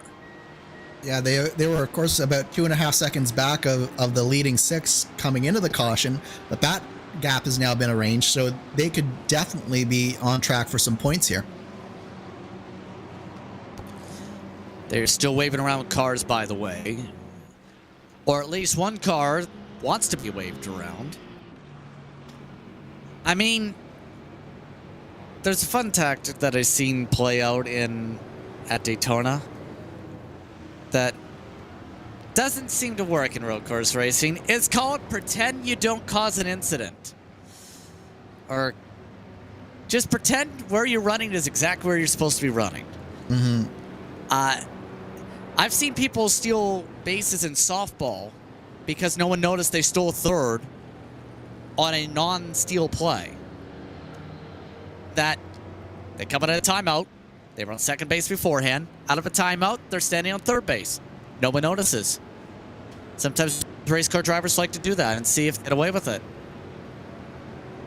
Yeah, absolutely. And this is the time to do it, isn't it? Because you've got probably one lap to get the points. So it'll be an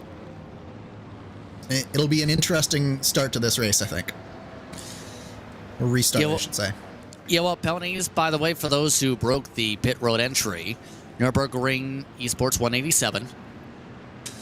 211, Rusty Spatulas, ATRS, Hydro Race Geodesic Racing Black. In about 5 minutes, by the way, Joey Tupman will swap in for Andrew Kinsella. 10 minutes after that, Renzo Bonder will slot into the second seat. Joey Tebben into the first seat. Those two will take you to the end. Tebben and Bonder will. It's going to be an interesting race for them to jump into here, too, keep in mind, because we're talking about Tebben coming in right in the middle of the restart, Andrew. Absolutely. What better time to swap commentators and get a fresh perspective in here than when there's bound to be some chaos? So with that being said, with you being, depending on how things break down here, with the lights still on here, first of all, who's impressed you the most team-wise throughout this entire race today? I mean, it definitely the top award has to go to BS Competition. They've been leading since the first lap and have been in control of the race the whole time. Yeah, I would say Satellite Racing as a whole has done a really good job. They've had some unfortunate incidents, but the teamwork there has been really, really good between all of their drivers. And then Maniti Racing has just been very, very solid. So they would probably be my top three. Who hasn't impressed you? Definitely, I would say that the Hydro Race squad has had a little bit of an up and down race so far this race. You got to go with unfortunately a certain ATRS Academy car for possibly the worst set of sequences in a race that I've seen in a while. Between the different incidents that they were involved in, and then the throughput plowing through a GT3 driver. And then definitely I would say the United SimSport driver who finally they have parked that car, but that car was one of the more ill-handling GT3s I've seen around here in a while. Green flag this time by the way, race control. Nathan Lewis is still leading, and we're racing Red's Adam Crane next. Nathan Moore in the top three for WSR. Then Team Heusinkveld still leading GT3. WSR in second, BS Turner in third. And for the AM class, it is still Heat Racing Purple, Olympus Esports Atlas, Static Nomad, top three. Barney is ready. Is everyone ready for some racy vroom vrooms?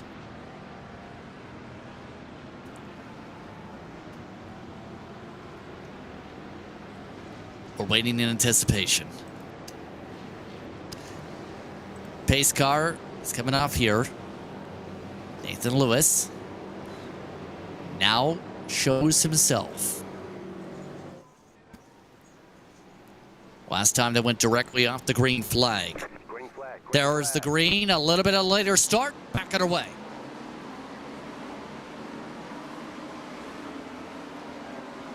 Clean start for Lewis. Already some send attempts in the mid-pack. A couple drivers trying to plant things out three wide in the heart of GT3 land. Movano sent it on the Orion Racing Team driver, but they've come out the losing end of that, and Hydro Race Geodesic Racing has gotten around them as well. So we made our way through that section. All while that being said, Austin Yun with a great start. He was able to pick up several spots. He's now in sixth. Here comes Delmatraz wanting to make up some ground. And that's Movano on the outside there. They've really gotten shuffled out in that whole first lap sequence there. Delmatraz in turn, though, having it the long way around this time through Sector 2. Trying to work through, now back inside for Pico de Pato. In turn, able to get single filed out the green machine. Now moves itself up a spot here. Looking back at GT3 land. BS Turner looking to get the elbows out.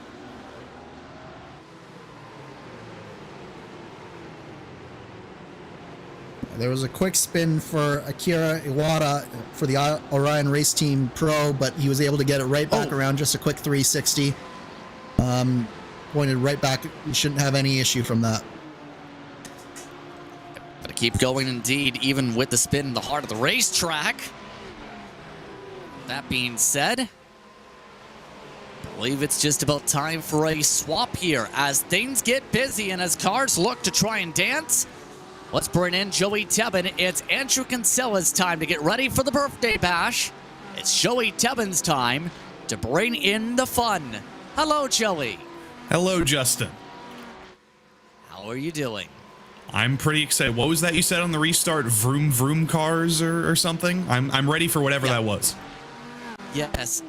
Yeah, we're doing from race car things. Okay, yeah, we're always here for that. I'm pretty sure that's what the VR in IVRA stands for. It's vroom. So I'm very excited to be here, and I'm excited to see how this race continues to change. We're only just now past halfway. How many cautions have we already had? How many grand mysteries of technological disconnections have we had?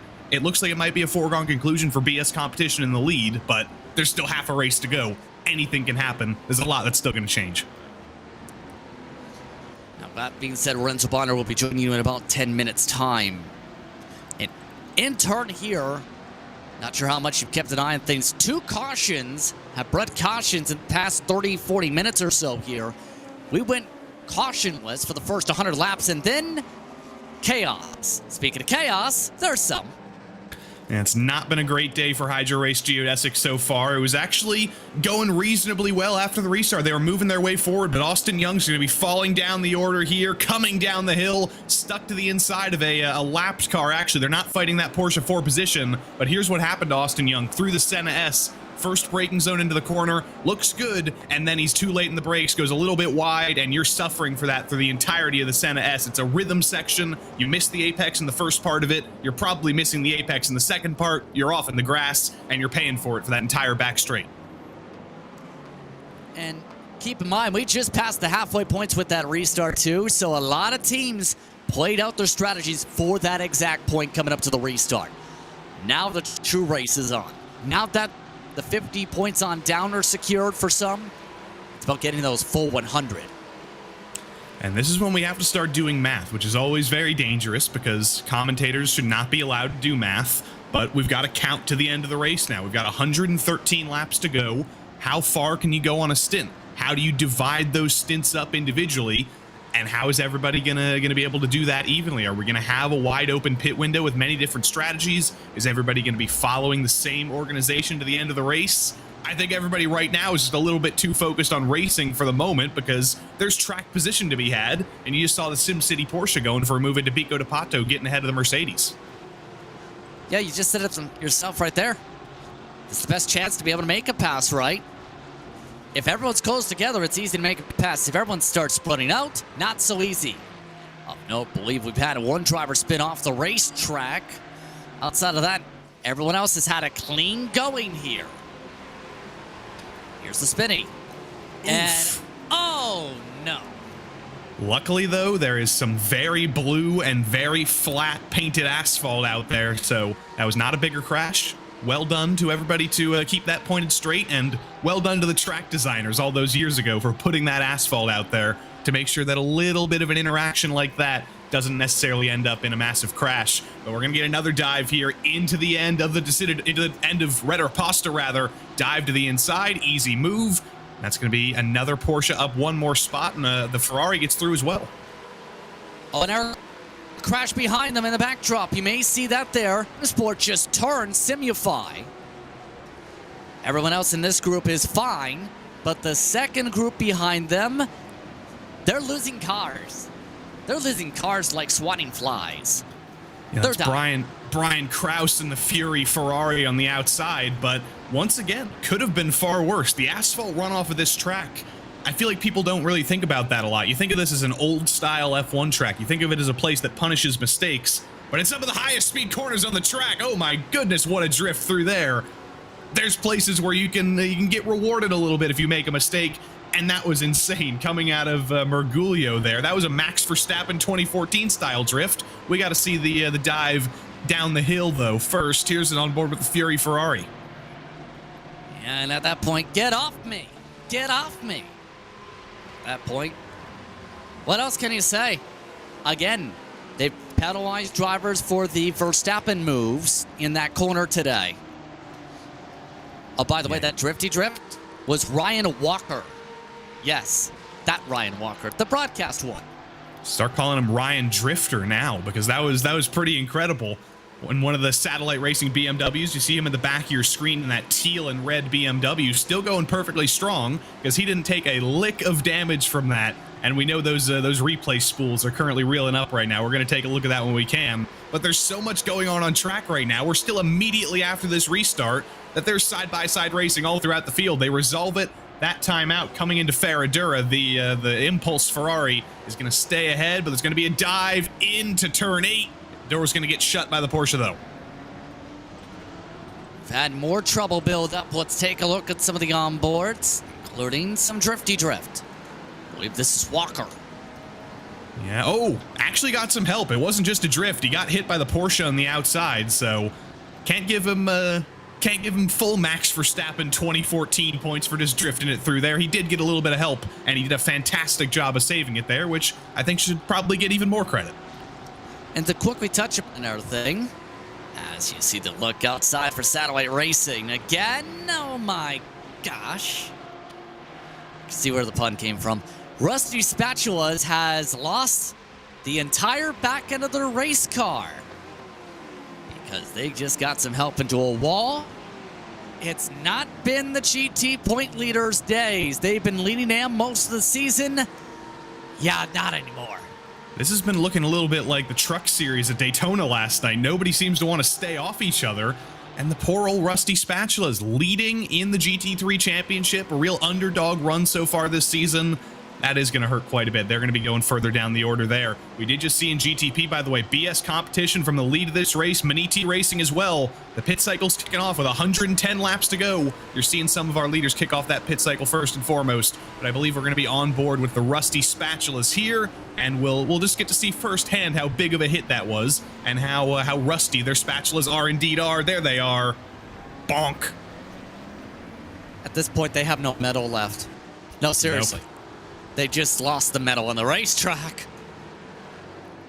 Poor old Henry Meaton. I hope he had his tetanus shot because there's so much rust back there. That's incredible levels of crab right there. I've never seen a car with that level of skew. That's like 45 degrees. That's diagonal.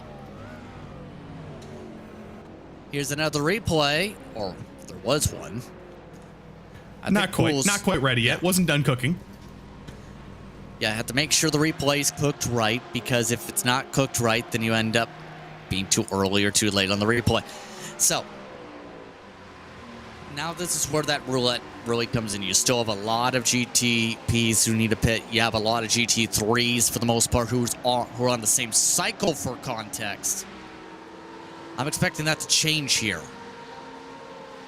And this is where it gets interesting, because your leaders in GTP and some of your stragglers as well, they're going to be interacting with GT3 traffic right now. And I think that's actually exactly why you saw BS Competition and Maniti come in early. They were trying to get out of this traffic. They were trying to give themselves a little bit more time in clean air to go at full GTP racing speed. Meanwhile, the leaders with WSR, with Mivano, they're all dealing with literally every single GT3 car in the field right now. They're dealing with them in the middle sector, which is the worst place in terms of getting held up in a GTP car, and they're losing tons and tons of time, while BS and Maniti, they're just running away in clean air right now. But this is the Rusty Spatulas on board, Justin. Look at that steering wheel. That's 180 degrees. That's just upside down. How did they even get this car back, is my question. That's that Finnish driving spirit, Justin. That's that Scandinavian flick to an extreme. They were at a track exit. Is that even more than 90 degrees? Yeah, that is 180 degrees of rotation, and he had to turn it he turned it 90 degrees to the left to turn left, but he still was 90 degrees to turn right. I think we need to get Henry Mietonen in some dirt racing, because he was turning right to go left there, and he should use his skills in another form of racing now. That was impressive.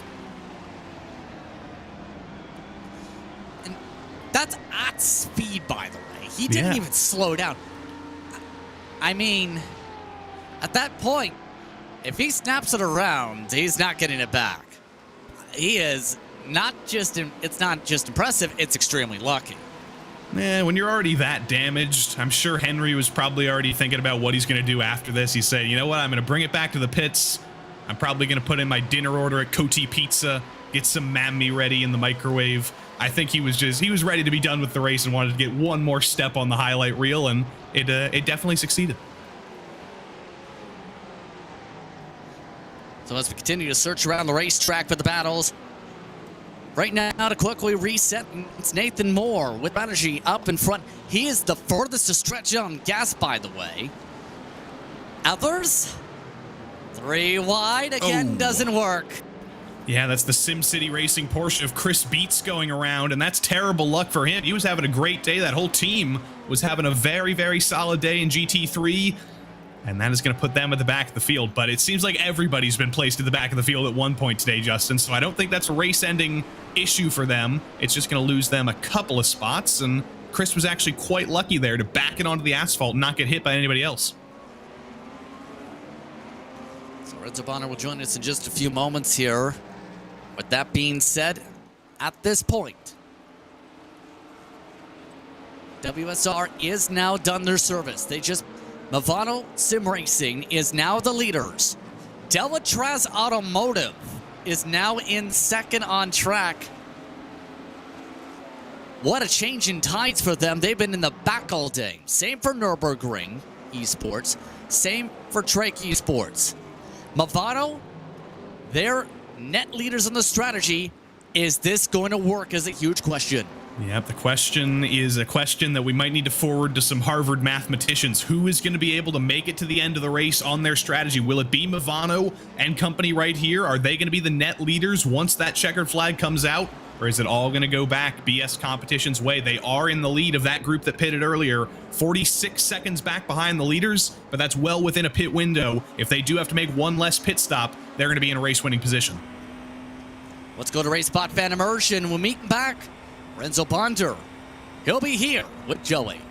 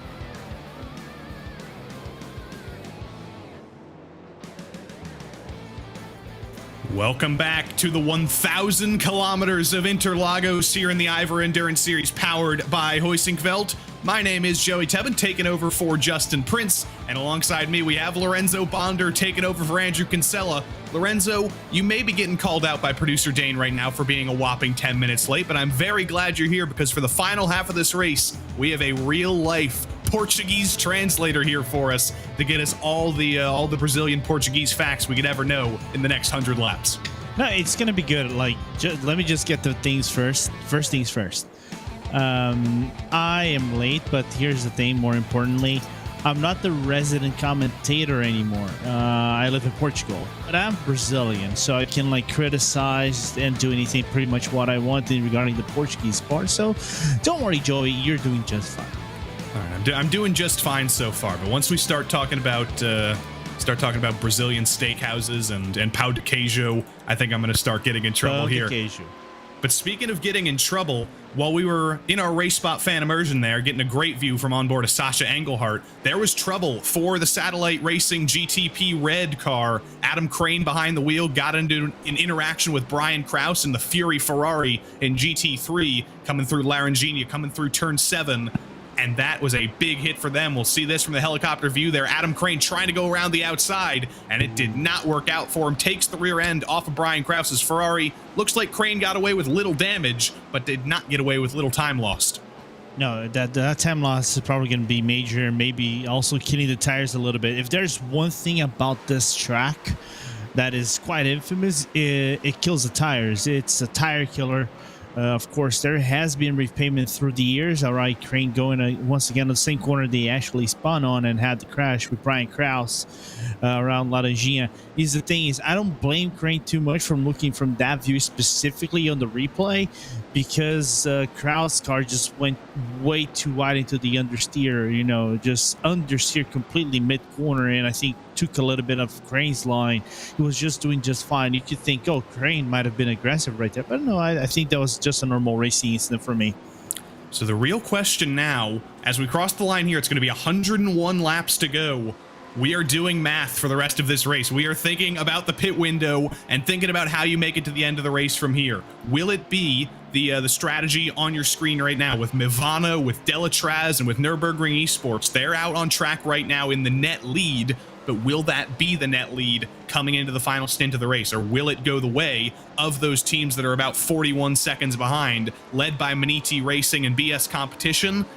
We don't know which way it's going to go, Lorenzo. There's too much math to do from here in the booth, but it's going to be very exciting to the end of this race to see which strategy comes out on top with that safety car that came out perfectly in the middle of the race.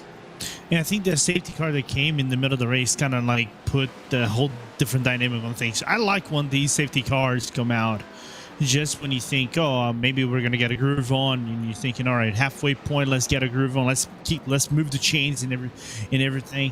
And I think the safety car basically throwing a very cold water in the middle of everybody. And let's be honest, in Sao Paulo, you kind of need a cold water right now, because it would be a scorching hot track right now, even though you still have the Sao Paulo unpredictable weather. I think it's going to be interesting when WEC comes down to Sao Paulo. I think in around May, if I remember correctly. It's going to be crazy to see the 6 hours of Sao Paulo.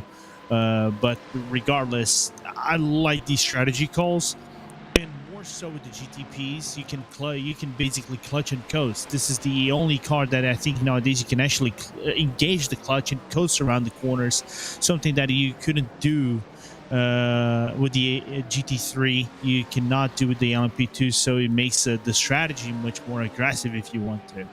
Well, speaking of weather, Lorenzo, we've been in kind of a pattern in the IVRA Endurance Series of coming to Interlagos every other season. So I don't think we'll come back here next season in 2024 to 2025, but the season after that, we're going to be well within having rain on the service for all sports cars on iRacing. So maybe next time we come to Interlagos in this series, we will have a little bit of that questionable Sao Paulo weather coming into the fray.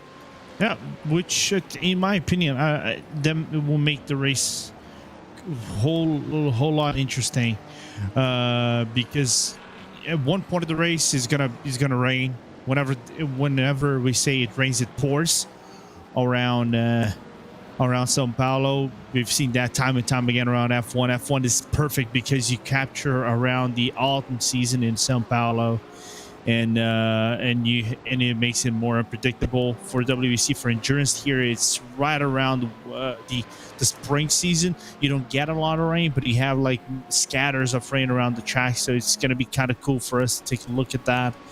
But I know this is basically a doubleheader if you think about it. Next round, SO in the Club Sport Championship, which is basically the final round, is also in Sao Paulo. Yeah, we get to stay in Brazil for a little while. And it's not just Brazil that has the unpredictable weather. Next round here in the IVRA Endurance Series powered by Heusinkveld, it's the 1,000 kilometers of Spa. That's coming just a week or two after we're going to get rain on the surface. And then a month after that, we go to the 12 hours of Fuji. That's going to be well within range as well. So could rain potentially come into consideration in the final rounds of the IVRA Endurance Series? That would certainly spice a championship race up. To put that variable in that nobody's dealt with, that would be a big question mark to finish off the season. But speaking of big question marks, the Senna S, it's S-shaped. It's kind of question mark shaped though, and you saw a big send coming into turn one there, Lorenzo. Just your traditional center on the Senna S. Whenever you're thinking, oh, I'm safe, you just see a car that is coming around like 5 tenths of a second back. It completely commits into the corner. It's a corner that you can kind of like break deep. They break around the 50 meter mark, and you just throw the car in, just hug that inside line, and set yourself up for the exit of the S. So it's why you see a lot of the overtakes are in this track on that portion of the track that it makes it iconic at Interlagos. Getting into a little bit of calm right now, actually. The GTP traffic has made their way through the majority of the GT3 traffic, and now we just get to sit here for a moment, let everybody get the rhythm back. There's a little bit of stratification and a little bit of separation throughout the GT3 field, but I don't think that's going to last for very long, Lorenzo. Pit stops still coming up for our GTP leaders. Pit stops are going to be coming soon for our GT3 drivers as well.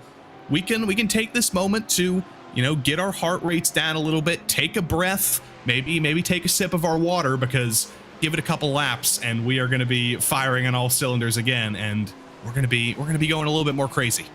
We're going to get basically 100% commitment from here to all the way to the end, which makes this race on its own kind of interesting how it will progress. But good to know that it calmed down. Basically, we've had our moments. We had our 3 yellow flags of sorts in the first half of the race, but let's hope that we don't get more yellow flags. I thought last time we came to Sao Paulo, we went flagless, which surprised me quite a lot here at IVRA. But I think this time Sao Paulo just shown how treacherous it can be for multi-class racing. And the car on your screen right now, that's the Orion race team number 144, Akira Iwata currently behind the wheel. They've been on the back foot a little bit, but here's that dive we saw in turn 1 in the background. It's going to be Audi versus Porsche behind the Hydra Race geodesic Porsche, now ahead of the Hydra Race geodesic Porsche. Just for a moment, though, as the Senna S switches back, and that dive did not pay off for very long. That was the K. Kramer Porsche, I believe. No, it wasn't. It was another Porsche, but they've since made their pit stop, and they got their glory for a moment, and now they fall a little bit back. I want to say, I think might have been one of the GT3 Porsches that made that dive. I want to say probably Paceworks that made that dive, but I'm not 100% sure that is the accurate information. All right, Zacro that actually made that dive on turn 1. Yeah, there's a lot of similarly painted Porsches in this series, but now, fittingly, we do just see the GTP leaders coming through on the Zacharol Porsche, or Zacharol Porsche, however you want to pronounce it. We only do Brazilian Portuguese pronunciations today. We don't do German pronunciations or any other kind of pronunciations. We're getting one language right today. But here's what I mentioned a little bit earlier. There is GTP traffic interactions coming through now. The calm is over. Even in GT3 now, you've got BS competition, you've got Olympus Esports, you got the Audi behind.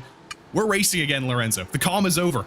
The calm is over, and I think everybody's just scattering themselves prior to the pit lane, because you never know when that yellow flag is going to come out, right? And that makes the whole dynamic of this race more interesting. It's good to see the WSR Esports butt kicker riding that Audi, though.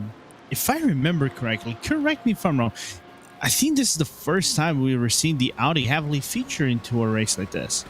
I think you're correct with the recent update to the Audi, the updated model being provided to drivers through the iRacing service. A lot of drivers have said, you know what, I like this new toy. I think it's pretty fast, and I'm going to start playing with it.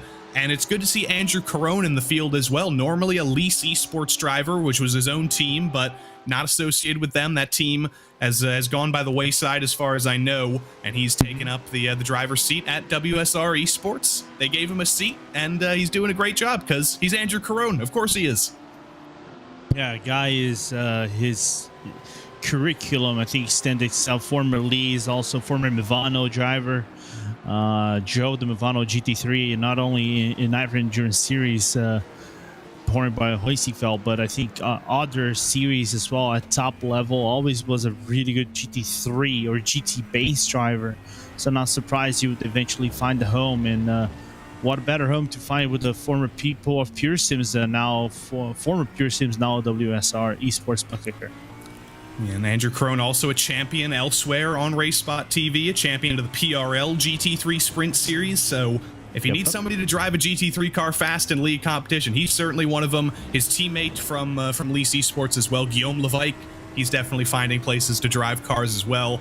But this is a very interesting battle in and of itself, because that Olympus Esports Porsche up ahead, that's not a battle for position. That is a lapped car, giving the BS Turner BMW potentially a little bit of help and maybe holding him up a little bit, but he also is getting a little bit of a draft, and he is going to be able to peek to the inside to turn one. Carone's going to get a big peek to the inside. That's not a peek, that's a dive. Didn't quite work out for him, but the door was just barely open there, and Carone said, I'm going through.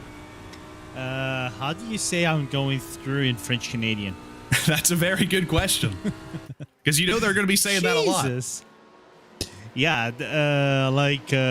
I don't know. Obviously, it's not going to be merci beaucoup. It's just going to be something else, and probably with some expletives right down the middle. Of course. But holy smokes, that was a send, if you want to call it one. I feel for Matt Loveridge, though. He's that Olympus Porsche, and he wouldn't be. I wouldn't want to be on his shoes right now.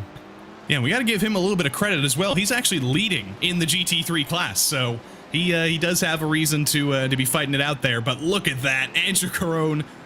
I don't know if he actually intended to do that, Lorenzo. I don't know if he just outbraked himself a little bit with the GT3 Porsche, maybe getting a little bit of target fixation, but it was pretty impressive. It was pretty impressive, and also the commitment and managing to break the car and even make the corner at that makes the feat much more impressive, in my opinion. So good to know. It got scary, got hairy for a moment. Apologies, but everybody got away unscathed. That's what matters. Meanwhile, GTP's coming. Here we go. And you heard Lorenzo say, "Good to know."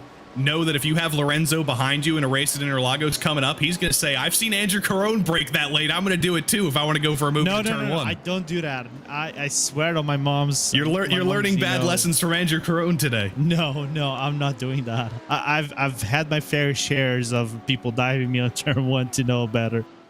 Speaking of Rex, how did your Daytona 500 go yesterday? Oh, I did one yesterday. My race was like good to bad to worse. I had another one. I got P6, but I got reported, but I still got the P6, and then I did one earlier in the morning where pretty much everything and anything at all happened. I was gonna get P10, but I got swiped out with 2 to go. Then I got P17, but I had fun. There you go. That's all that matters. 1,000 miles of Daytona racing. If you didn't have fun, what was the point? Producer Dane Baird says he's never actually done a full Daytona 500 on iRacing. I mean, I have to say the same thing. I was in the booth last night instead, which I think was probably smarter because you got taken out in every way, still finished 17th, Lorenzo. I think I would probably be finishing 37th. And even that, I got iRating, which for me was like, okay, I thought, okay, I'm not gonna get iRating for this. I might lose something, but I was like, from that standpoint, I was like, I was slightly sad we didn't get a yellow. I got a drive-through because I had other incidents. Like I said, everything and anything happened, but like I said, I enjoyed it. Fixed setups kind of like impressed me a little bit. How closely you can actually drive up around the track is just sometimes it's not meant to be. give some drivers some love here. We've been looking at the team names for so long that sometimes we forget about the drivers behind the wheel. Ryan Barneveld currently leading in GT3 Pro behind the wheel of that BS Turner BMW. I think Barneveld might as well be the B in BS at this point because he's been so synonymous with this team for so long that he's you can just put him in the Venn diagram. It's just a circle with the team. Andrew Carone, of course, we've given him his glory there in second place in that WSR number 137. Driver we haven't spoken much about is the Maniti GT3 in third, the number 178. That's Francois Oldrini behind the wheel now. If I'm not mistaken, a somewhat new name to this team this season. There you go. I think he joined Maniti just recently, if I recall correctly. I cannot remember which team he was prior to this, but here we go. Battle for the lead. Delatraz decided to get a little bit aggressive on Loc Marchand. Very aggressive into Bico de Pato there, almost into the back of the Acura was Alexandre Delatraz, but this is a manufacturer battle in the lead of GTP. You've got the Acura of Movano, you've got the second place, you got the Cadillac with Delatraz, third place a little bit further back is the Porsche of Nürburgring Esports, and then you've got Trek Esports and a BMW as well. All four manufacturers represented. They're not represented in the battle for the lead anymore, though, because Cadillac comes down. Alexandre Delatraz brings the number 8 Cadillac down pit lane and leaves just a few others on this same strategy to go around for potentially 1 or 2 more laps. Yeah, give or take, it's going to be, I would say, 2 laps top if you've done your fuel mileage quite aggressively. But other than that, it's just been a solid race so far. Like Marchand, I mean, meanwhile, that Movano team, I think this is the first time in many years that we can say the lineup from Movano is just looking like it is meant to be a top lineup. You know, they're getting there. I would say like 2-3 years ago, probably had the lineup for GTPs in terms of private teams in comparison to like your red lines and stuff. But good to see they're coming back. A little bit of trouble coming down the hill. I believe that was one of the Porsches going around, a little bit too far back to really tell who that was. Maybe? But there was literally a tree in the way, which really got us. But yes, it was SRN coming in through Pinarino there, getting turned around after a little bit of a kiss to a GTP car on the outside. I think that was the BS competition BMW GTP that got out around on the outside. Oh, or not. That was a Ryan from Trek, actually. They got him spun around. But luckily, I feel like that's one of the most awkward places on the track, but it's also one of the most rewarding places on the track to make a mistake, Lorenzo, because if you spin through Pinarino, you're rotating in such a way that you're just going to be facing that grass on the inside, and you can recover fairly easily, even though you do lose a ton of time. Yeah, but you'd be surprised. Pinarino is actually one of the, I would say, pick 3 corners in Interlagos where you would make the more mistakes or crashes would happen. Pinheirinho probably would be top, the third that has the most incidents, besides Junção and also and most importantly the Senna S. But because the cars can get slowly and you're basically coming from the top of Ferradura all the way up to Laranjinha, and then you can kind of like ride side by side. And by staying side by side, it's a corner that you can exit too wide. It just gets into context as we see more cars in the pit lane, maybe? I think I can pick 16 corners where I'm most likely to make a mistake here, Lorenzo. No, every corner. Here's the thing. Interlagos, I think, is one of the few tracks for multi-class racing that, invite dive bombs. From any place, like here at Junção, you can get a dive bomb. On turn 1, you can get a dive bomb. On the Cida do Lago, which is turn 4, you can get a dive bomb. Because the nature of the track, it's fast flowing, but you have your elevation changes and your acceleration difference is so huge that it's just that thing of can get very chaotic and with a high rate of attrition at any time. Ryan Barneveld brings the BS Turner BMW down pit lane. That's the first taker in the lead group in GT3 Pro. So that is going to kick off that strategy. Andrew Carone takes the WSR Esports butt kicker number 137 1 lap longer. Francois Oldrini is going to go 1 lap longer as well. I think I see Delta V still out there going 1 lap longer. There's going to be some separation here. This is exactly what I was talking about when we came on the air and about halfway. With 100 laps to go, that opens the pit window to many, many different strategies, and nobody in GT3 Pro seems to agree on which is the way to go. Yeah, which is the problematic thing of, you know, having the speed difference and things like that, when you would normally think the one line is the line that you have to take, but it's not actually the line that you need to be. So this track can be deceiving at most times, while WSR Buttkicker just decides to have a go or have a look against a Maniti car.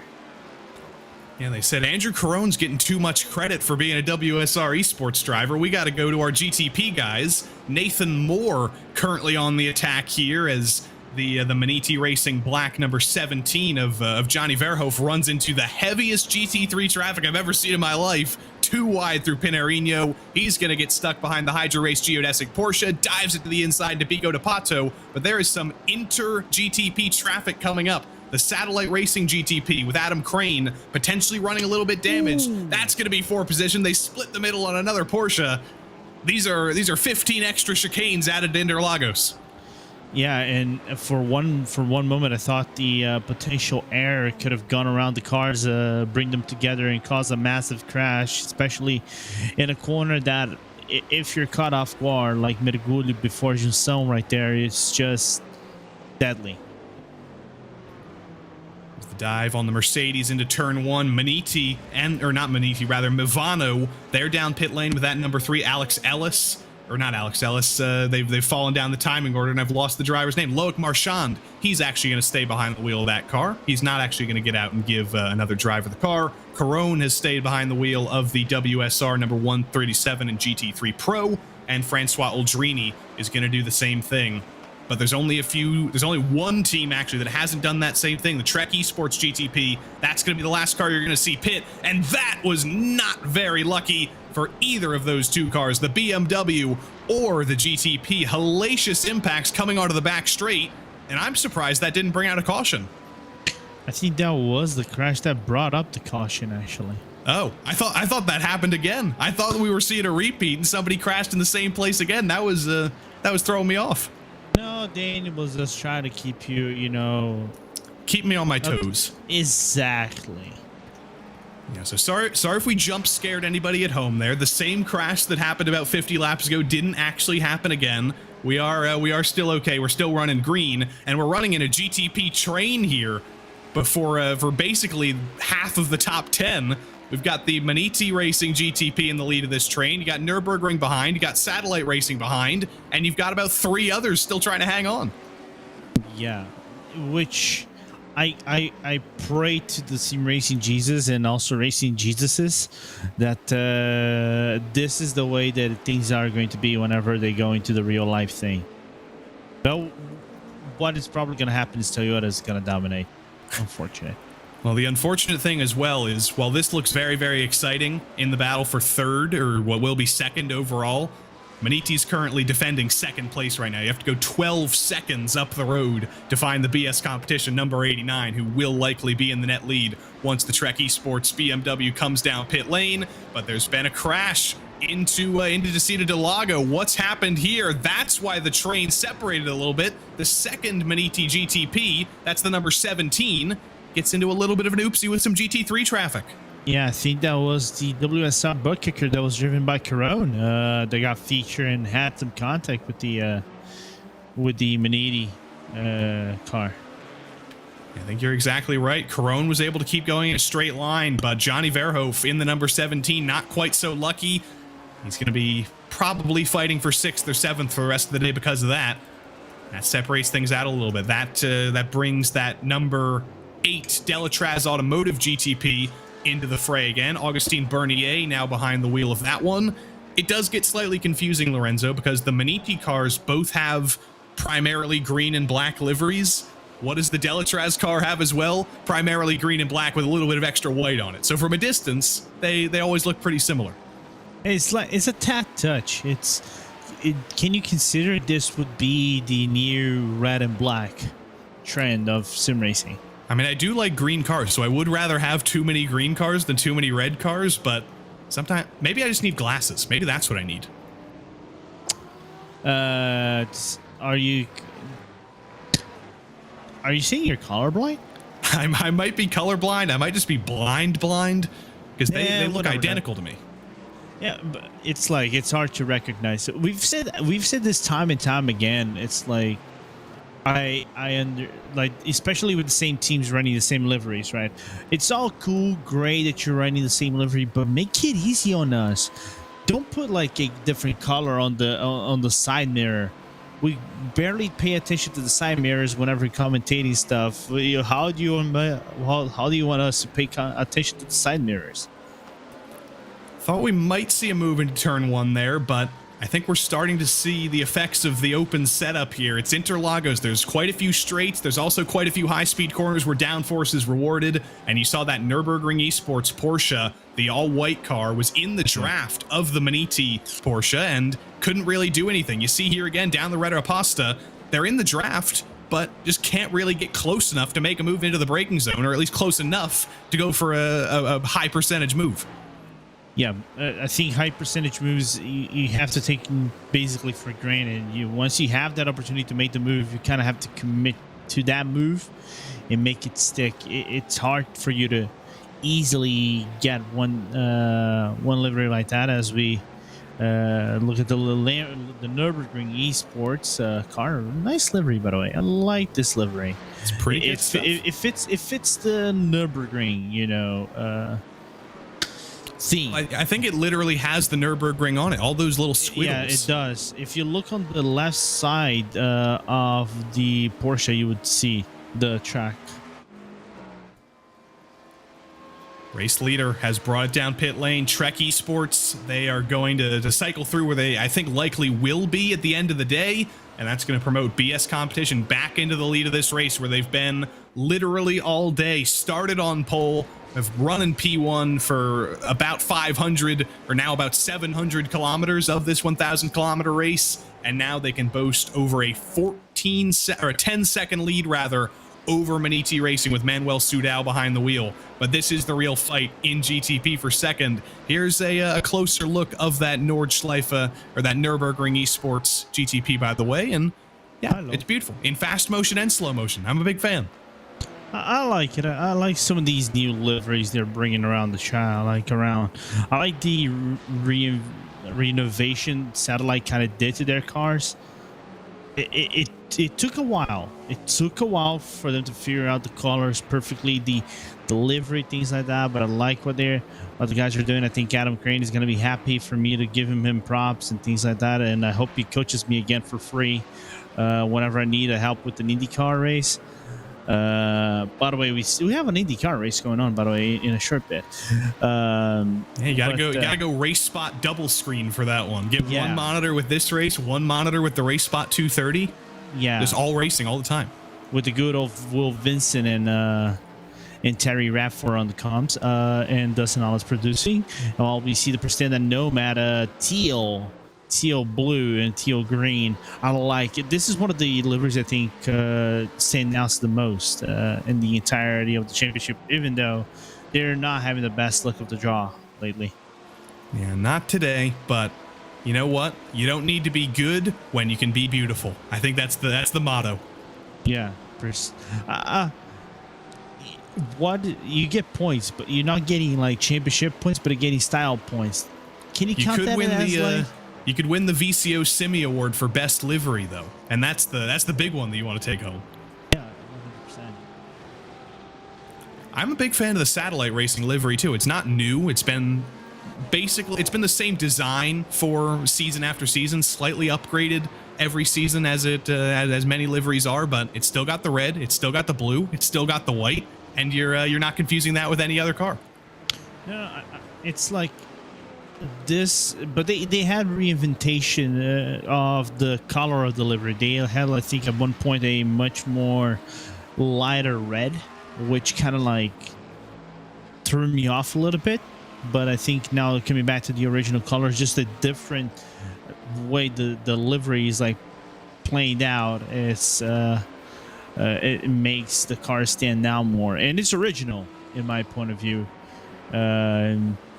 and even though it still has some red, it follows the trend of the red. While we see Hakata and I think another Porsche, maybe the Kramer Porsche, taking the penalty. Well, now Satellite going for it.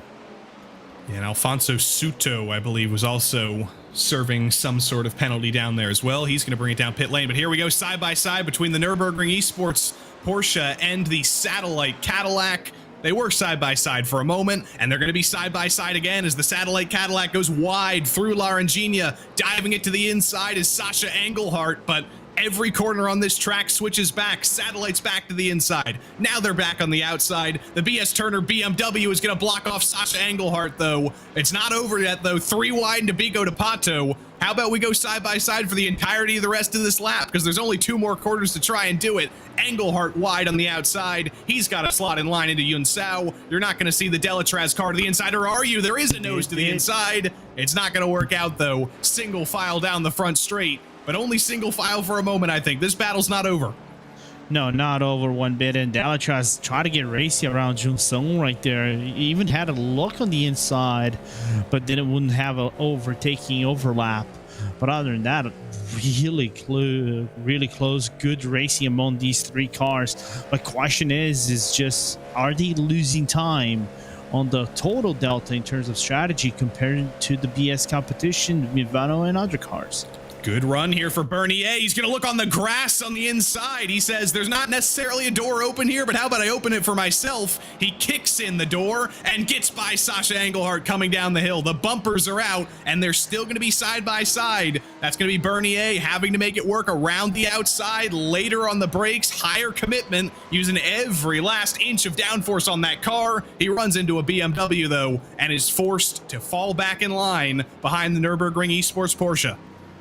Yeah, and it brings also the WSR Acura right behind him to, say a little bit of a high. So I think Nathan Moore is just appreciative of this battle.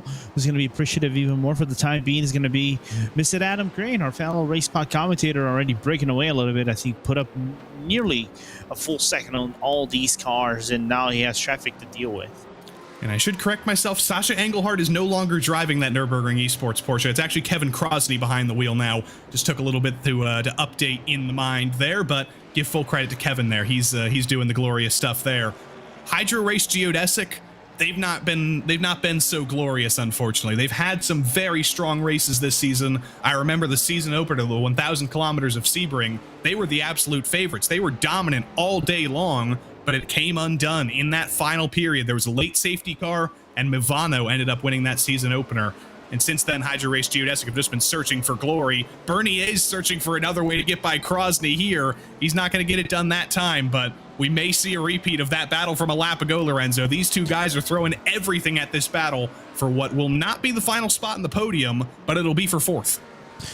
It's like they're fighting for like the final laps of the race, which, hey, let's be appreciative. We have a battle on the track, and it's a really good battle, even though we could see like potential tears coming from either side, because the level of aggression, I think, is just on a level that might go into a potential crash between the cars. But looking really good what they're doing right now, and if you can get a battle going on and get some emotions, it's good. But you have to keep it in mind, Crane is up in the front. He's breaking away from the train. He got the better luck of the draw with the traffic and all. And you kind of have to make yourself sure that, all right, we can battle a little bit right now, but we cannot lose contact of those we are competing on the long run. We still have a little bit less than a half of the race to go, so we can still fight for a lot of things when this is all gone. I wonder if this is maybe why Bernier's fighting so hard, because he knows he's faster than Kevin Crosney, and he sees Adam Crane running away, and maybe he wants to get by as soon as humanly possible, because he also knows that Adam Crane got into an incident a couple minutes ago, or I think it was almost an hour ago at this point. It was slight contact with the Fury Ferrari through Laranjina. Didn't put much damage on that car, but there may still be a couple of little bits of damage that may be making that car suffer a little bit. And Augustin Bernier and that Delatraz Automotive number 8, that car is perfectly clean and could potentially benefit from being at full health if it can get ahead of this Nürburgring Esports Porsche. And not only that, we saw that on the replay, saw the full incident going on the replay, and we I expect to be a racing incident, but this can go either way, right? And it's not up to me; it's up to the stewards that we have active here on the IVRA Endurance Series powered by Heusinkveld. So it's all good, and that we have a good race control that is active and looking into everything that is happening around the track. They're always watching. They don't miss anything. The Panopticon is looking at every corner, every crash. They're waiting to punish you. You and I should consider ourselves lucky, Lorenzo, that there's not booth control. There's not commentary control where they're looking out for our mistakes to give us penalties. No, trust me. If there was one, actually, we can say Dane would be our overseer. I know we're talking about Dane in the first place, but here's the thing. If we're talking about level of commentary, I always say I'm at the bottom tier of RaceSpot. You're at the top tier, Joey. So it's kind of like we need to have the balance. Yeah, we need to have control. We need to have race control. I think I might be in danger of a race ban. You know how in F1 you get like 12 penalty points before you have to just serve like a race your ban. PRL career? Yeah, exactly. We'd all be in danger. Right. Oh, but they're still side by side in this battle. Augustine Bernier, amidst all that, he says, give me the attention back. I'm getting this battle going again. Forced it side by side for the entire middle sector, but wasn't able to get it done. Once again, that's got to be eternally frustrating to spend so much time side by side with another car, and every single time you come back to this front straight, and you're forced to see a rear bumper again. Yeah, and let's see if the Bernier is going to have that look again. If Bernier wants to be racy, he's going to do that dive, looks for it, but he doesn't go for that. I wonder if Nathan actually now joining the fray would be the aggressor instead of being, just the, the calm overlooker or the looker of all these things happening around the track while they filter out the GT3 cars and makes everything just more scary. Right on board with Nathan Moore. He's got the best view in the house. Bernier late on the brakes down to Interlagos, and he finally gets ahead of that Nürburgring Esports Porsche. But can Kevin Krosny fight it back now? He's on offense instead of defense for the first time. Looked potentially to make it work around the outside through Ferradura, but was forced to slot in line. And he's got to be careful now because that WSR Esports Acura has Nathan Moore behind the wheel. He's not content to ride behind and watch these guys battle. He says, I want more. But that door's not going to open just yet. They're going to be single file through Bico de Pato this time. How fast is that Porsche going to be in a straight line? Could there be a potential repale of the favor, depending on the exit that Kevin Krosny gets through Yunsao here? Oh, this might actually help him a little bit. Was that the torque freak that kind of like blocked the path of the Dalatraz GTP just coming out on the outside as they go through now from what it looks like the door car and or the TRS, and the move can be opened up for all these GTPs. Past the Sim Magic Ferrari goes both of these guys, but the Sim City Racing Porsche not in such a good position for Augustine Bernier. They all get through though after a little bit of tripping over each other, little bit of interaction. It's all going to be okay. They're all going to be one by one now, and now the focus is going to be forward. Adam Crane, third place right now in the Satellite Racing GTP. I believe that gap about 2.5 seconds now separating him from the Dalatraz Automotive number 8. That's a pretty big gap, but it's not a big of a gap when you think about how long is left in this race. There's still 76 laps left to go. That's plenty of time to bring down a 2.5 second gap. Absolutely, and especially in a traffic like this. Interlagos is a track that if you're caught up in the wrong place, you can lose up to a full second. Look at this. Look at Nathan Moore. Already the gap is going to probably extend to a full second just coming out of the Bico de Pato. So it makes things complicated. Traffic gives and traffic takes, and Interlagos is one of those tracks that is famous or infamous for some drivers of how to handle traffic management appropriately. But more importantly, Crane is also looking into Manuel Sudal. Gap is not far behind, and he's actually catching Sudal lap by lap. A little bit of trouble in GT3. Mercedes around into Interlagos. Doesn't look like there's going to be any damage from that. Doesn't get beached on the curb and keeps it going there, but These guys are getting wild, and this is about to get wild again on the back straight here. Nathan Moore to the inside of Kevin Crosney, later on the brakes, and once again that Nürburgring Esports Porsche falls down another position. It's not been going so well for them on this stint. Delatraz got by, WSR got by, and I don't think the pain is over, because look a little bit further back, Mivano is coming. The second Maniti car is coming as well to potentially knock that Porsche down even more. Yeah, I'm slightly surprised with the fact that the Maniti's right there. The Mivano is right there coming up real quick, and that car is looking healthy. 122.6 is what like Marchand is doing against Kevin Crosney's and Nathan Moore's 123 mids. So let's see how it will go through. Meanwhile, Adam Crane just keep going and going and going and doing his best to close up the gap to Manuel down. BS Competition are down pit lane. Nathan Lewis is bringing his BMW down for service, and this is a very important number to remember, Lorenzo. This stint, 36 laps for that number 89. If you do the math to the end of the race, there's 64 laps to go. That means you should theoretically... No, it's not 64 laps to go. My math is totally wrong. 74 laps to go. If you can only go 36 laps in a stint, that might be 2 laps short to the end of the race.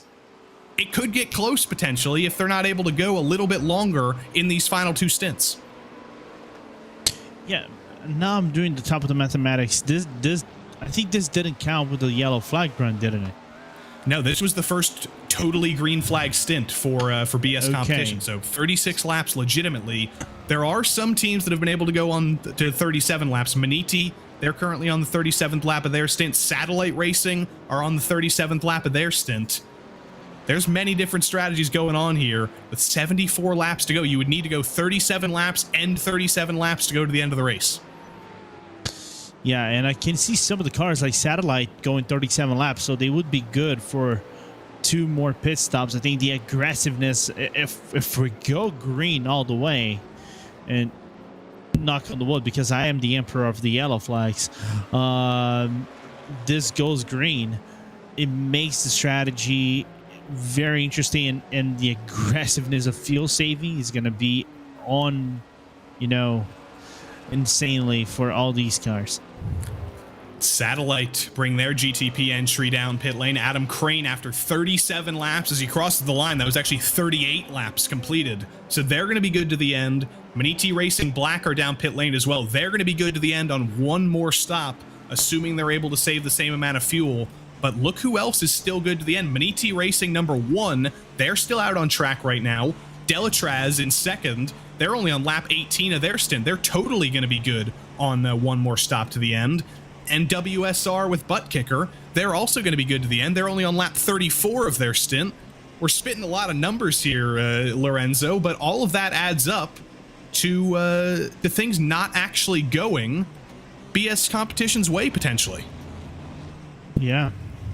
It just makes this race kind of enticing for me on how open this thing is. Yeah, because they've led all day. Hi, Barney. The pace car has certainly led a lot of laps today. Benny, sorry, it's not Barney. Benny. Benny? It should be. What's the Brazilian version of Barney? Jose. Jose. I mean, we could see him come out on track again potentially, so that could really throw a wrench in everything. If this strategy isn't going to work for BS Competition to the end of the race, we could see Jose maybe making an appearance. Although yeah.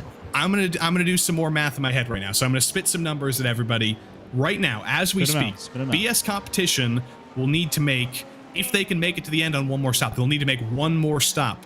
Maniti will have to make 2 more stops. Delatraz will have to make 2 more stops. WSR will have to make 2 more stops.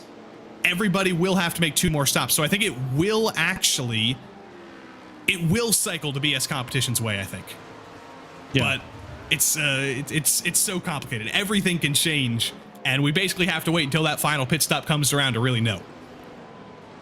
Yeah, but we can never be sure, of course, how this is going, because this can actually go to safety car. There's a Ferrari that is not looking really good on the inside of Bicucipato right there. Laranjinha right there. Pinarino, but you almost got there. Yeah. You almost got there. I forgot that. Listen, they all sound the same. They all end in Ino. Yeah, EU. Yeah, but here's what happened. Let's see. That's the Maniti GTP coming around the outside. Actually gives the Ferrari a little bit of a help in the drift coming through there.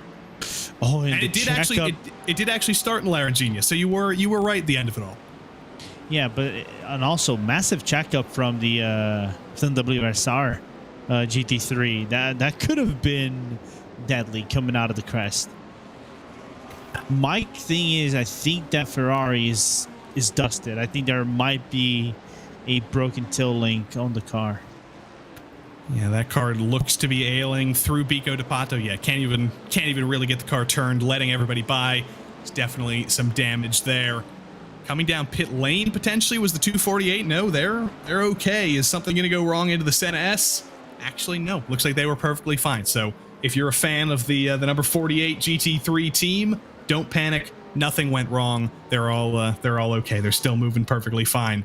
But this is not going to be perfectly fine potentially, because this is the battle for the race lead. Don't know if it's going to be the battle for the race lead at the end of it all, but it is the battle for the race lead right now. Potentially the final lap for Nathan Moore. He may actually have a couple more to go on this stint, but he wants to be fighting with Augustin Bernier. He wants to lead a lap at least, even if it's not going to pay off for the win. He wants to be in the lead. My question is, it's like, I don't think he's going to be battling with too much. I think Nathan might coming down to the pit lane this time. Or not. He decides the Acura is actually good on field to go for one more lap while we have more troubles into the Senna S. Yeah, I think that may have been the Delta V GTP that got into trouble. A little bit of an oopsie. Looks like it. Yeah, bad luck for them, but they'll be able to keep going. Not much damage there. The question now in terms of strategy is, these guys are absolutely good to go 2 more laps to the end. But actually, let's see a closer look here of the BMW through turn 1. The number 14 for Delta V, Julien Plumet, gets a little bit clippy-cloppy on the curb and a little bit spinny through the first part of the Senna S. He's got to wait for the whole field to come by. Yeah, this is the worst spot. If you're spun around to the inside, that you can actually come back, because the relative is going to be like, oh, am I clear? No, I'm not clear. Am I clear? No, I'm not clear. Am I clear? Oh, maybe you are clear. Oh, I'm reaccelerating. I'm not clear. It is just literally the worst. It did get very close. Nathan Moore has taken over the race lead from Augustin Bernier in traffic. It finally went WSR's way, and they get to lead a little bit for some glory. I don't think it's going to last for very long, Lorenzo, though. It's lap 37 of the stint for Nathan Moore right now. I have a feeling we may see him pull hard left here, bring it down pit lane. No, he's able to go 1 lap longer, and that's good news for these guys. They're going to have to make 1 stop, likely on this lap, 1 more stop after that to make it to the end of the race, but those can be shorter stops than some of those teams that came in a little bit earlier are going to have to make. Yeah. Of course, but everything, like, it's like those strategies I think are finally converging at the point, like, we probably know how this race is going to pan out to the end, right? And who's looking really good to make it on the strategies and things like that. So, of course, all pending changes and things like that, but I still like the openness, though. If the lead of the race is kind of like taken away, Joey, I like the fact that we still have an open fight for maybe the podium spots and even top 5 spots at the end of this race. And also, if we get a safety car, everything changes. And I think if we say the word safety car enough times, we might will it into existence. Say a lap where the safety car would come in. Well, how do you say safety car in Portuguese? We like to say, like, I would nearly say in Portuguese, full Portuguese right now. Sometimes we like to say safety car or base car. I'm thinking that might be what we need to say. That might be the ticket to trigger it out. That might be the secret word. Yeah, say pace car. Because, like, we get from the English, because saying carro de segurança, that's too many syllables. Yeah, too many syllables, and then it's like we're Portuguesing the Englishing of the words. Not that we do that from time to time. We do it. We did it quite a lot in Brazilian Portuguese. It's just like, it's an overkill. Yeah, I prefer the Maniti Racing version of Portuguese, which is Portuguese. Ooh. You do know you're basically writing yourself off from any Porsche's broadcast in the future, right? Oh no. You're playing with fire. They hate the Portuguese puns. Yeah. It's over. Don't get me wrong. I appreciate the puns. Even though puns rhymes with buns and buns rhymes with pão de queijo in Brazil, and I haven't had a pão de queijo since like I went to Brazil in December, and I am missing that too much. But I don't know. It's like that made me think a lot about what am I missing most from Brazil besides the barbecue. We've reached precisely the point in the race where it gets calm enough that we start getting very hungry in the booth. This happens every time. Every single round of the IVRA Endurance Series powered by Heusinkveld, we think we're not powered by Heusinkveld anymore. We're powered by food, and we've spent too much time away from it, and we got to talk about all the local delicacies.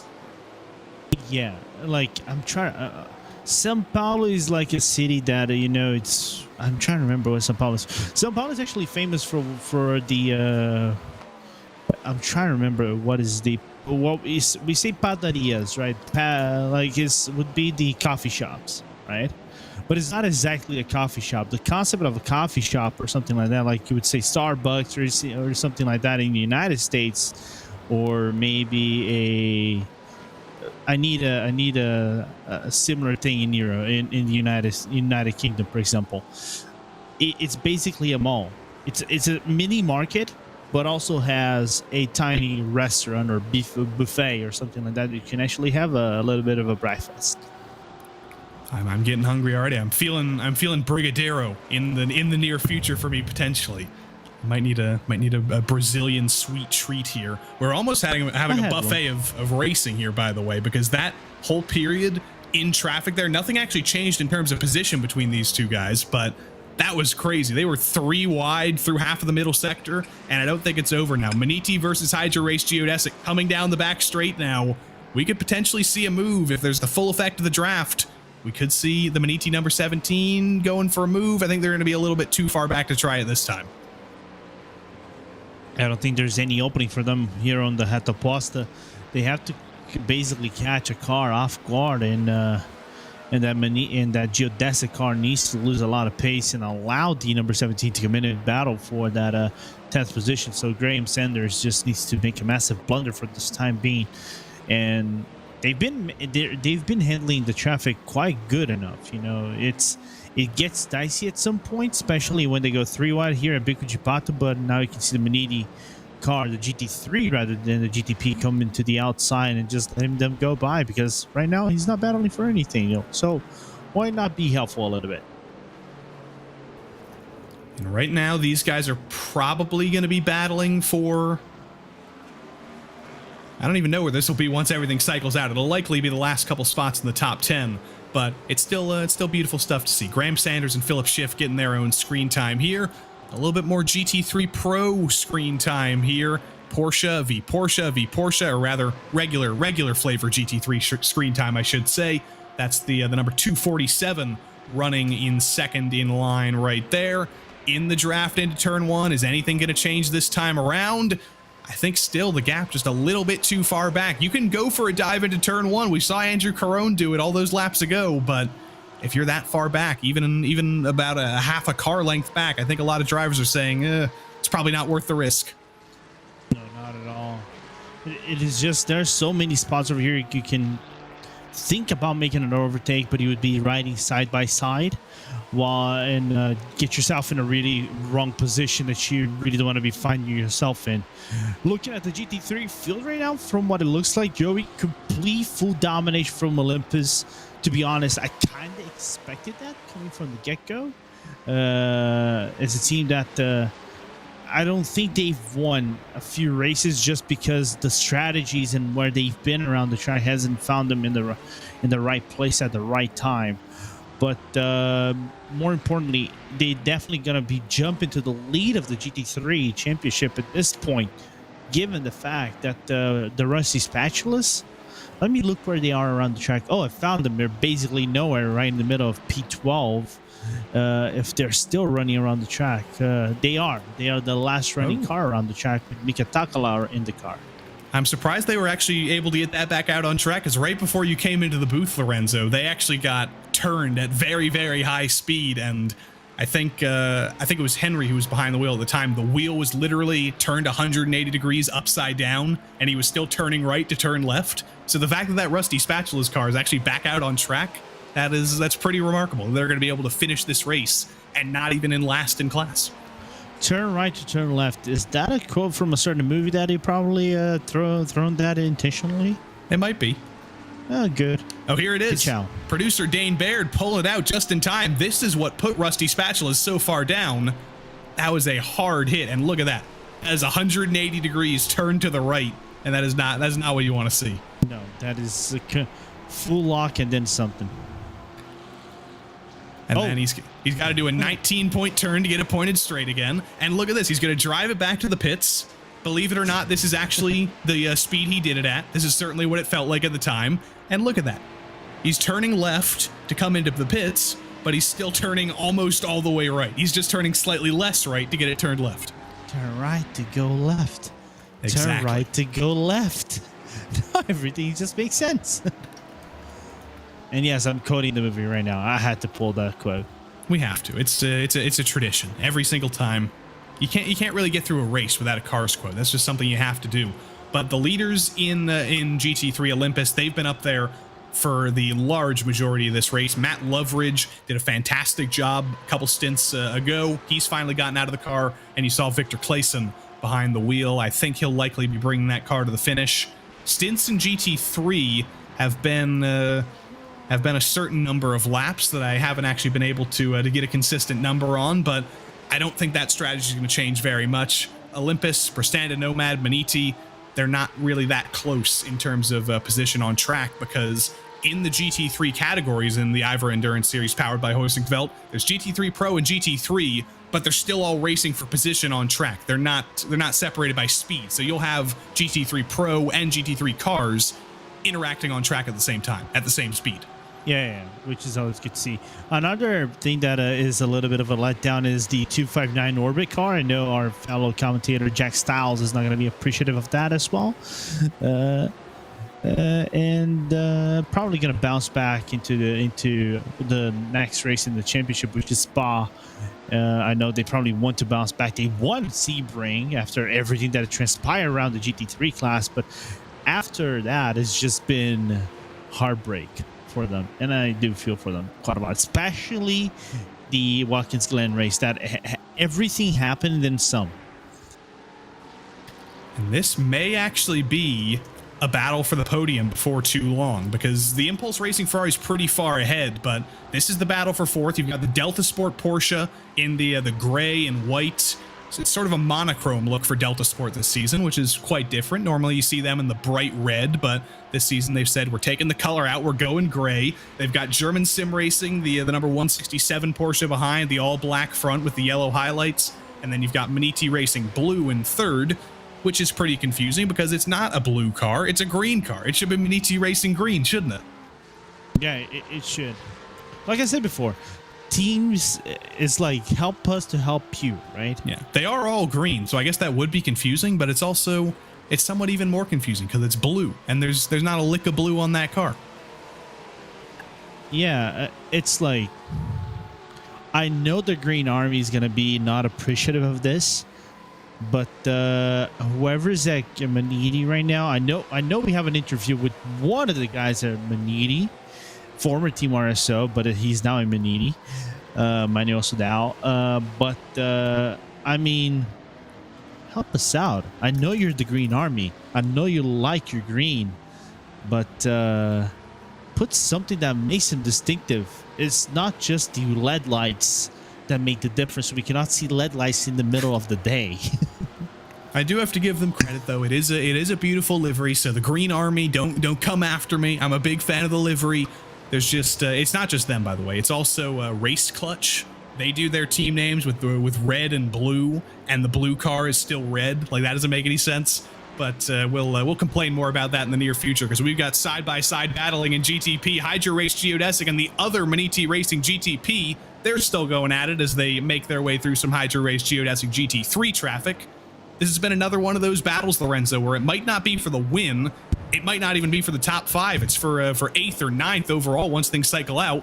But every point matters in the championship. They are going to be fighting for this tooth and nail because they want that one extra position because it may make the difference. Yeah, everything now can help out and make the difference for them.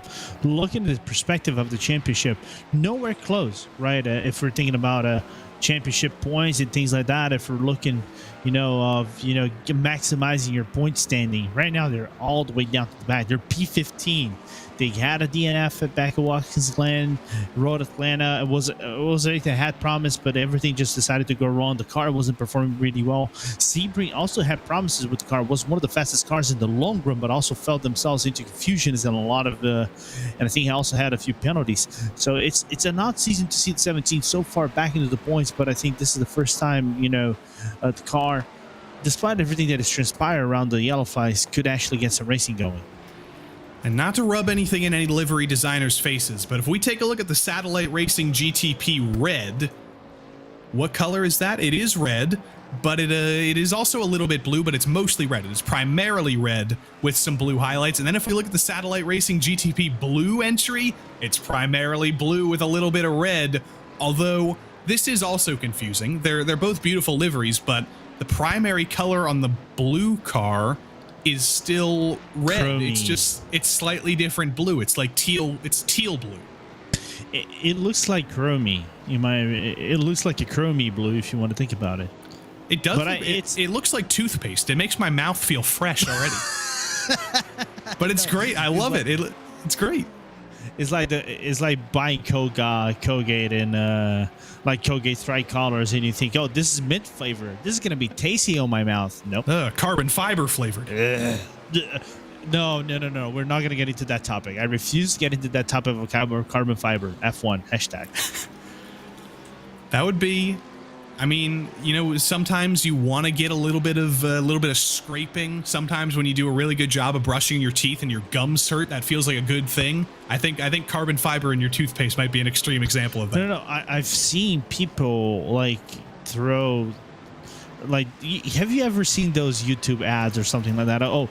We have the innovative technology. You have a purple paste that you throw around your mouth, and it's it's a whitening paste. And it's also clear it is a toothpaste as well. It makes zero sense in my opinion. I know they do a lot of propaganda and editing, but it's just egregiously bad looking those propagandas. It makes me sick. Look at that, Lorenzo coming out very aggressively against the teeth cleaning industry. That's what we like to hear. That's what we like to see. Here's the thing though. I'm trying to keep myself very contained because my girlfriend is actually a dentist. Oh, we should be... She doesn't drive an LMP3, though. Exactly. That's what I was going to say. Why is she not involved in the club sport coverage here in IVRA? She doesn't drive an LMP3, though. She's going to learn maybe someday. She's learning. She's doing Euro truck nowadays. Put her on the sim. It would only be fitting. I know. It's just she has to learn every step of the way. She'll get up the ladder one day. You never know. We might see her. She's better than me already. There you go. I'm RaceSpot's finest. Hates teeth whiteners. Lorenzo Bonda. There we go. That's if the American Dental Association or the International Dental Association, if you're watching, you just got your screenshot here. You can blacklist Lorenzo Bonda from dentist's office all across the world. Oh, by the way, I got a message that people in Satellite are not appreciative with my comments. They're beautiful cars. I think they're beautiful. Really it's just odd. It is odd, but I do like them. And they're different enough, I think, that I would be able to study, and I would be able to say, Satellite Racing Blue, that's the teal blue one. Satellite Racing Red, that's the dark blue one. I think I'd be able to tell that difference. So give them one extra point. In the livery championship... Think of it this way. It's not like the pattern that some teams put up with red. I think we had 35 teams back at one place that had red on their liveries, majorly red. Urano had red. Redline has red. Who else had red car colors? Race Clutch had rare. I don't know. Even Delta Sport has red. But anyway, it's just odd. I know Jane is saying Drago is reddish pink, but you can still call it red. So it's like, it's my bone to pick. I'll interrupt the livery chat for just a moment because there has been a change in the driver lineup totally in GT3 actually. So we talked about how Matt Loveridge got out of the car and gave that number 221 away to Victor Clason. The Prestanda Nomad number 256 in second has actually had a driver change as well, but there's more pressing issues because just as we were talking about Satellite Lorenzo, their BMW GT3 car gets into trouble into Bico de Pato. Yeah, it just goes around up the top of Laranjinha right there. It goes for the dive and just apparently had a little bit maybe of air aided to the half spin. But anyway, unfortunate moment for that GT3 car. That is top of the one of the top cars in the series for the GT3 class, fifth place. Whoa! Huge block coming into Descida del Lago for the Delatraz car. Satellite trying to go around the outside. But that was so high speed. That was terrifying stuff there. 1 inch of difference, and that would have been Christian Hildgaard into the back of Alexandre Delatraz at very high speed. It could have ended badly, that thing. Luckily for us, the overtake, the overtake was actually sealed. Yeah, it was great stuff. That is a reversal of fortune for Satellite. They say, you know what? You've been talking about us too much. We had a little bit of bad luck with our GT3 car going around, and we're going to get Christian Hildgaard to do some exciting stuff there and go for one of the best passes we've seen all day. It might be repaid, though, because Alexandre Delatraz is not going to give this up. He is going to be looking for the opportunity to get back by. I don't know if turn one's going to happen. He may be a little bit too far back to make it happen through there, but when it comes time for revenge at the end of the Red Aposta, it could change again. This isn't over. True. And knowing Delatraz, he's probably going to try to find the opening and go for the overtake again. But they have to think, there's the number green car right in front of him. Sasha Engelhardt is a reachable target. The last lap was a 22.1 for both cars. It's just like, work yourselves out. Do not overstretch the battling way too much. You still have a lot to gain if you just work together in your stint right now. We will get a replay of that almost crash when we can, because that was too spectacular to not see again. But wow, that's symbolic, I think, of the amount of time left to go in the race. When we cross the line this time, it's going to be just over 50 laps to go. That's still a lot of laps. That's still a long way to go. With lap times about 1:20 in GTP, that's over an hour of racing left to run.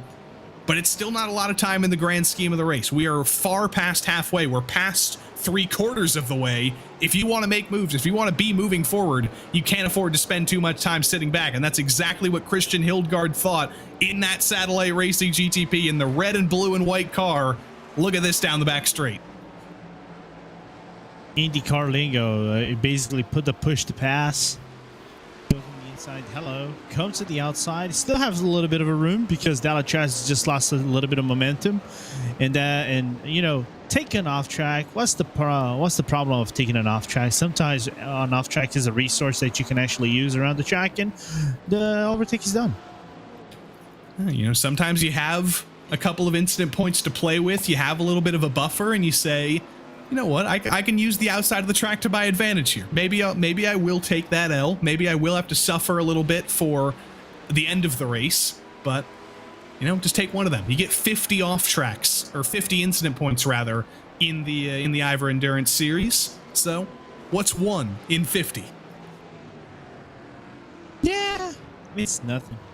Exactly. You got plenty of them. I don't know how many they've taken since then, because they did have that off. They've been battling all day long, but it's just one extra. Christian Hildgaard probably knows what he's doing. If IVRA Race Control wants to let us know how many of those teams have left in terms of, you know, off tracks they can use before they get the warnings and things like that, we're more appreciative than anything. Hey, information is gold nowadays.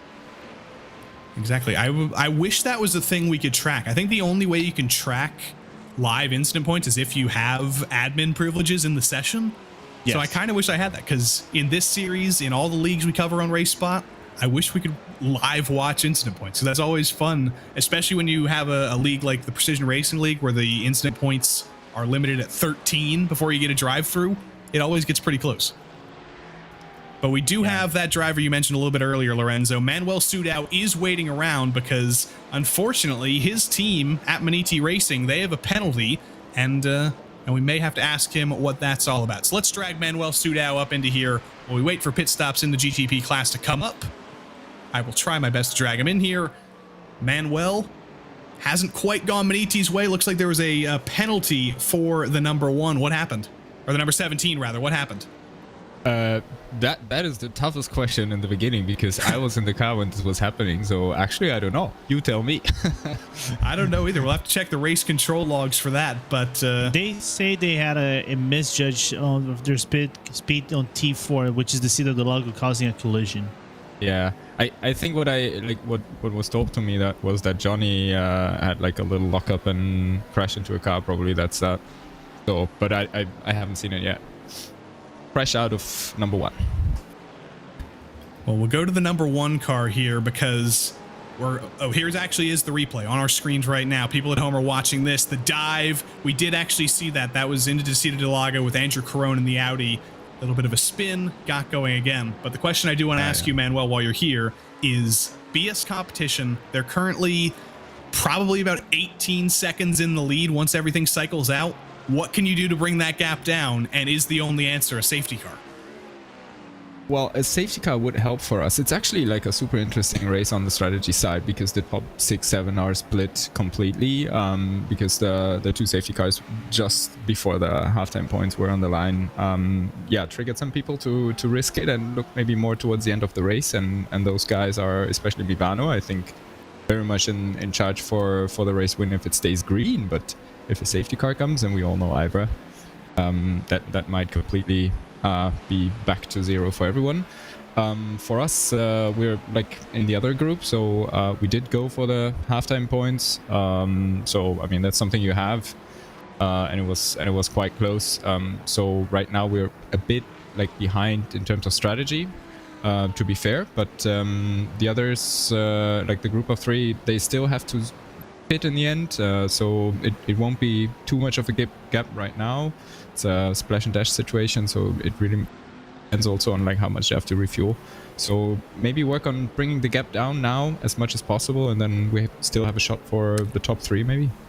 It's all very good information to have right from the driver who's been behind the wheel for so long. But before we let Manuel go, Lorenzo, any more questions before we let him get back to his team? Actually, I do have one question to Manuel. It's like a double. You can kind of think it as a double-edged question, Manuel, because you kind of help manage 2 of the teams. You help manage the number 1. There you go. That is actually riding in 7th position right now with Tim in the car, and you have the number 17 that are facing both edges in the championship. The number 17, which historically, when you were driving with Team RSO, would usually be at the top of the points standings, right? Usually fighting within like top 5. Even at one point, you fought for the championship. I think, if I recall correctly, you won a championship here at IVRA at one point. But we're the current champions. Current champions. There you go. I do remember some things from time to time. So it's odd for you guys to be in P15, not having the luck of the draw. Didn't go well at Sebring. Road Atlanta was a rough race. Watkins Glen, we're not going to even talk about it. What was the mindset for both cars, or in general for the team, to recollect and try to have a stronger outing in the second season? It's a good question. So openly speaking, last season we obviously won the championship, so that got us a secured spot already for this season, and we had some additions towards the end of last season with Philip Schiff and Tom Hooper.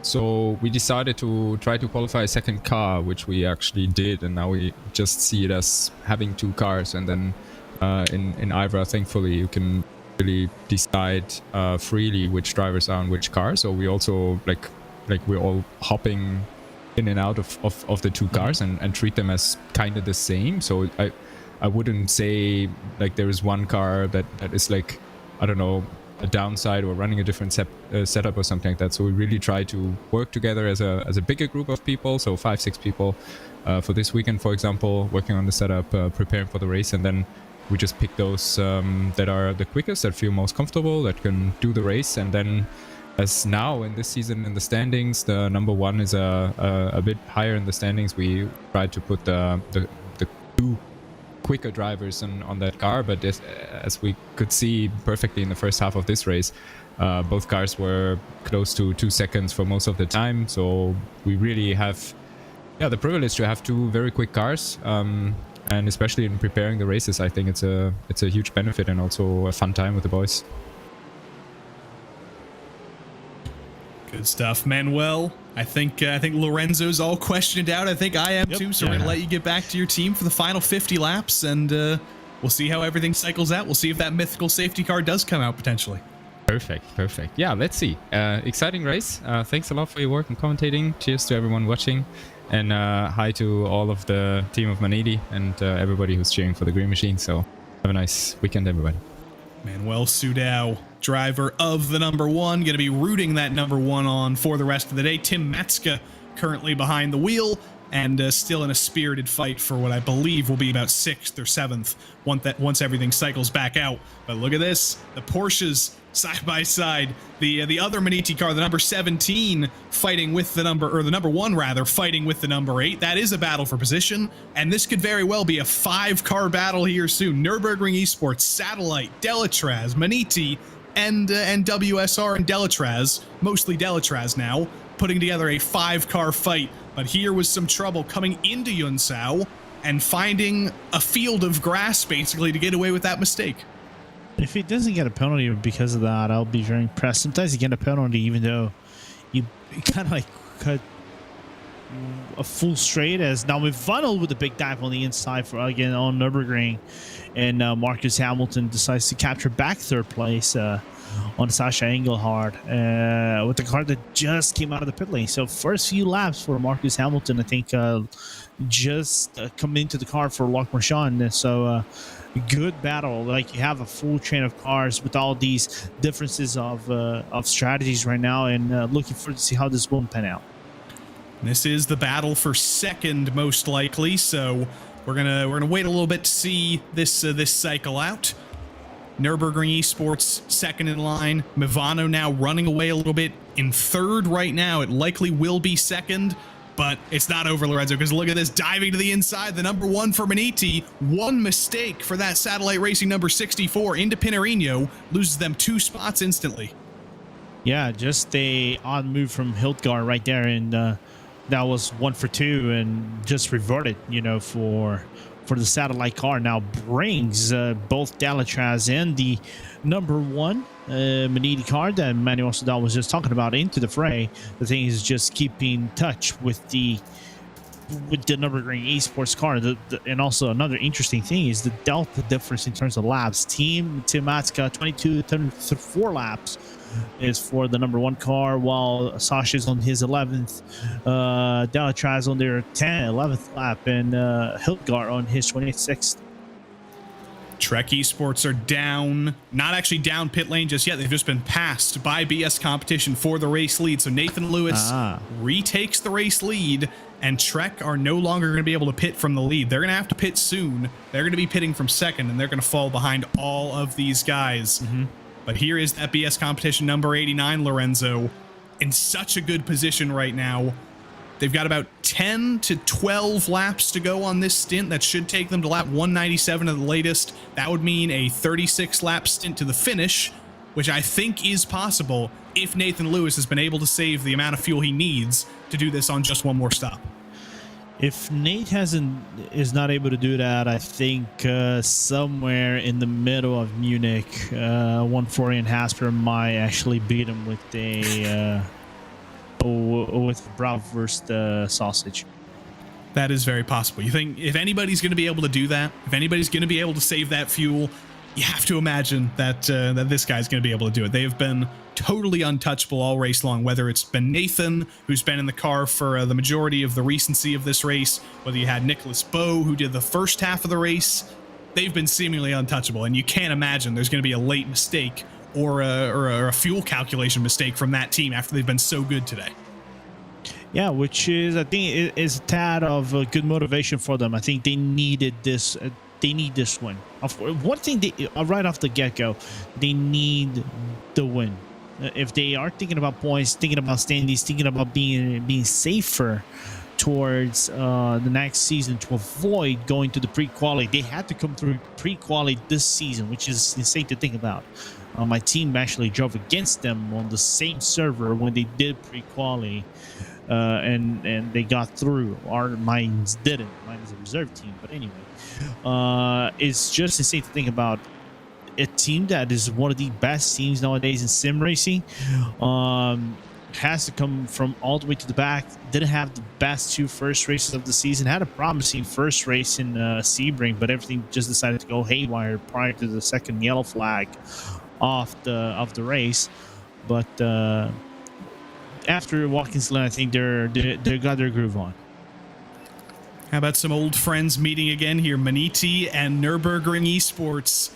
I don't know if it's going to be close enough for anything into turn 1, but it's going to be close enough for Satellite Racing into turn 1. Christian Hildgaard repays the favor on Alexandra. Delatraz misses the corner, though. Delatraz is going to fight it back on the outside, second part of the Senna S, and takes that lead back. But remember what happened last time these 2 cars were in this order? There was a heck of a block down the back straight.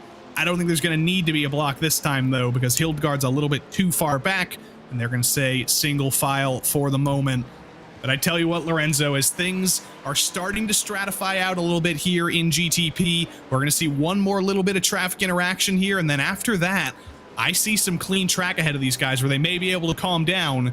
This is not a place where you can calm down, though. 4 GT3 cars coming up here. And look at Maniti looking into the door, looking into the opening, but it immediately gets shut by that Porsche. Hey, especially at the tightest portion of the track, you're going to see Olympus coming down. Here they go, right on through Satellite on the outside at Mergulio. So they get away cleanly from these cars without losing too much time.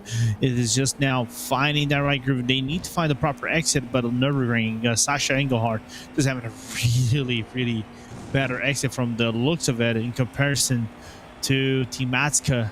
Even though Matska's car on paper is the lighter car of the duo. It doesn't seem like it has the straight line speed, though. He seems to be a little bit better on the brakes, and I wonder if that may just be part of the conversation in 2 different teams in the same Porsche, but going with slightly different setup philosophies. The Nürburgring Esports team may be rewarding straight line speed a little bit more in their setup.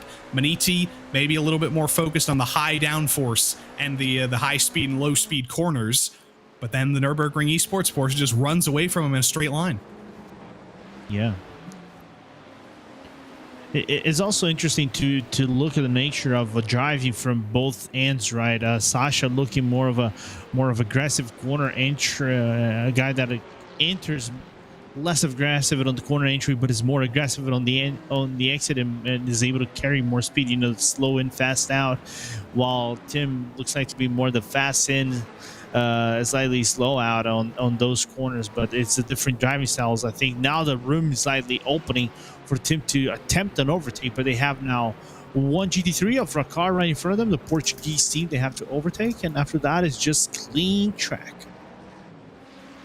Let's get a physics demonstration once again here down the front straight. Is the straight line speed issue with Maniti actually an issue? You see the Porsche in front, basically the car lengths between these 2 cars staying exactly the same, even with the effect of the draft. That's got to be very, very frustrating for a driver who's desperately trying to get by. He gets so close in the middle sector, but the second you get onto that front straight, you get onto the Red Aposta as well, the 2 best places if you want to make an overtake. Tim Matska can't take full advantage. Yeah, but you can see the GT3 car right in front of them. Which car looks to be that? The WSR.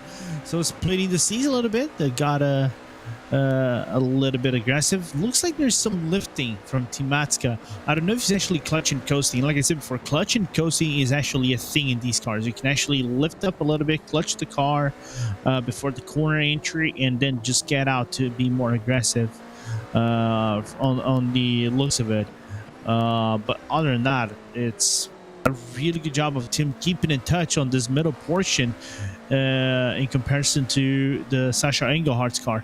My question is, how are they doing on the setup types for this? Well, now there's a GT3 car splitting right the seas between them, 293. Let's ride on board with Tim Matska here. Let's see. He's not in draft range anymore, so he's not actually able to save any fuel in the draft. But once we get into turn 1, Is Tim lifting off early at all, saving anything? Let's see.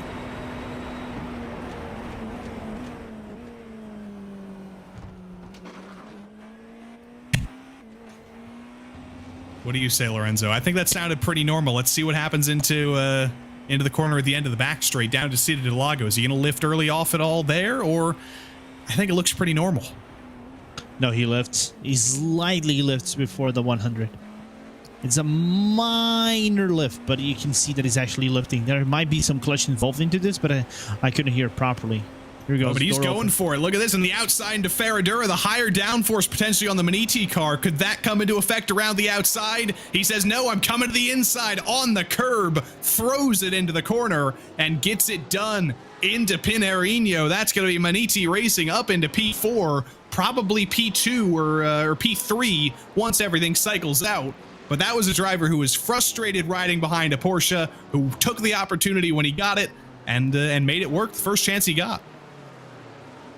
Yeah, but I thought it was actually going to overshoot the Pinheirino corner right there. So, fortunately for the number 4, for the number 1 car, he actually made it just outside, blocking the natural path of Sasha Engelhardt. So, good battle between all these two GTPs, and more importantly, not losing time to both Delatraz and Hildegard, which goes for the move on the inside of the Senaz. I tell you what, things might get pretty tough in GT3 Pro. We've spent so much time in GTP because these have been the most exciting car-on-car battles on track, but the strategy in GT3 Pro is going to get interesting here. After a 41-lap stint, Andrew Carone brought the WSR Esports number 137 down pit lane. There's 42 or 43 laps to go in this race, Lorenzo. Can they actually make it to the end of the race, or do they need to splash and dash in GT3 Pro? The same question goes for the BS Turner BMW in GT3 Pro. They came down 1 lap earlier than WSR, and that's 1 more lap they have to go to the end of this race. It's a question that needs to be done. I think at this point of the race, there's so many things that are opened up right now that we cannot have a full clear favorite on how this turning out to be. We've been looking, like you said, too deep into the GTPs, but GT3s have been opened up as track this decides, you know, I'm taking the Verstappen line out of the pit lane exit. And if WSR and BS Turner have to make 1 more stop, and the yellow comes out. The safety car is out for a Maniti Racing spin coming into Desida Delago, hard hit into the wall, and there's our shocking safety car, Lorenzo. Well. Ladies and gentlemen, hello, Jose. Hello, Jose. Oh, wow. Actually, first and foremost, we have to say boa tarde, Jose. Boa tarde. Boa tarde. I can't do it, Lorenzo. I'm not Portuguese. I'm not Brazilian enough. You can say tarde. Jose de Pacecar. Jose de Pacecar. There we go. Jose de Pacecar de Silva. That would be a very Brazilian name. But this is absolutely shocking. That was Philip Schiff in the number 17 for Maniti, just going absolutely miles off the road. We might have to take another look at that, Lorenzo, because I don't know if that was an equipment issue or if that was just him clipping the grass on entry, but that was so high speed there that looked unlike what you would expect from Philip Schiff. Here we go. Yeah, it's odd to see that complete botch on the corner exit. You have to wonder if there's any... We tuned in about halfway through the corner there, so I definitely want to see some context from before that, from the braking zone. Because, he looked totally out of control. Here we go. Oh, it was a dive on the Hydra Race Geodesic car. Oh, but he completely misses the corner. Oof. He got played. Like, unfortunate for Philip Schiff, but Geodesic played him to the bitter full, you know.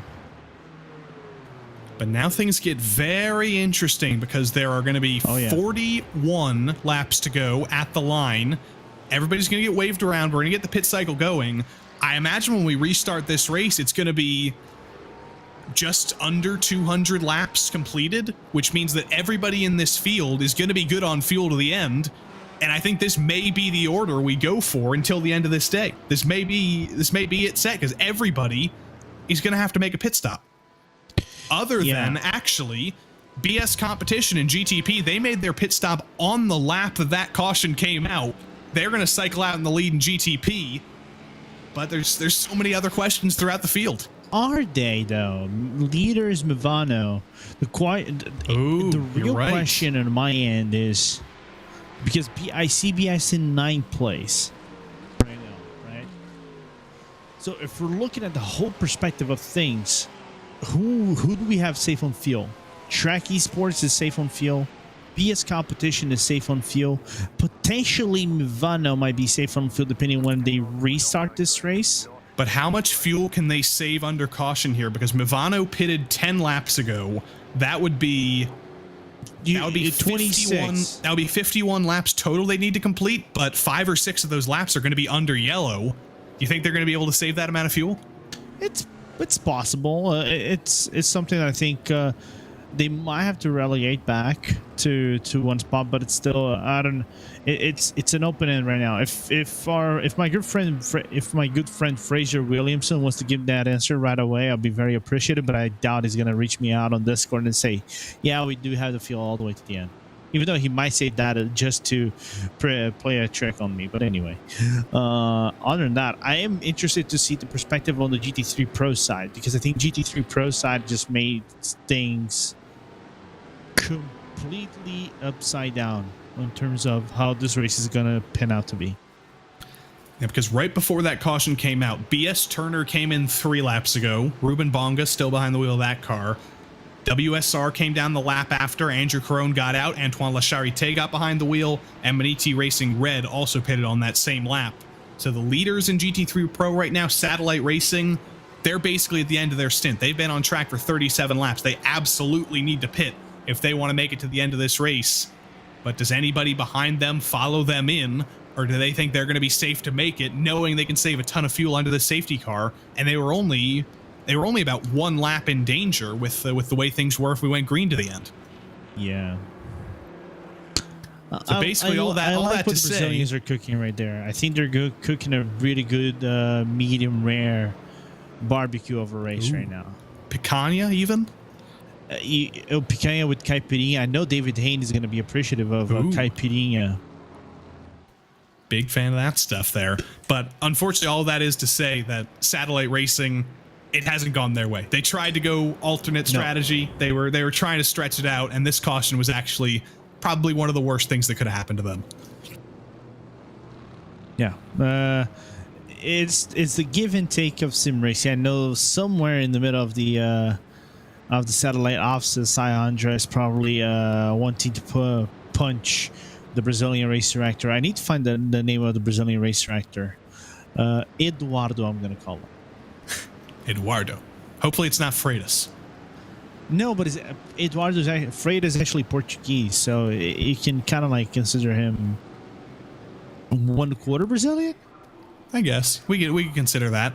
And I imagine you're gonna be kind of excited, Lorenzo. But this is rather different. But this is kind of what we were expecting, though. Every single team in GTP is gonna bring it down pit lane, except for BS Competition, who came in on the lap that the caution came out, before the caution actually came out, and they're gonna cycle back to the front, and that's probably where they were gonna be anyway. It is a little bit of luck, though. And they're gonna cycle their way up to the front. Nicholas Bowe is gonna finish this race off just like he started it, from P1. Question is he going to stay in P1 at the end of things? Yeah, because they had about a 12-second gap before that safety car came out. That is gonna be a 0-second gap now once everything cycles around. Because Niels van Hondel. Niels van Hondel's going to cycle up into second in the Trek Esports number 33. He'll be in contention to the end of the day, but all of those other GTP cars as well, they're going to be cycled forward, and they're going to be in the line. Yeah, and this is actually Van Handel first with the real shot at a race win, right?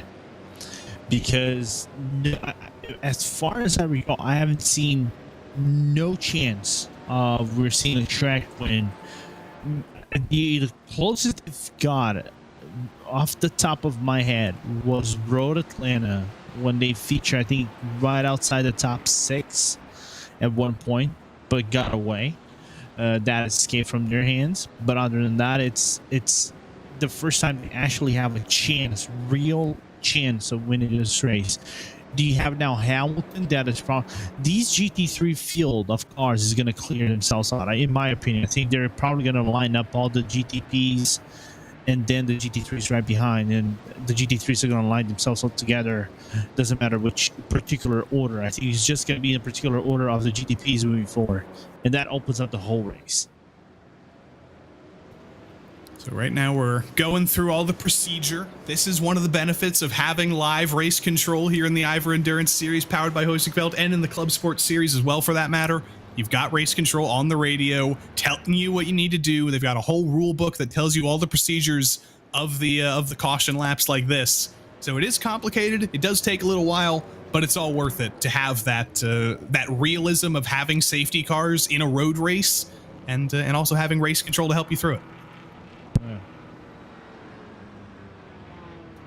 We need to, I was talking about this during the Daytona 500 last night. We need to find a way to get that live race control chatter into the broadcast so we can hear. Do you really want to? Yes. I want to hear Casper telling people to go around. I want to hear Richard Bell doing all that stuff. I want to give people a look on the inside.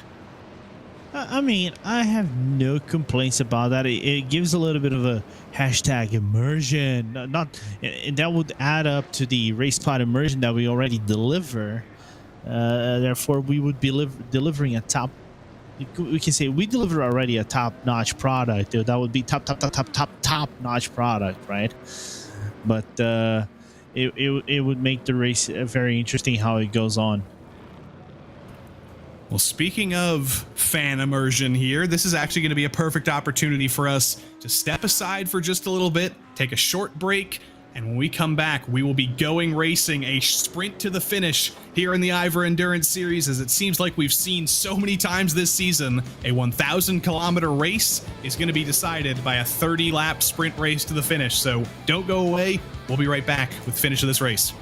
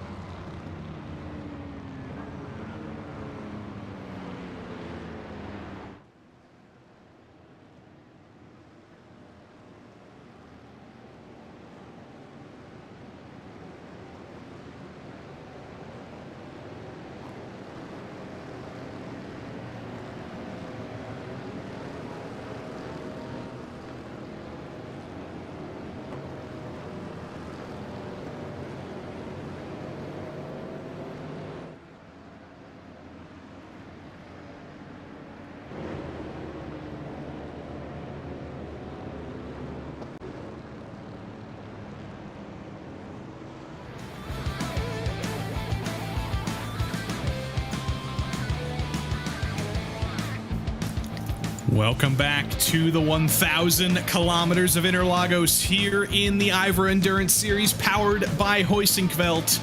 It may be a 1,000 kilometer race, but it is going to be far less than that now. A late safety car is going to bring us to the finish in a sprint. My name is Joey Tebben, still with you here in the booth, and joining me as once again is Lorenzo Bonder. We've been together for the most exciting part of this race, I think, Lorenzo. It has been action-packed for the last 100 laps or so, and now we prepare to do a sprint race. Only 36 laps to go. It's not a 1,000 kilometer race anymore. It's about a 100 kilometer race to the finish. Yeah, full distance, of course, we still get the 1,000, but other than that, it's going to be a mad sprint to the finish. Potentially next to a full hour of racing, but now all gloves are going to be out. There's no concerns about fuel, tires, or anything of the nature. You're still probably going to have some different strategies, but the race is still going to be top notch and a lot of things to unravel in this championship moving forward.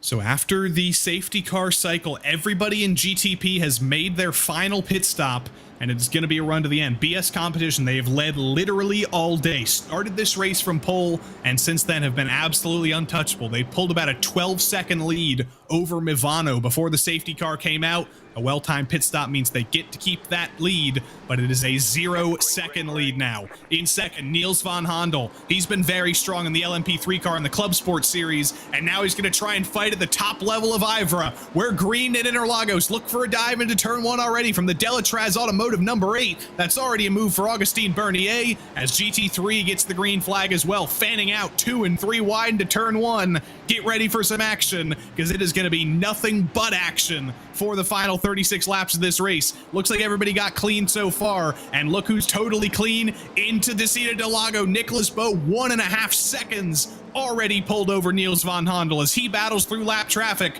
and now he's got the ultimate challenge, the Mivano number 3, Marcus Hamilton directly behind. A hungry Augustin Bernier looks to the outside of the lap car as well. This is the ultimate challenge for Niels van Handel, and he's already opened the door to Hamilton.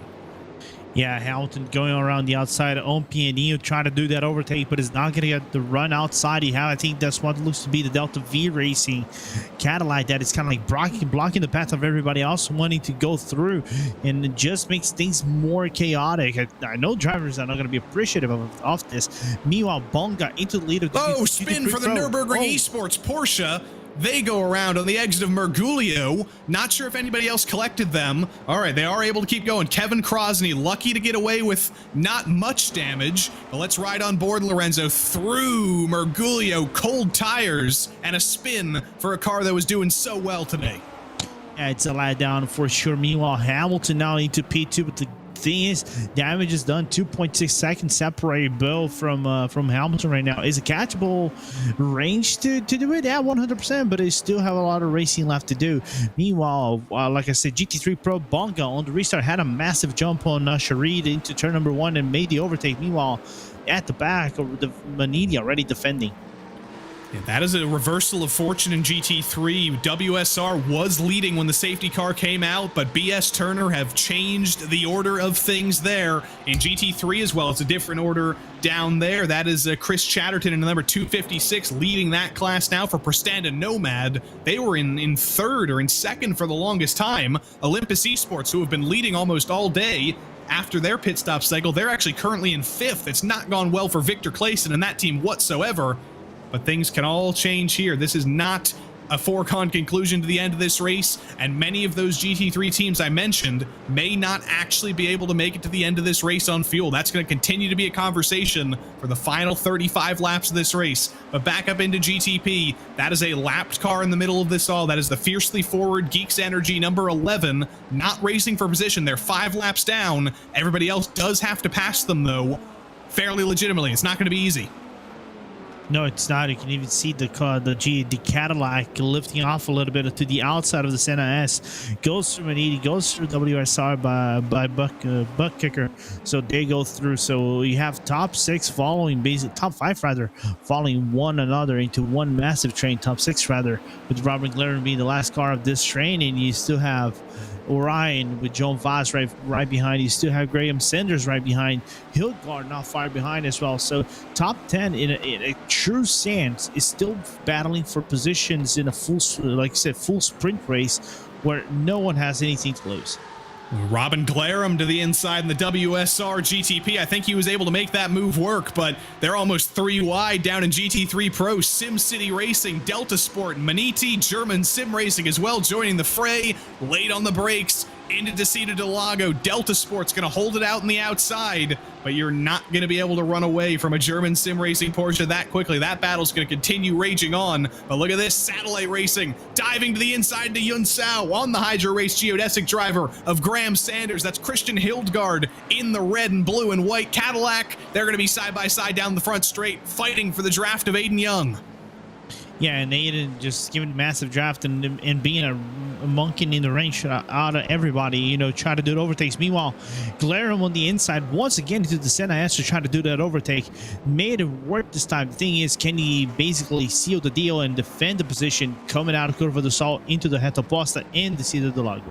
And we're going to see 2 switchbacks here. Matska trying to repay the favor on Robin Glarum, and Graham Sanders switching to the inside on Joao Vaz. He can't be late enough on the brakes, though, into the corner, and that's going to be Vaz hanging on to that position. Glarum hanging on to P5 as well. These are all guys who know they have to get moving now. Everybody's good to make it to the end of the race. There's no more fuel saving. This is all about track position. This is all about making overtakes. Yeah, it's all about making a statement so far, so everybody's going to run as strong as they can, try to, you know, maximize the usage of the tires they have on their cars and see where it will lead them to the end, and the strength of the cars as well, from what it looks like to be a massive but very closely contested battle for top 5, and obviously for podium spots. It's still very open between everybody. And now onto the most important part of the track for overtakes, potentially the long front straight. Technically, there are 2 corners in it. There's 2 kinks of turn 14 and turn 15. But for all things considered, it is a straight until you get to that hard braking zone in turn 1. Look at Hildgaard again in the draft of Graham Sanders. Does he fancy his chances? He looks to the outside, looks to the inside, and he is later on the brakes in the Dr. Dabber car. Too late in the brakes, though, and Graham Sanders gets back by. Yeah, and didn't lose a whole lot of time in the process, and it goes away than Graham Sanders in the midst of things. But and more importantly, he's in the draft of João Vaz, even though João's getting slightly aggressive on that Maniti car looking forward. Vaz does look forward now. You see the fiercely forward GTP has finally been passed by the majority of the lead lap runners. They're finally out of the way. So all of these passes you're seeing, all of these battles, they are for position. Critically, though, they're not for position on the podium. BS Competition now hold a 3.5 second lead over Mivano. Mivano hold a 2.4 second lead over Delatraz. And this is all for back there, but look at this, side by side down the Sen S. Delta Sport versus German Sim Racing once again. They've been fighting for about 5 laps now, before the restart and after the restart again, with Julian Claessens and Gregory Hovesen. They can't stay away from each other. And you can already see that Delta Sport car being defensive on the inside. Outside goes the impulse. Can he make the move? Done, but well defended from the Porsche, still side by side through the Descida del Lago, coming into Ferradura here, Joey, and now Manini following suit. Raymond Scheffers in the Impulse Ferrari gets through on Julian Claessens. That's Alex Bennett in the Maniti Porsche, the green and black Porsche. He's not able to make the move, though. And look who's a few cars behind. There's 2 lapped cars between these, between Maniti and the black and yellow SimCity Racing Porsche of Dalton Zavadil. He's definitely going to play a role in this battle if he can get through them. But this is a GT3 train, Lorenzo. It gets frustrating when you're at the back of one of these, when you're in a draft train, but when you're at the front, there's nothing more exciting than I think what we're about to see here. Coming onto the front straight, Impulse Ferrari versus German Sim Racing Porsche. Who's going to be faster in a straight line coming into turn 1? Yeah, and you can see the full draft of the Ferrari coming into Curva do Café, which is the final corner. Now you have the long straight. It's not actually a straight, but it's still the fastest portion of the track. Nevertheless, car goes nearly to 260 kilometers to 265 kilometers per hour. down the main straight, breaking into the 50-meter board, and looks like Schaffer, the car is looking really good, even though in terms of pace, it's a car that is actually longest in terms of stints. 20th lap for Raymond Schaffer so far in that Ferrari.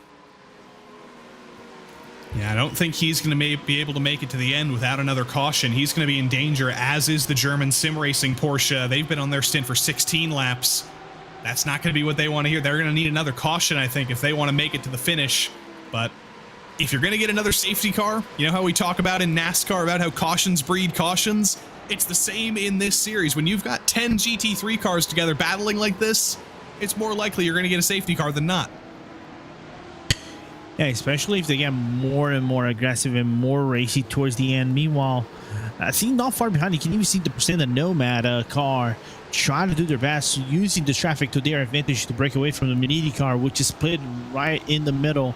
I think there's a SimCity car that is splitting them apart and preventing us from a top tier battle for the lead in the GT3 class. Yeah, it does get quite confusing here because GT3 Pro and GT3, they're two different classes, but they're in the same machinery. There's no speed difference. There's just a difference in the regulations on who you can put in your car. If you're in GT3 Pro, you can have an all-pro lineup. You can have the best lineup possible. If you're in GT3, there's some restrictions for less experienced drivers and the like. But here comes the Impulse Ferrari to the inside on Hovsen. Side by side, though, through the second part of the Senna S. You don't want to be on the outside through there, and that is going to be the Impulse Ferrari forced out wide, forced back in line, and forced to defend from the German sim racing Porsche. GTP traffic has reached GT3 traffic for the first time, though, and this is a time for us to not breathe at all because we've got more chicanes on the track than we had before. Look at this craziness. Guillermo, look, weaving the cars like it is the Indy 500. You can even see median track side by side going through the city of the Lago. Can Matska do the move stick? Even though he's nearly split 3 wide among the cars and nearly caused confusion among the other cars. Well, there's a massive spin. That was Satellite and Hydra Race Geodesic. Hildgaard and Sanders came together. They were both able to get going. But this was shaping up for a couple of laps. These guys were battling tooth and nail, and Hildgaard and Sanders come together. They come together again with the spin, and both of those teams are going to be out of contention for the top 5. 100%. A rivalry ignited 100% between these both teams. This is absolutely insane right now. Throw a blanket over Yun Sao, and you're covering about 20 cars across 3 different classes. Absolute craziness here. There is a chicane over there to the right, actually, that some series run, but we've got about 15 extra chicanes with some GT3 cars coming around here. This is the battle for the podium. This right here is the battle for the end of the top 10, actually, with the Nürburgring Esports car. Kevin Krosny behind the wheel. Christian Hildgaard ahead. Graham Sanders is still around behind. The battle between Satellite Racing and Hydra Race Geodesic isn't over, and they've got a friend to join them as well. Yeah, you can even see Graham actually doing that overtake. Meanwhile, the Nürburgring GTP had to duck back and take the L. You know, you are in the wrong lane for you to do any overlap and overtakes at all. So, find themselves in the wrong position at the wrong place in the wrong time. But this is going to get interesting, Lorenzo. It's the same 2 teams that made contact in the Senna S just a couple laps ago. What happens when they get back together? Does Sanders decide to be a little bit more aggressive? He actually doesn't even need to think about that at all, as the BMW gets held up on the outside, or the Satellite Racing Cadillac did get held up, almost opened the door for the Hydra Race Geodesic car to get through. Didn't quite happen that way. It looked like it was going to be easy, was not quite so. But this battle is the battle for 3rd, the last spot in the podium, so hotly contested. Augustine Bernier has been stalking Robin Glierem for lap after lap, and that's going to be the battle for the podium. This is going to be the battle for the last spot in the top 5, Matska versus Niels van Handel. Now, like I said before, there was all contact between both cars getting very dicey among themselves. Meanwhile, going around the main straight they go. We have a replay of the Apex Tech car spun around. I think that was spun by the German Sim Racing. Meanwhile, Van Handel have the advantage into the Senna S and survives another day. But how long is that survival going to be down the Retta Pasta? No DRS despite the boards. You got to do it the old-fashioned way with the old-fashioned draft. Look at Matska peeking to the inside, but it was just a nose. It was just letting Von Handel know that I'm here. I'm looking to make a move on you. I'm not going to be stupid about it, though. He's going to look around the outside at Ferradura, though. Does he have the downforce to make that happen? He's fully alongside. He's going to be fully alongside through the second half of the corner through Laranjinha, though. You don't want to be on the outside coming down the hill until you're side-by-side to Pinarino. Von Handel's going to be able to clear the Maniti Porsche, though, and stay ahead. I thought there would be contact among these cars. By the way, massive update on this race. Bernier and the Delatras team might had a penalty. Meanwhile, oh, you can see, Delta V just smacked into the wall. Could that be a safety car, potentially? I think they were able to get going, but that very well could have been safety car material. No, that could have. I think the car just was driving. We even saw it at one point just to the outside, giving way to the other cars going around. But scary moment right there where he could have shifted the whole race upside down again. Looks like they're still circulating, so I don't know if they've actually been able to make it back to pit lane. No, they can't turn right there. I don't know. I think race control are going to be reviewing that. Could that be a yellow potentially? Look at that. That's an insane hit. Yeah. I'm going to try and pull up the race control board because I know there are still some penalties that potentially haven't been served. But look at that. They couldn't turn right there. They were forced to take the widest possible line through there and potentially run through the grass. It's not been a good time. They made it to pit lane? Okay, so no safety car will come out for that. They were able to drive it back to pit lane, but if that went even slightly different, if that wheel was at a slightly different angle, that would have been a race-changing yellow. Yeah, 100%. By the way, like I said before, prior to watching this replay, one thing that can change the whole scope of this top five is the Delatras team had an overlap during the restart, and there's a minimal gap that you have to serve and be around the drivers when we have green flags and restarts, and apparently the number 8 didn't follow suit that procedure and might get a penalty. Yeah, I do have the race control board up on my my other tab, and now that we're coming to the finish, we will have to look at that pretty often, but I think we'll wait until the closing laps to really tell us who's potentially in danger of losing a result due to that. This is the battle for the outside of the top 5, the last spot in the top 5. Matska versus Joao Vaz. This is kind of a duo we haven't talked much about, Lorenzo. They haven't been battling much. They've been kind of totally separate.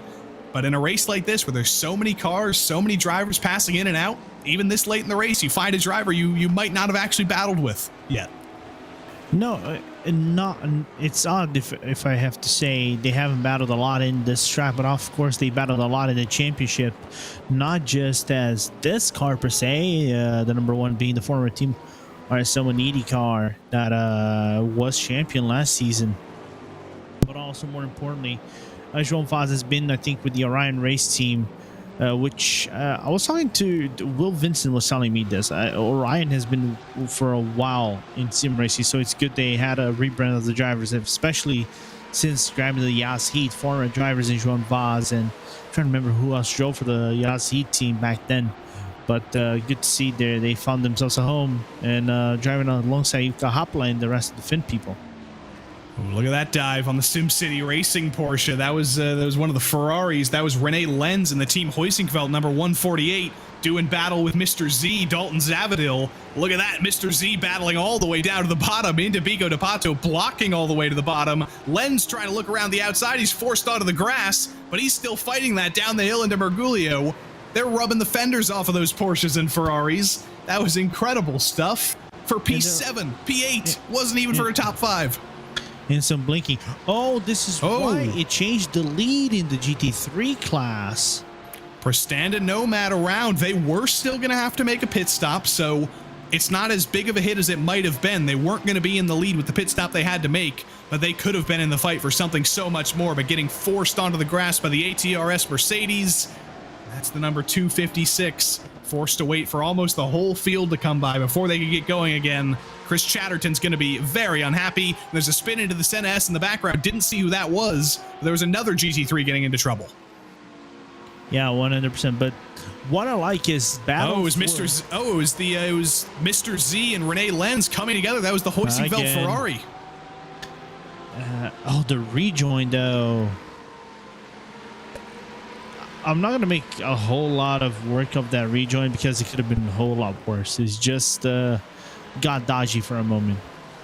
While we're seeing the battle for nearly top 3 in the GT3 class, rather, because Maniti's battling against David Barraclough. Another spin for the Heusinkveld Ferrari. Actually, that was through Ferradura that time. Once again, add another spin to this lap. It's getting worse for them. Yeah, there must have been damage on the rear end of that car after hitting the wall in the Senna S. More 100%. I think there might have been something with the diffuser or the balance of the car whenever you hit the back end, and just make things more complicated. While Satellite tries to go for the move, but I don't think that is a Satellite that is supposed to be running in the GT3 category. That's actually the GT3 Pro car that is going around the GT3 cars. Yeah, it does get very complicated, but look for the purple number boards and look for the green number boards. If you at home are watching this Race Spot stream in full quality, if you've got it up on your big screen, you're actually probably going to have an easier time of differentiating the cars than we are in the booth. But here's some issues into Bico de Pato, right behind the Prestanda Nomad Ferrari, actually. Wasn't them that got turned around that time. It was one of the GT3 Porsches through Bico de Pato. Yeah, the Italian team of Asleth team got spun around, and unfortunately was the best I saw there, losing a lot of spots in the GT3 class, so unfortunate for them. That is going to be a slam dunk penalty 100%, while we still have this battle for the top 3 in GT3 class. And speaking of penalties, there's a few pending penalties for notable teams that haven't been served yet. The Delatraz GTP, they're currently running in 4th in class. They have a 5-second penalty still pending for the contact that Alexandre Delatraz made. They also have a 20-second penalty pending for overlap during the restart for Augustin Vernier. That is 25 seconds. That's going to be added to their race-ending time because they're not going to make another pit stop. That might take them out of the top 10. Yeah, 100%. Also, one more pit stop. I don't know if you brought that up. Just came in, which is the Fiercely Forward car is going to be fiercely backwards a little bit, but luckily for them, there's no GTPs battling against them in terms of track position. They just went over the off-track incident limit. Oh dear. Well, it's basically been a race to the finish for Fiercely Forward. Unfortunately, there's another spin for the SRN Porsche, I believe. Going around into Pinarino, I believe we saw them have that same issue a little bit earlier today. The Zekarol Porsche, rather. Yeah. Differently liveried car, but I believe they did have a same issue through there about a lap ago. But on the topic of Fiercely Forward, they might not have been racing Fiercely Forward today as we're used to seeing them, but Nico Shivets and Aiden Young, even when they've been on the back foot, they've been 5 laps down for quite a while. They're still focused on finishing this race, Lorenzo. They want every point they can get. These guys aren't going to finish the race. Turn down the Red Raposta. There's a Mercedes around hard into the wall. Prestanda Nomad are collected. And if that's not a safety car, I'll be pretty surprised because there is calamity down the back straight. Mind the rejoin. Wow. That Mercedes is absolutely destroyed. I don't know if it's actually going to be a safety car because most cars are still moving. The Ferrari's parked. So there might be a safety caution. Are we going to get another late race restart here? The Mercedes is going to have to park as well. Heavy damage on that bright green and white Mercedes for not Paceworks, rather. The Team Heusinkveld Ferrari is okay, I think. I don't think they got damaged. But that is a damaged Ferrari for Brabham Esports parked on the exit of Desida del Lago, and there it is. There is the yellow. We're going to have one more safety car and an even shorter sprint to the finish.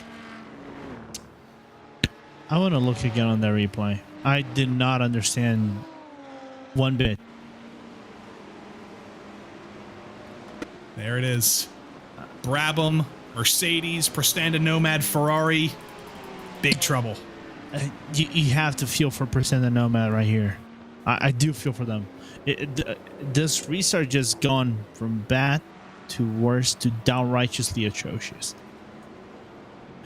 And you have to think about points as well. Prestanda Nomad was one of the teams that needed points in this championship to get ahead of Satellite, get ahead of Paceworks. Paceworks not having the best race. Acura having an atrocious race. So this could have been the race that would propel them into the top 3. But unfortunately, and that Mercedes, by the way, Afonso Souto for Rackar. That's the team responsible there. Then Brabham and Prestanda Nomad, the 3 biggest hitters. We see another look at it, Lorenzo, from head on, and it was an argument of cars. It was a cargument down the back straight.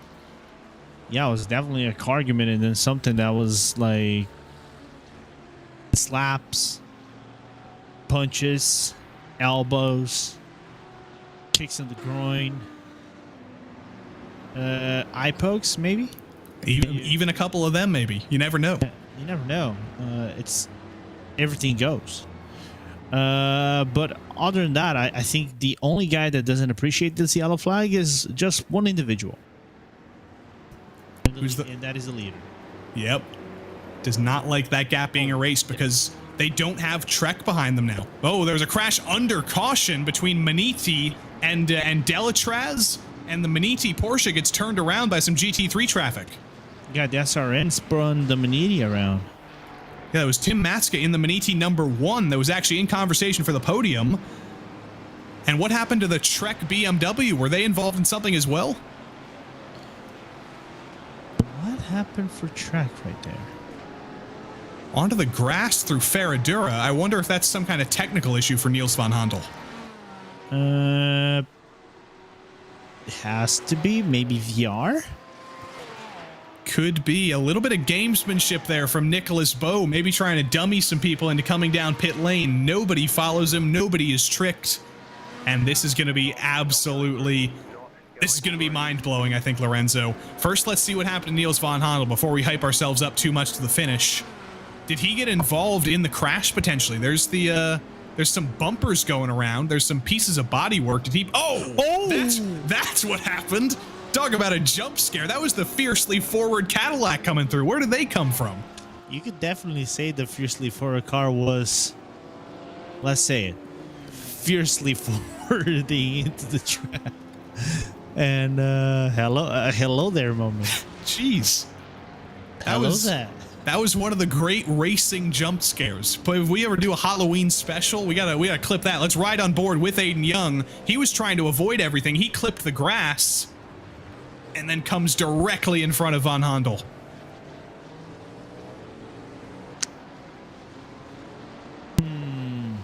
Can I have that look again? We're probably gonna get a short yellow, just to recycle the field. I think whoever's gonna pit is gonna be the GT3s. GT3s, I think they might go for a splash and dash. Those who want to take the opportunity, they will take the opportunity to come in for their splash and dash. Is if we can get the look from Aiden Young again. I don't think I blame him for that crash way too much. It's just the I wonder if he could have done a better race decision. I think just is what he had on hand. Let's do it. Let's get Inspector Lorenzo on the scene.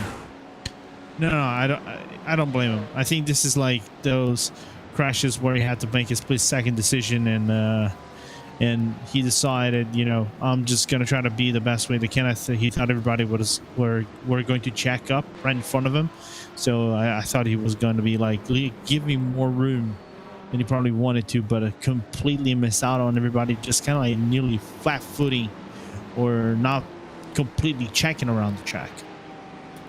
See it one more time from the helicopter view, just the grass. Oh, and it was so close to getting away with it. He was so close to slotting through the hole. Van Handel was so close to avoiding it as well. And it's just some bad luck there. But Lorenzo, before we restart here, I want to take you back to Sebring. I want to take you back to the start of the season. We had a very similar situation. Yes. It was Hydra Race Geodesic that had led almost all day. They had a huge gap before a late race safety car came out, but Movano restarted behind them and ended up winning the race. Could we potentially see the same thing here with Marcus Hamilton as high up as he's been all day? There's a chance. If there's one individual who's going to capture that chance, is Hamilton. Hamilton knows how to wiggle this car around. The question is how much of a jump he will get from Bo whenever this race starts, because right now he's just trying to follow closely while we see from Van Handel's perspective what has transpired in front of him. Yeah, this You're gonna is see it on the rear view mirror. This is the dreamy edit of what happened here. If anybody's got a piano Days of next to Thunder. him, if you got a keyboard, start playing Claire de Lune. Dun, dun, dun, dun, dun, dun, dun. And now Aiden Young falls from the frame, goes into the grass. What's gonna happen? Where's he gonna come from? Everything's perfectly fine. Niels is thinking right now. There's no trouble whatsoever. It's your spotter saying clear. And then suddenly, Hello back there. in black. I get the sack. Jump scare. That's beautiful. We should submit that for something. That's like art. Are you saying like you want to have the prize for the VCO semi, like the VCO semi breakdown of a crash Yes, of best an incident slow-mo of the year? replay. Best slow-mo replay. Florian, are you listening? Yeah, but the thing is, who would get the the nod? Would you get the nod, or Dane would get the nod because he's doing the producing? I guess he would get the nod because if you think about like the Oscars, the best picture winner, the producer wins that award. So I guess Dane would win that, but we would at least get thanked in the speech. Here it is at full speed. Why not? Let's do the hyper pop edit here. Put some 100 gex behind this. Bang, bonk. But no, the best. Okay, this needs submission, or if you can actually clip this on YouTube, because this is proper content. You don't get this kind of content anywhere but RaceSpot. Only RaceSpot is able to give you that kind of content. Yeah, this is only when you have Dane Baird behind the scenes. You don't get this from Hugo or from Dustin or from Arjuna. They're too old. We got Gen Z in the booth with Mr. Dane here, and we're representing. Oh, or in the production suite, I should say. We got Gen Z in the booth as well with me, but we're bringing the young folks back, Lorenzo. you know you're calling me old, right? Elderly. Fair. Because like, and you make me feel old when I'm just 32. Yeah, but it starts with a 3. True. I'm going 33 this year, so yeah. There we go. A little bit of age-based discrimination in the booth here. Lorenzo Bonder, elderly, boomer, Lorenzo Boomer. There we Wow. go. There we I go. did not expect that from you. This is our age solidarity between me and Dane. I think I'm like 3 years older than producer Dane, but I don't even know. You know what? Wait, how old are you right now? I'm 23. All right. Dane might be 21. Okay, Dane he's is 21. Hugo, if I recall correctly, might be below. He's below 30, I think, or he's nearing the 30-year-old. I think Hugo Luis is to the point of being a millennial. There you go. He's 29. I think Arjuna is a millennial. I think Arjuna is nearly Arjuna is 29 or something like that. He's 28, 29. Will Vincent is he's older than Arjuna. Easy, Joey. Did not fall into the territory of Will Vincent and Paul Smith and those because that is a very, very dangerous territory you don't want to be in. You know. Yeah, we're getting too close to the sun there. You think this is going to be the last race of this yellow? Yeah, maybe. Just don't call them dinosaurs. I might have to do that deliberately now. And look, I got some solidarity in the chat. Fraser Williamson says Lorenzo Boomer has a good ring to it, actually. Oh, I'm gonna tell that the next time I see him down here in. God damn it! Oh boy. All right, we are still organizing some things. I still hear race control on the radio, waiting to get everything circled around. But give it a few moments, maybe even give it one more lap after this, and we will get a sprint to the finish. There's an easy calculation, by the way. If you want to know how long Interlagos is, it's about 2.7 miles. It's about 4.3 kilometers. I'm going to say that's 4 kilometers, and I think we're going to restart with 17 laps to go. So that'll be about 70 kilometers left. This is a 1,000-kilometer race, and it is going to be decided by less than 100 of those. I don't know how we keep getting away with this. This is how things keep going in the IVRA Endurance Series powered by Heusinkveld. It happened at Sebring. It happened at, I think it happened at Watkins Glen. There was a late restart at Road Atlanta as well. It's been happening in the Club Sport Series. We always get these late race restarts, and it always It's always so exciting. You got to tune in for the entirety of these races because it always ends like this. But think of it this way: it's a gift that keeps on giving, right? Yeah, the By the way, excitement. I got a message from our BS competitions boss. He's 45. Oh, Wow. there's Sim some racing is for everybody. Exactly. Like you'll run into people, especially when you talk about like the oval side of sim racing. If you just drop into like a random official NASCAR series race, you've got guys around there who are in their 70s and 80s even. It's for everybody. Everybody can do it. Yeah. I still want to see. I still are yet to see Florian Hasper to do his full main feature debut on a race at RaceSpot. I got to think of when the best opportunity for that would be. We need to do like, there needs to be like an because you know how they do the Porsche All Stars. We need just a RaceSpot All Stars where we get Florian in, we get some commentators, we get some sponsors, we get everybody. Well, we have the Commentatorama later this year. I think Florian could get away with an invite with that. He's close enough. True. Yeah, I think he's always invited if you think about it. Yeah, he can always just show up. Florian, if you're listening, next time we do a commentator race, make sure you're not racing around me or Lorenzo because we haven't had the best luck, but it's been fun. Yeah, no, you haven't had the best luck. Yeah, I had good luck the first time around, but the second time around, the jumpy trucks at Lime Rock, I think I blocked one of the Finnish broadcasters into the grass in the front straight, and I got deservedly killed after that. No, but the thing is, I didn't get luck on the final race because I think I let Jack Styles go by once prior to the race finish. But other than that, it's like here's the thing. I'm RaceSpot's finest because on the commentators race, I had the most points. How did Arjuna finish in this Pesk All Stars race? Who cares? He was finally he's not into the race. He's not RaceSpot's finest. Like Dane's trying to minimize my feat just because he's been on past All Stars. I'm looking at. I just clicked on a random portion of Dan Suzuki's stream. It looks like Arjuna was in 7th. He was running behind Tony Kanaan. So Arjuna's been beaten by Tony Kanaan. He can't be RaceSpot's finest then. Yeah, sure. I beat him once. Yeah, Mr. Kanaan, he's RaceSpot's finest now. You and Tony are gonna have to battle for it. No, I'm RaceSpot finest because I already beat Tony in a league race before. So all right, there you go. That counts. Dane said he beat Lando Norris. Well, one of my proudest victories on iRacing was the BMW GT4 Cup at the classic layout of Watkins Glen. I was running 3rd.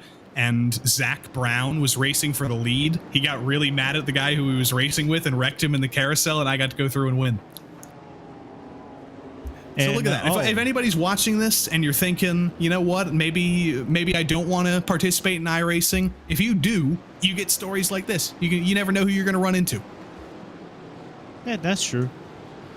By the way, before we start, Florian said that he's bringing next time by the VCO PS Turner Mazda livery that's racing against us.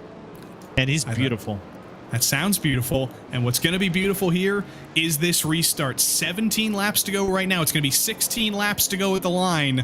About 64 kilometers to go. And can anybody put a challenge to BS competition? They have been absolutely untouchable today, whether it's been Nicholas Bowe in the car, whether it's been Nathan Lewis in the car. Nobody has been even close in terms of pace. Nobody's been even close in terms of gap. And I hype all that up because this is the opportunity for the underdogs to come out. Mivano in 2nd. Marcus Hamilton looks to do exactly what Mivano did at Sebring and beat the overdog as the underdog. We're green for hopefully the final time at Interlagos. Single file in GTP until you get to Nürburgring Esports and Hydra Race Geodesic 3 wide into turn 1. They've managed to resolve that fairly quickly, but Maniti's around. The number 1 spins on the exit of the Senna S. They're going to the back in GTP, and that's going to be the end of their fight for the podium. Yeah, unless we got a yellow flag that is pretty much done and does it for Timatska right there. Unfortunate, but cold tires just playing to its effect right there. While the jump from Nicholas Bowe into this restart wasn't massive, so Hamilton right now has work to do with less than 16 laps to go.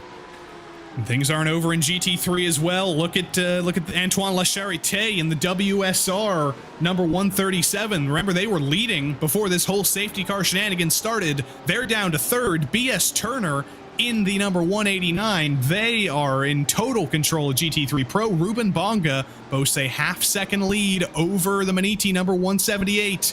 But how long can you hold on to that? That is going to be a very hungry Maxime Marriott in the Maniti Racing Porsche, who's going to be hunting that down. GT3 similarly separated. Maniti looking for the win in that class ahead of Torque Freak Racing. I feel like we haven't talked much about them all day, but they could be in contention for a win in GT3.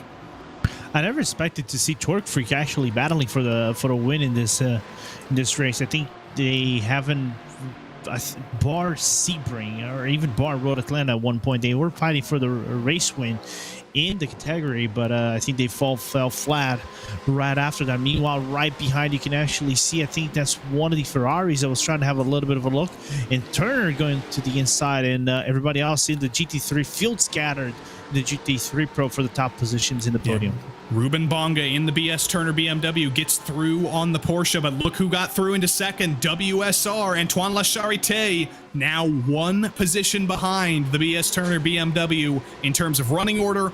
There's one buffer in the middle. That's one of the GT3 Porsches who Lacharité is going to need to get by. Is getting held up down the hill. There was a Mercedes off the road there. I think that might have been the Paceworks Mercedes with Boss Rowinkle behind the wheel. No safety car is going to come out there. It was just a spin, but they're battling for second now. Mivano and the other WSR car in GTP battling for second as BS Competition once again runs away with the lead in GTP.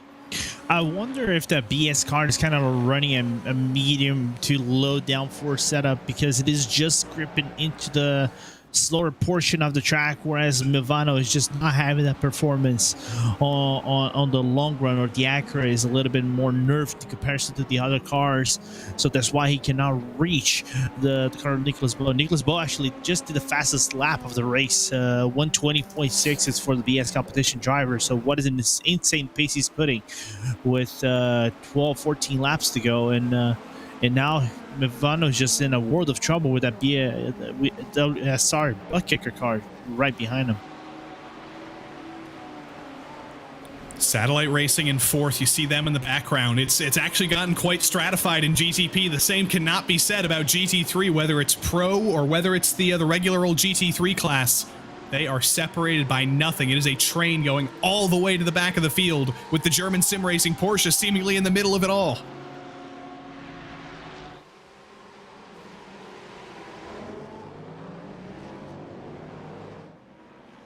And there goes Mivano back through on WSR. Acura versus Acura for second, but every time they battle like this, they're losing about half a second per lap. That gap is only growing up to the BS competition BMW. They've got to make sure that's as short of a gap as possible, Lorenzo, because they will reach lap traffic one more time before the end of the race. But if they have a 3-second buffer to play with at BS competition, I don't think Nicholas Bowe is going to be worrying about lap traffic at all. He can afford to be patient and make his way through patiently without worrying about these two catching him.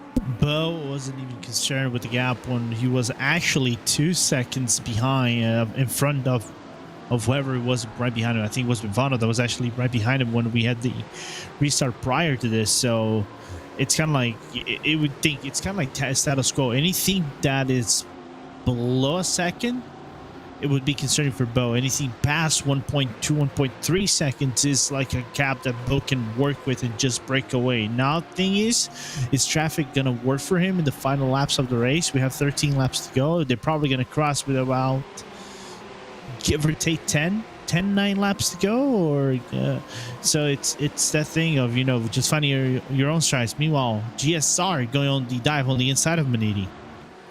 That's the battle for about P6. You'll also see that Audi, the WSR Audi, off the podium. Lacharité was not able to hold on to second. He was passed by the Maniti Racing red Porsche of Maxime Marriott and Delta Sport. They've also gotten onto the podium. Gregory Hovson trying to give Delta Sport one of their best results of the season. Maybe even a second place finish if all goes well. but it is BS Control in GTP, in GT3 Pro as well. And it's going to come down, I think, to when those GTPs reach the GT3 traffic. How are those interactions going to go? How crazy is it going to get? And is everybody going to be able to survive with their gaps once the classes meet? Yeah, I think we're going to find the meat of the sandwich in a little bit whenever these GTP cars go forward, but everything just makes it more nerve-wracking, especially with like little to none to go left into this race, and still a whole lot of things undecided moving forward. And there's some big questions down in the GT3 class. Marius Janke leads the way in the Mini-T Racing purple Porsche, but he has been out on track for 33 laps. That would be a 55-lap stint to finish this race. You would think that's physically impossible. There have been 2 cautions, so it's not all been under green, but I think it's still going to be very close for him. It's going to be close for David Barraclough and the Torque Freak number 281. They've been out on track for 29 laps. SRN have been out on track for 31 laps. I don't know if any of these cars in this top 5 can actually make it on fuel, and it looks like they're all trying to save a little bit. I wouldn't be surprised if there's a lot of fuel saving. Meanwhile, you can even see behind Mr. Ruben Bonga to try to overtake them or even try to follow suit. You see the stint length of Marius Janke, Barraclough, Jason Garrar, Ben Faulkner, and Thomas Fischer. If I have to pick one who's actually safe, it's Faulkner. Faulkner, I think, so we might even see that Archer car coming out of the blue, maybe grabbing the win in this race, but it's been closely contested out of everybody, and I think once again it's going to be interesting to see Archer brothers winning one more time. Oh, there's a spin just as we say that, Lorenzo. The Archer Racing number 215 goes around. Jinxed it. Yeah, that's unfortunate. They actually haven't lost much. If they are going to be the only team in this top 5 that can make it to the end on fuel, they're still within that pit stop window, so Ben Faulkner can't hit himself too much about that.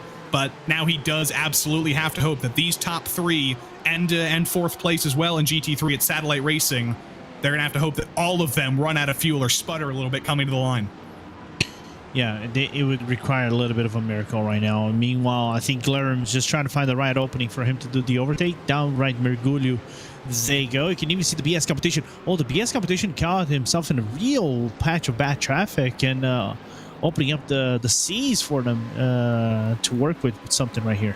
Yeah, the gap's been cut in half. It's now down to 1 second, and I don't think there's going to be any traffic between the 2 and the 3 GTPs. Look at that. That's big for Movano. That's big for WSR as well. No GT3s between them. There's going to be a GTP between them as there's a huge dive from the WTR GTP. Doesn't work out, though. A little bit too much for Robin Glarum. He's going to have to slot back in line. And I do wonder, was that worth it? Did he lose himself too much time? And did he lose Movano too much time to take full advantage of this huge pack of traffic coming up? I think he lost about half a second on this dive for in comparison to Nicholas Bell from looking at the relative right here. So 4/10 of a second, half a second is the time lost. But Movano, again, just getting themselves into better patches of traffic. Gap is now 1.4 seconds. Yeah, the war in traffic is being won by BS competition. You see the gap on the side of your screen only expanding. This is a war against fuel, though. It's a war against physics. How much are you able to save? How light can you be on that throttle? And how can you stay in the lead while doing that? I bring us back to Daytona last night, Lorenzo. You don't want to be in the lead of a train because you're just expending fuel. You want to be able to hang back, lift off a little bit early, save a little bit of fuel. And that makes me wonder, is David Barraclough actually in the best position of anybody here to make it to the end of this race? Does he even want to be leading right now? Yeah, that is a really good question. And taking a quick look over here, how deep he's into his stint right now. Is actually 32 laps into his stint. Of course, give or take with the yellow flags and everything. So 9 laps is doable, but he needs to be highly aggressive on the fuel saving, kind of like massive liftoffs in some of the main straights, and then pray for something else. So far, it has not been a great season for Torque Freak Racing. Out of 14 teams in GT3, they're actually currently 13th in the standings, despite competing in all 3 races so far. So they've not had the luck on their side, but this could be the day where it finally turns around for them. There's the overall leader in GTP, the BS competition, number 89, coming through.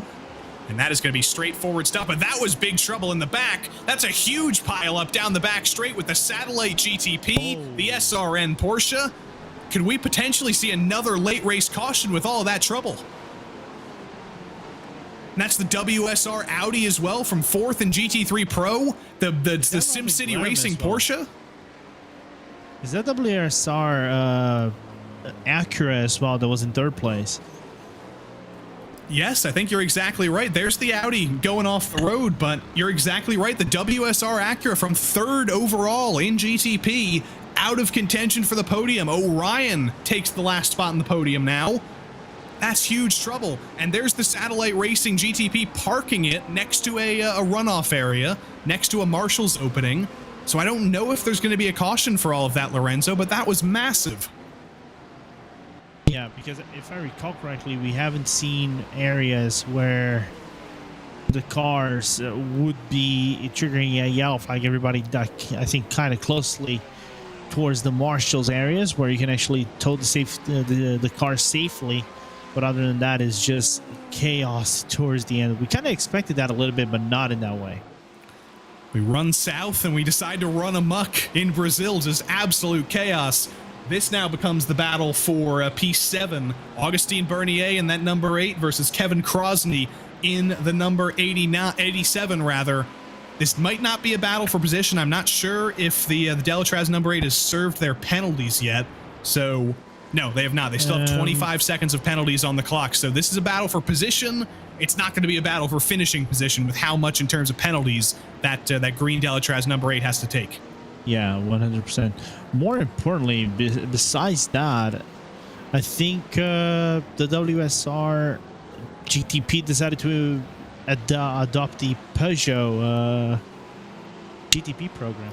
Yeah, are they still going? Can we see? They're right in front of them. They're right in front of these two cars. Oh yeah, you can see them right there. Here's a replay of what happened, of all the drama on the back straight. It all kicked off with the SRN Porsche getting turned into the wall and just bouncing across the track. It's like a funnel down the Retta Aposta. There's almost nothing you can do, especially right after a restart. I think they raced to the Daytona 500 and decided to have a little bit of a... Let's remember how the Daytona 500 runs in Brazil. Exactly. That's exactly what's happening. It has just been all Daytona all the time. And unfortunately, Lorenzo, the bubble has been popped for Robin Glarum. The Peugeot GTP for WSR with no rear wing. Correct. Unfortunately, it has been forced to come down pit lane. Yeah, it was necessary. I think they had too much damage. They had to repair the car around, and the mandatory pit was actually necessary. And you can even see B.S. Turner just getting held up with the Maniti car, and that's the other Maniti, the GT3 Maniti, that is holding it back and is allowing the GT3 Pro Maniti car to come closer and closer.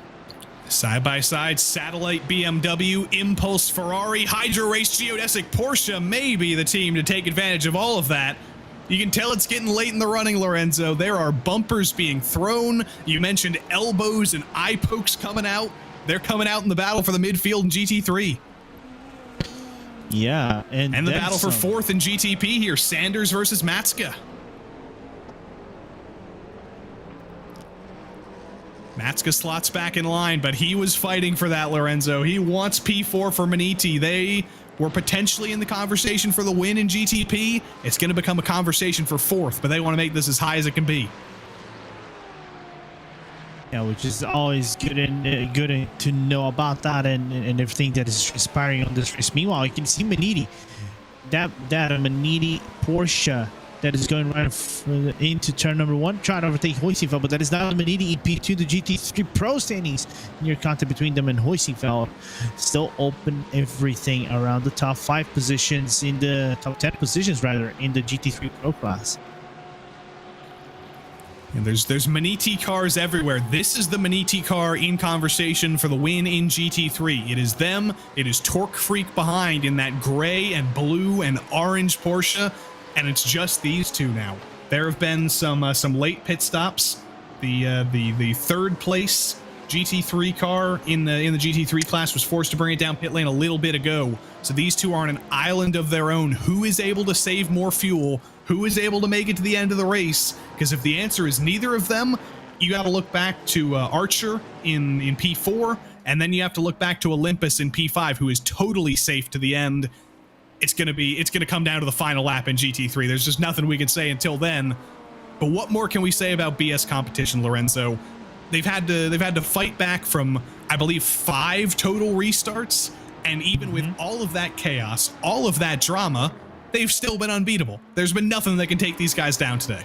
No, nothing. That BS competition, ever since Watkins Glen hasn't looked back and just been utterly dominant in this IVRA championship. We expected them to be dominant as we see more replays coming out of Heusinkveld.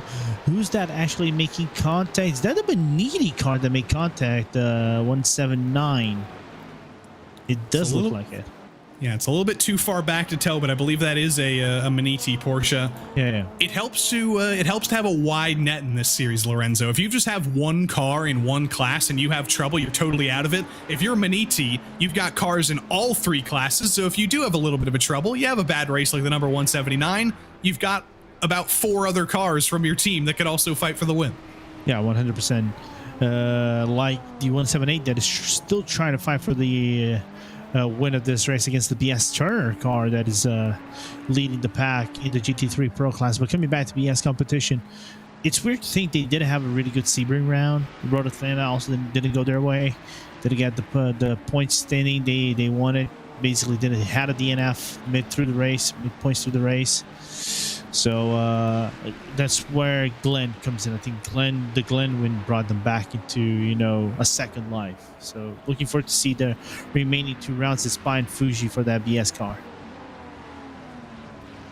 Good to see the Brabham Ferrari actually back out on track after being involved in the last caution. They somehow managed to get that car repaired, and they're going to finish the race still, which is good to see. You always love to see everybody fighting for points. You don't want to have a DNF in this series, even if you are 15 laps down like the Rusty Spatulas are, for example. Every point matters. Every position matters. You got to keep fighting to the end of the 1,000 kilometers, and BS is going to continue to do that. Nicholas Bowe, even if he is totally dominant, even if he does have a 5-second lead, even if he knows that nobody in this field can touch him in terms of pace, he still can't get complacent right now. He can't afford to back off at all, because the second you do that, the second you lose focus, and you have the embarrassing moment of losing an easily won race, that hurts even more. So he's still 100% focused right now. He's going to be pushing for these final 3 laps.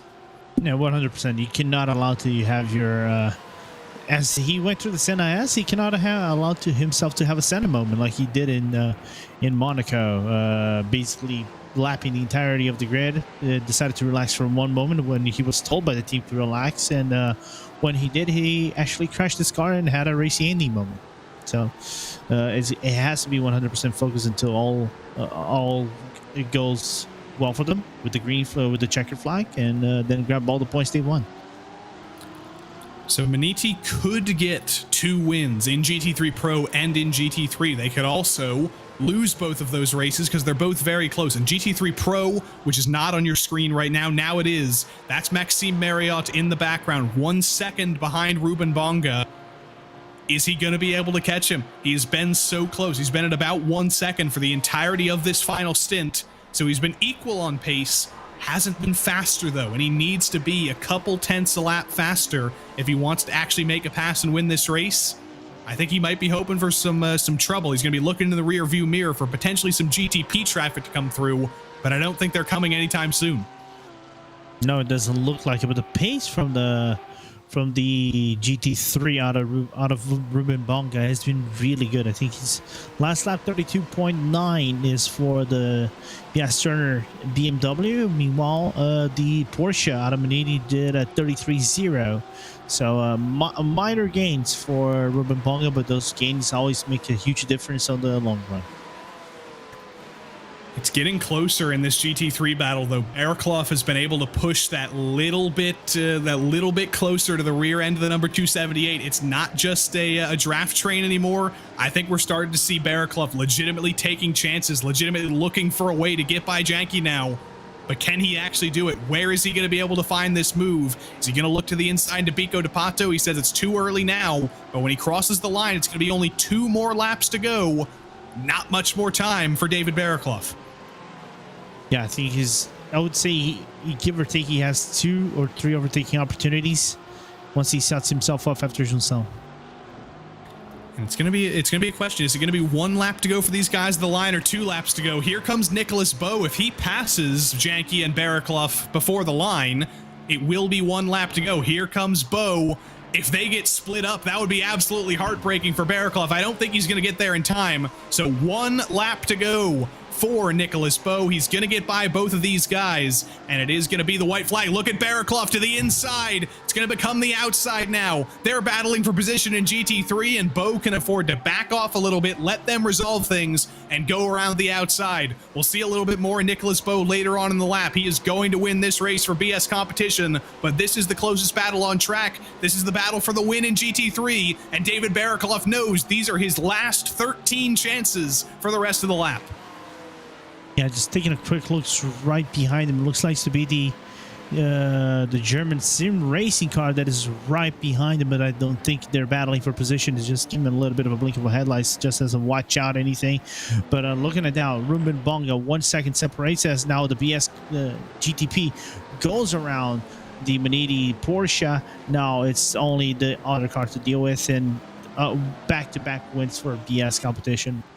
And not only back-to-back wins, but how about class and class wins? I mentioned a little bit earlier that the B in BS could stand for Barneveld. Well, it's also going to stand for Bo. It's also going to stand for Bonga. And I think they're going to go for the photo op here. Bo has enough of a buffer back to Marcus Hamilton that he can slow the pace of that BMW and go side by side across the line with his teammate. In GTP and GT3 Pro, after 1,000 kilometers of racing at Interlagos, BS Competition and BS Turner win in the IVRA Endurance Series powered by Heusinkveld. Total domination for those two, and Maniti does come out on top in the end in the GT3 class. Did not quite open up for David Baraklov. He was looking everywhere, but Mariusz Janki did a good enough job of saving the fuel he needed to save, and he brings that car to the finish for Maniti. But what a day for BS Turner and BS Competition Lorenzo.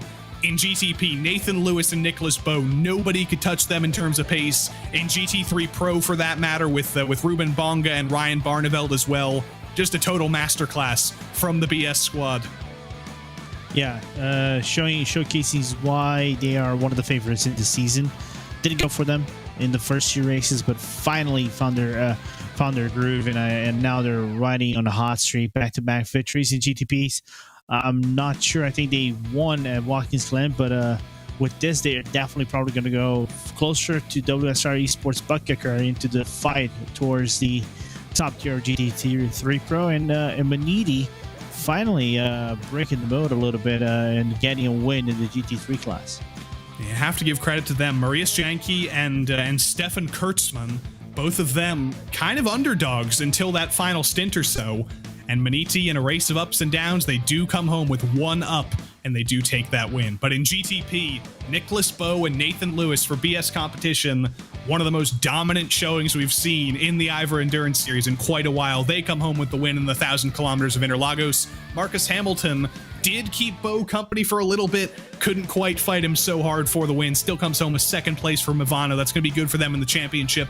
Joao Vaz rounds out the podium for the Orion race team. An underdog performance for them, but they should go home pretty happy with that. Joao Vaz and Ilka Happala finishing on the podium for Orion. Then Maniti and Hydra Race Geodesic rounded out the top 5. Delatraz finished 6th on the track, but they're going to take a 25-second penalty. Luckily for them, there was only 1 more car in the lead lap, so it'll be 7th instead of 6th for Delatraz. It'll be 6th instead of 7th for Nürburgring Esports. Trek Esports went 2 laps down after having a pretty strong underdog performance going. They were fighting for the podium for a little while, and then Aiden Young and Nathan Moore, they brought the Geeks Energy and Fiercely Forward Cadillac and the other Acura coming home in P10. That was the WSR number 16. Christian Hildgaard in the Cadillac was 7 laps down after that Cadillac was destroyed in a late race accident. Delta V, Maniti, the other satellite racing GTP, Rostanda Nomad, and ATRS all made up the used car lot in GTP of cars with heavy damage by the end of the day. In GT3 Pro, it was actually closer than it could have been. Ruben Bonga ends up winning it out, though. Him and Ryan Barneveld for BS Turner. They were on the back foot for a little bit. Andrew Carone in that WSR Audi was leading for a little bit, but it all came back BS Turner's way in the end. Maniti gets 2nd, and Delta Sport, solid performance for them. They get to round off the podium in Interlagos. GSR with Justin Clayson's bringing that car across the line, finishes in 4th, and then Door Esports in a very lonely Mercedes in the top 10 rounds out the top 5. Team Heusinkveld, Impulse Racing, Satellite Racing, Maniti Racing, and Hydra Race Geodesic Racing round out the top 10 in GT3 Pro. But this was a very big class. The hits keep on coming. Orion went 1 lap down. ATRS did as well, along with Visceral.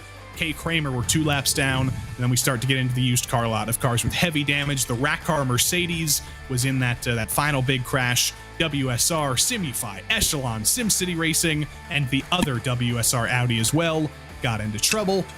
But there's still so many more cars left to come. Hunter McDaniel and that Brabham Ferrari, they were involved in the last caution. Nürburgring Esports, Fury SimSport, Delta V Racing, Geeks Energy and Fiercely Forward, and Paceworks Esports rounded out the 26 cars that took to the grid in GT3 Pro. We got big fields today. We've got another one for that matter. Maniti Racing. They had some bad luck in some of the other classes, but it came their way in GT3, and they get to pick up the win here today at Interlagos in a Porsche 1-2 over Torque Freak Racing. Satellite Racing rounds out the top 3.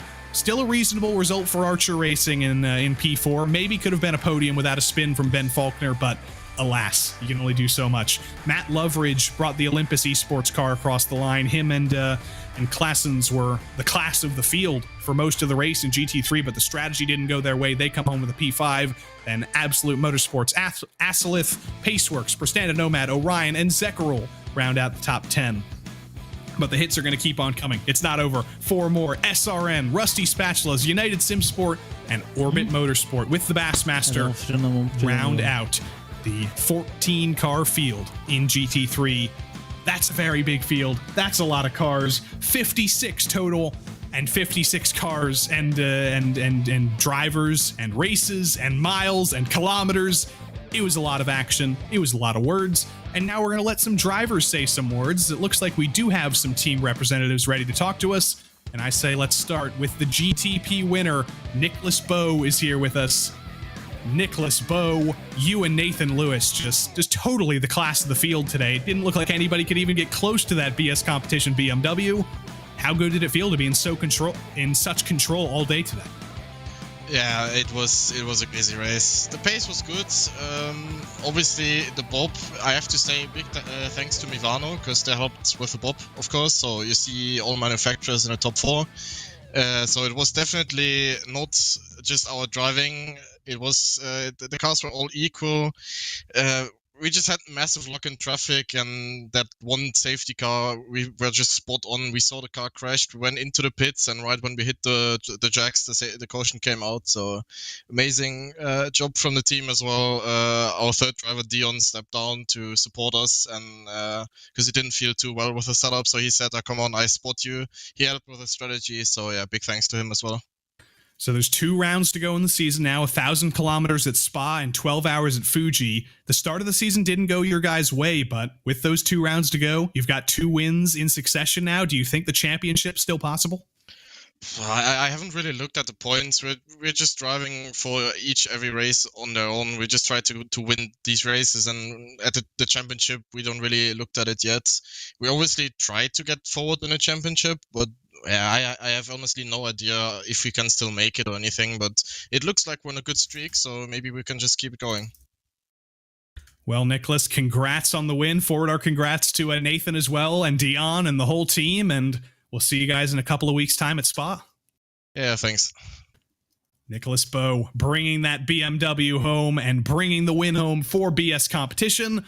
But we've got another BS competition driver to talk to. How about a BS Turner driver? Ryan Barneveld is here with us, representing the winners in GT3 Pro.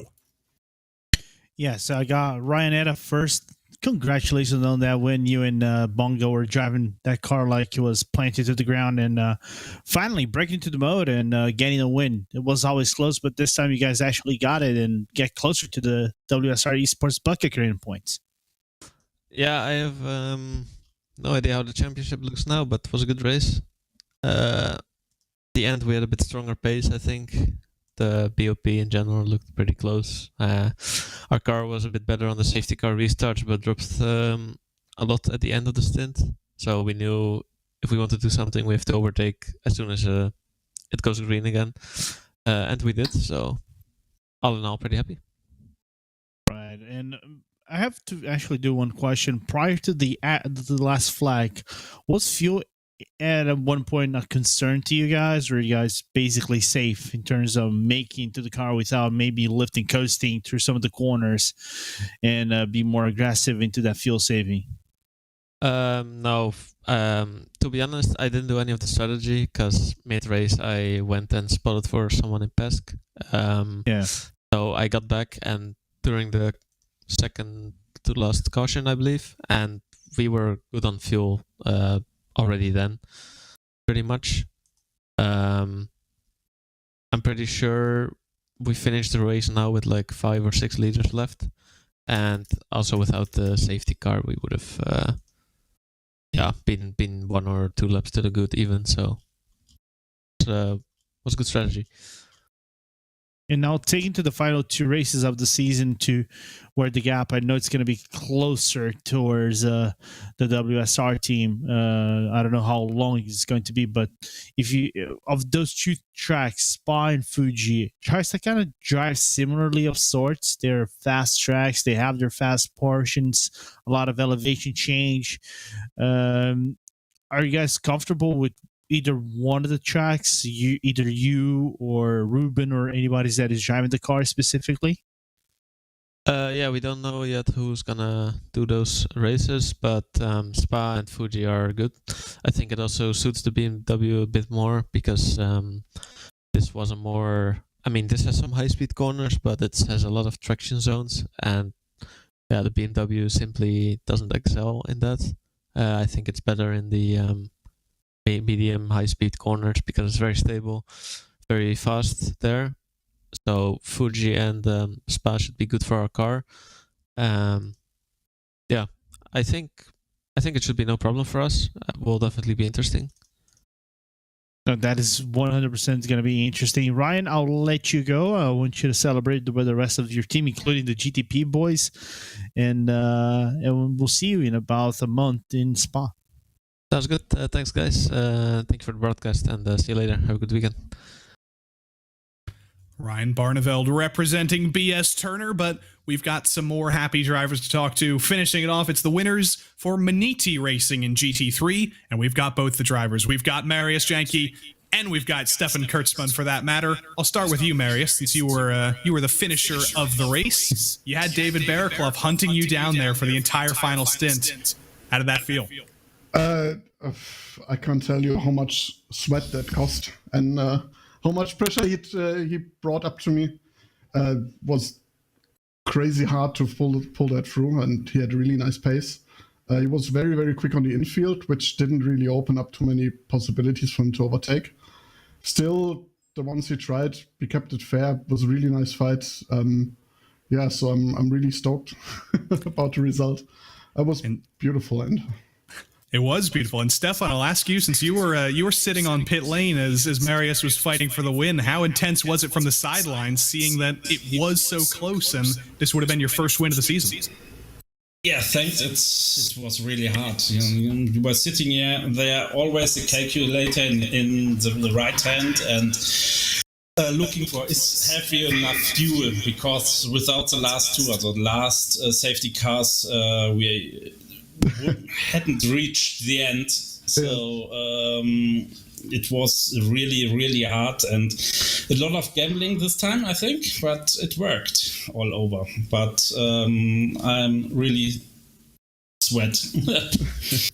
I can only imagine. We were sweaty enough up into the commentary booth watching that happen, but congrats to both of you guys on the win, and we'll see you in a couple of weeks at Spa. Yep. Of course. Good evening. Indeed. Marius Janke and Stefan Kurtzman coming home with the win, Lorenzo, in GT3. And that spells the end of racing action at Interlagos today. I can't believe it's over already. There was so much that went on today. But even after that all, it was a tale of domination. It was a tale of holding off the ultimate pressure from Maniti. And in just a little bit over a month's time, we head over to Spa for the first time this season for even more of it. Yeah, we go from Americas all the way down to Europe in Spa-Francorchamps in March 16th, a little less than a month. Yeah, then under a month. You're right. A little less than a month. And then we go to April to Fuji, one of the homes of Japanese Speedway, one of the fastest tracks in terms of speed, especially with the real long straight tracks that kind of like Drive Simulator, if you want to think about it, of sorts. They have fast flowing tracks, a lot of elevation changes, like I said before in the interview. But looking forward to see who's going to be dominating those two tracks. They can play out themselves quite differently in a lot of ways. And that'll be the next round of IVRA competition. The GSI Club Sports Series as well comes back 2 weeks after that. They'll take on Interlagos on March 30th. But the first thing coming up, Spa. You saw it March 16th, same time, same place here on RaceSpotTV. We hope you'll see you then. But until then, I've been Joey Tebben. Lorenzo Bonder's been Lorenzo Bonder. Justin Prince and Andrew Kinsella took you through the first half. And good old Dane Baird was on production duty the whole time around. Thank you for watching. And until we see you next time, so long.